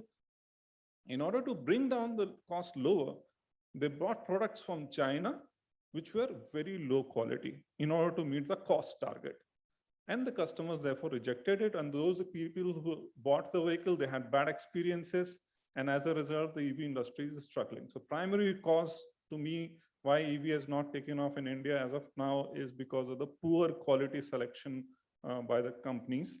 And also there are many issues also related to infrastructure. But to me, sometimes there are very simple solutions and we make it very complex. What is required for every EV is a charging point, one plug where you park. Do we have? No. So if you have in all the parking one plug, the problem of charging would get over because your vehicle is parked through the night at your spot.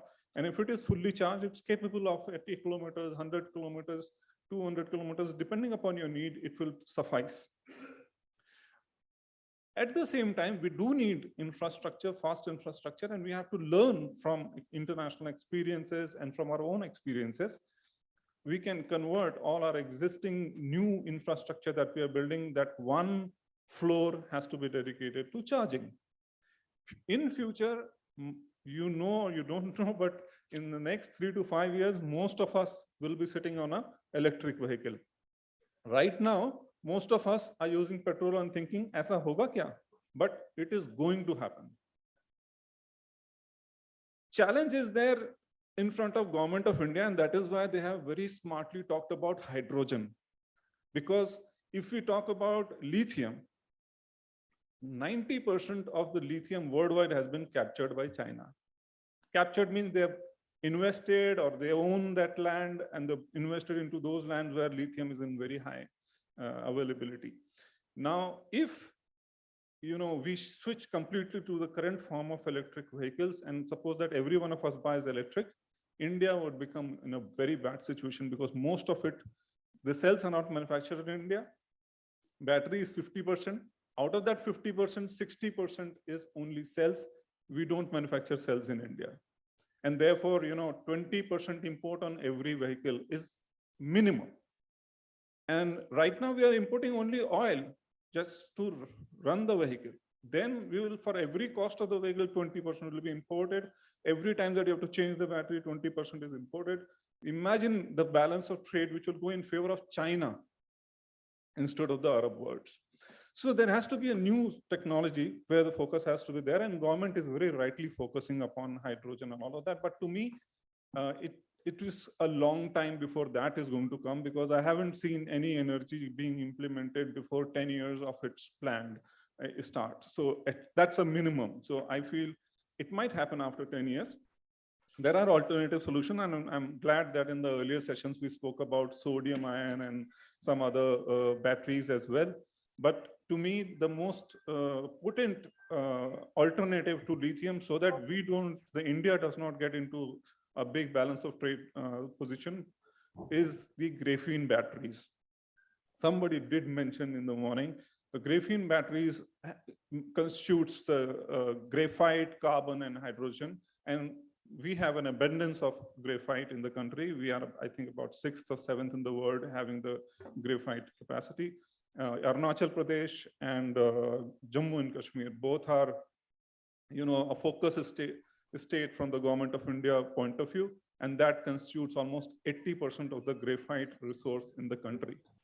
So we can get the thrust in these markets. At the same time, we have other alternatives like, we also need carbon and hydrogen, which Government of India is anyway working, and we have an abundance of coal in the country, and we have a huge stores. Now, moving forward, all these challenges being there, but then what is important is to come out with a benefit. Excuse me. We're trying to get the benefit to the end users in a way where he would be happy. I have seen in India big changeover happening. Like I'm a veteran from automobile industry. I've seen people saying, don't buy motorcycle. Why? Because your leg will get hurt. And therefore, buy a scooter. Mara Bajaj kharido, LML kharido, but don't buy motorcycles. From there, overnight, India, the motorcycle have become like, India became the largest manufacturer of motorcycle in the world. And we also make and we also sell the maximum number of motorcycles in the world. And why did this happen? What is the reason? And that is where I want to spend a couple of minutes and then I'll close my speech. And that is that people who were worried about scooter, that scooter खरीदो क्योंकि नहीं तो चोट लग जाएगी आपको, motorcycle में सामने गार्ड नहीं होता है, so you get hurt. They switched to motorcycles for one reason, and that was scooter used to give a mileage of 30 to 35 and 40, and motorcycle was giving a 60-kilometer mileage. 50% saving on fuel. And सब भूल गए कि scooter में चोट कम लगती है, motorcycle में ज्यादा. Everybody switched to motorcycle. Now, why electric vehicle? I'll tell you. Anybody who study, I will study completely why it was going to happen, why all of us will buy electric vehicle. The reason is that the cost of running an electric vehicle is almost 25% on the fuel side, and even lesser than that. So a three-wheeler runs per kilometer 4.5 rupees to 5 rupees to 4 rupees, around that. But if we switch to electric vehicle, it is only 1 rupee. That is why you see so many electric vehicles going on the road today. Why? Because they are smart people. They are not well educated. They are not MBAs, but they understand the business because Indians understand the business very well. And so they have created that switched over. Any person who's earning money, commercial business on a vehicle would switch completely because his cost of running would come down to 25% and even lesser. And with the new technologies like a graphene technology that I'm talking about, if that happens, you know, the cost will come down even further because life of the battery is almost 10 times of the life of a battery of a lithium-ion batteries. So every 3 years, you have to buy that cost of battery. In a graphene battery, it just be like 15 years, 20 years that you have to buy the battery. And the cost of the battery is almost the same. So there's a huge change that is expected, and that is where, you know, we have to build a lot of infrastructure, new buildings coming up. We should have at least one floor for the charging only. Anywhere we are going on the street, where we are going on a highways, Nitin Gadkari Sahib has already announced that we'll make a e-highways. All of that will be facilitating this. But I think we are preparing ourselves so that we don't, that back end, that we don't create a balance of trade position for the country. And that is why we are going into developing new technologies, and all the engineers and scientists have to play a big role on that. Thank you.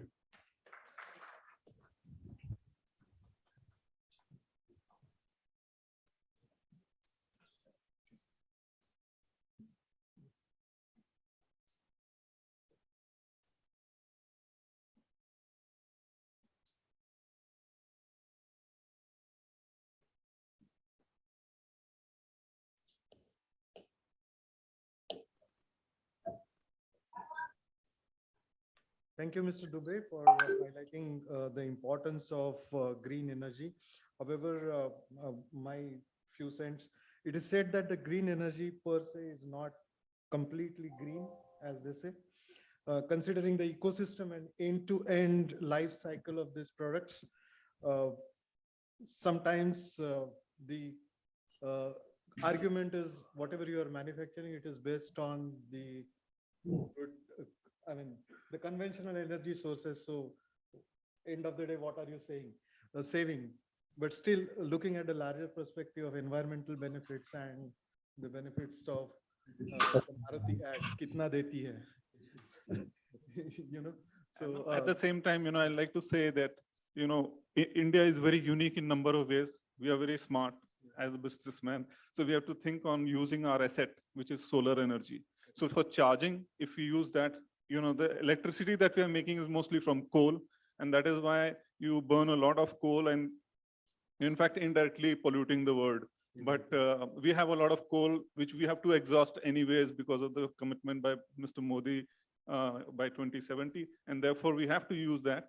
But at the same time, if we merge solar energy and use more of that for the charging infrastructure also, it will be very helpful. Absolutely, yes. And we all are looking forward for a newer and emerging technologies to make electrical vehicles and similar non-conventional energy sources affordable and usable in day-to-day life.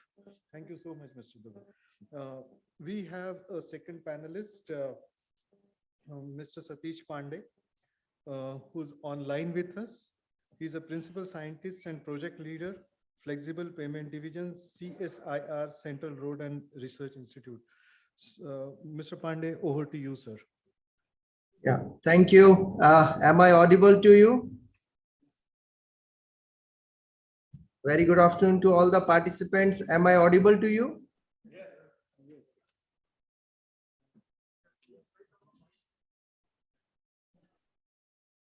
Okay. They're all clear, please. At the outset, I would like to thank PSD Chamber of Commerce for inviting me on National Conference on Transforming India with Quality and Intelligent Infrastructure.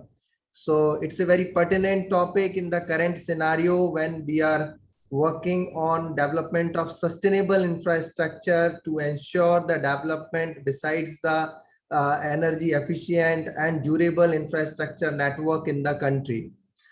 Being a scientist in Central Road Research Institute, we are keep on working on development of alternative materials and technology which is environmental friendly and can provide a substitute alternatives for regular natural road construction material. In this direction, like we have recently built one steel slag road using 100% processed steel slag aggregate at Hazira, Surat.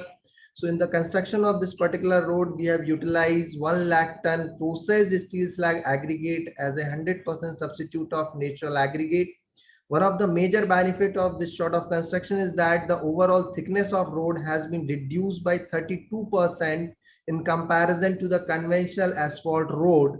And besides that, the construction cost is less than by 40%.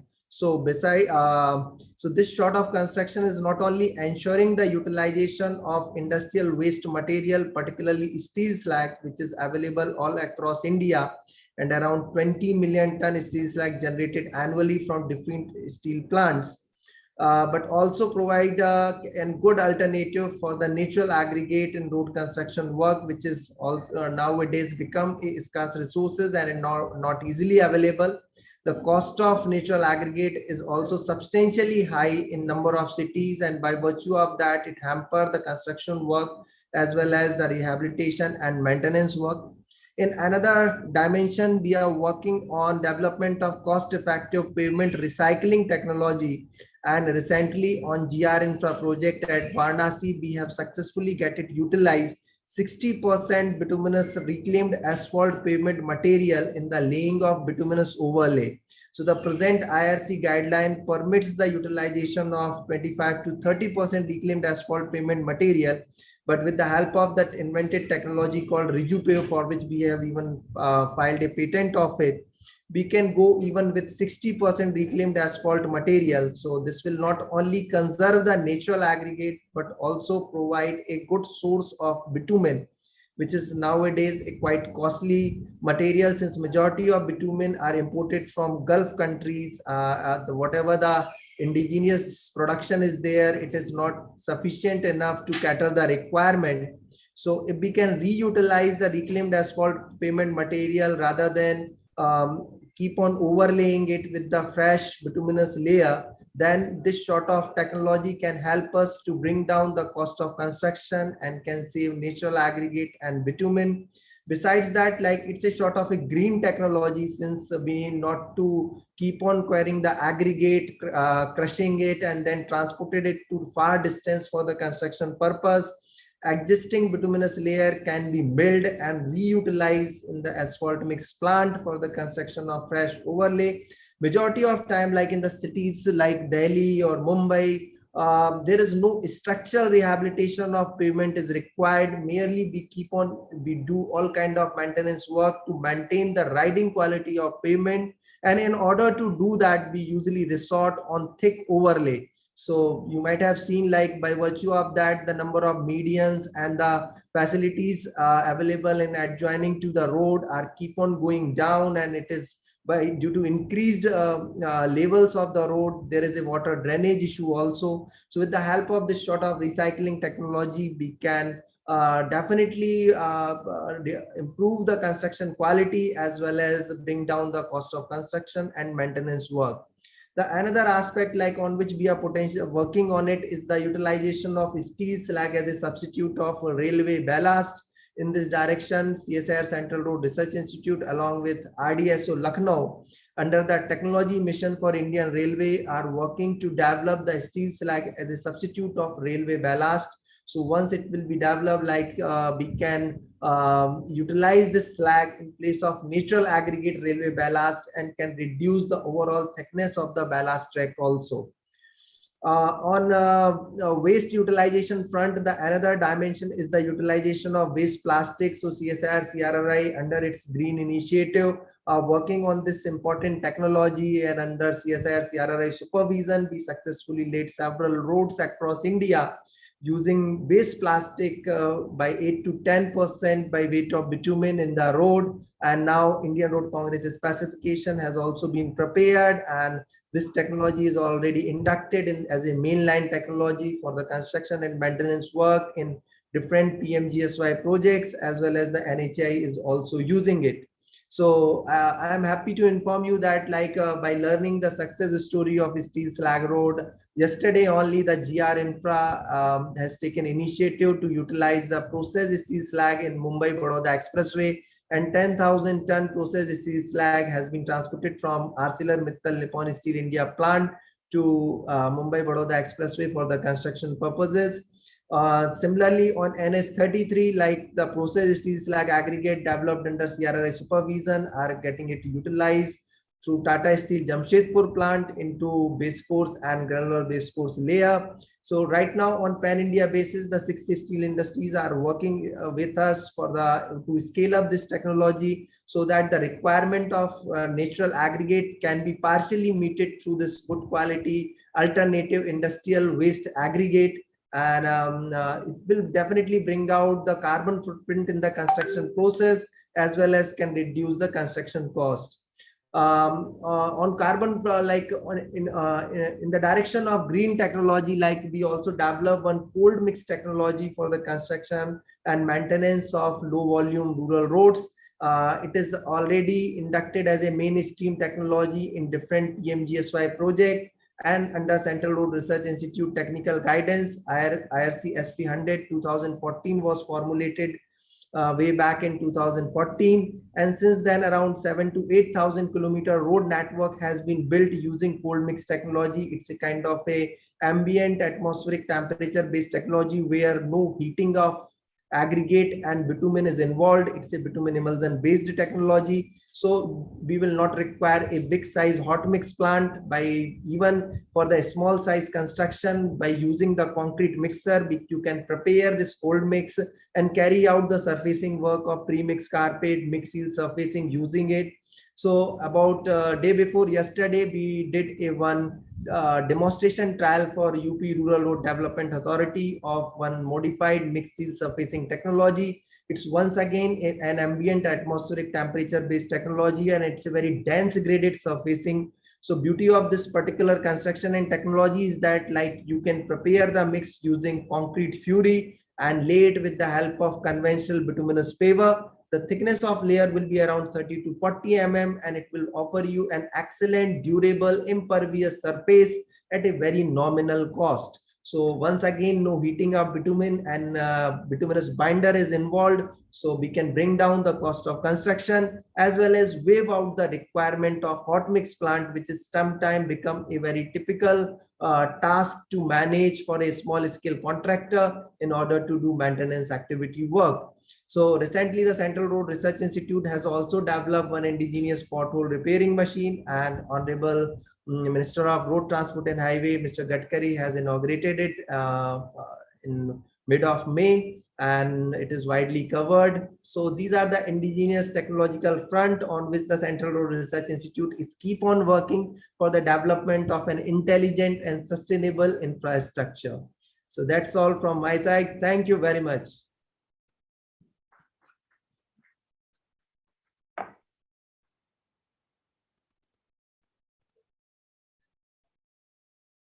Hello. Yeah, thank you so much, Mr. Pandey. We have come to appreciate the importance of alternative material for infrastructure construction.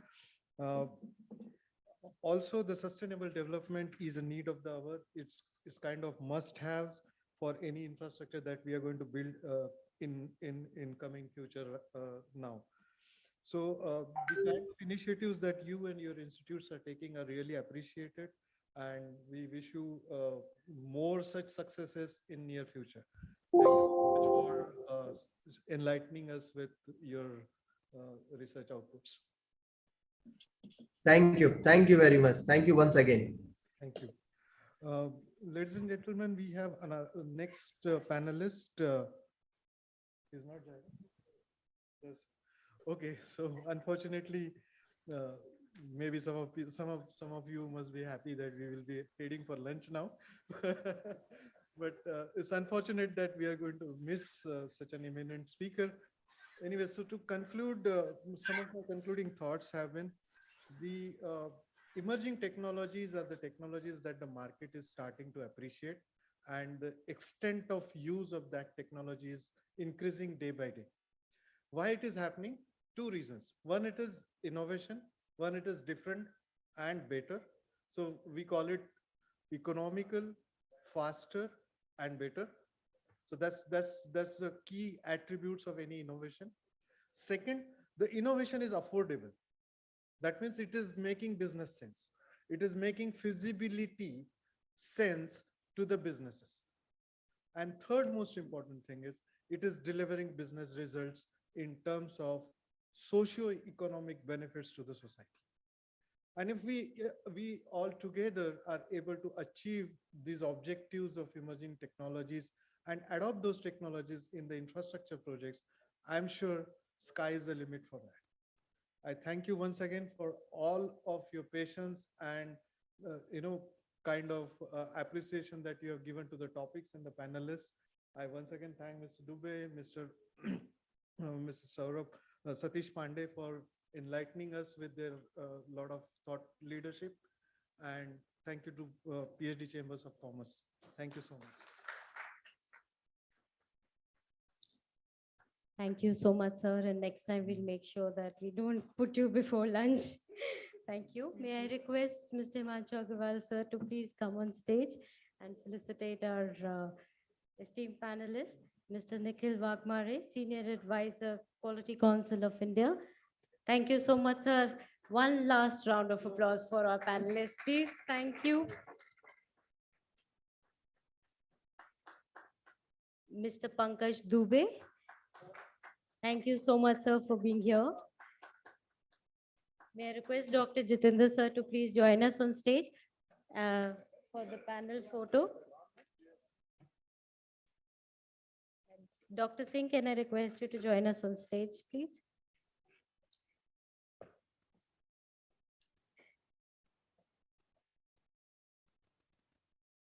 And one more small thing, we have a small lucky draw from our delegate kit partner, Agon. So I'd request Himanshu sir to do the honors of just taking out the.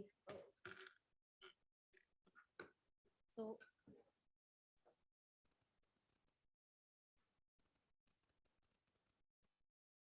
Miss Savita Sinha. Oh yeah, good. Big round of applause. So I'll request our delegate kit partner, Agon, to please give her the gift that they have brought. Aye, please come on stage.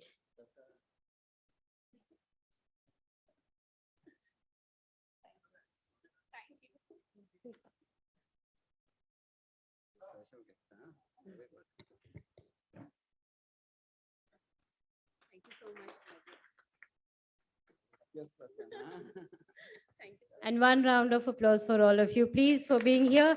May I just request you to please join us for lunch, please. Thank you so much. And we look forward for the next program. Thank you.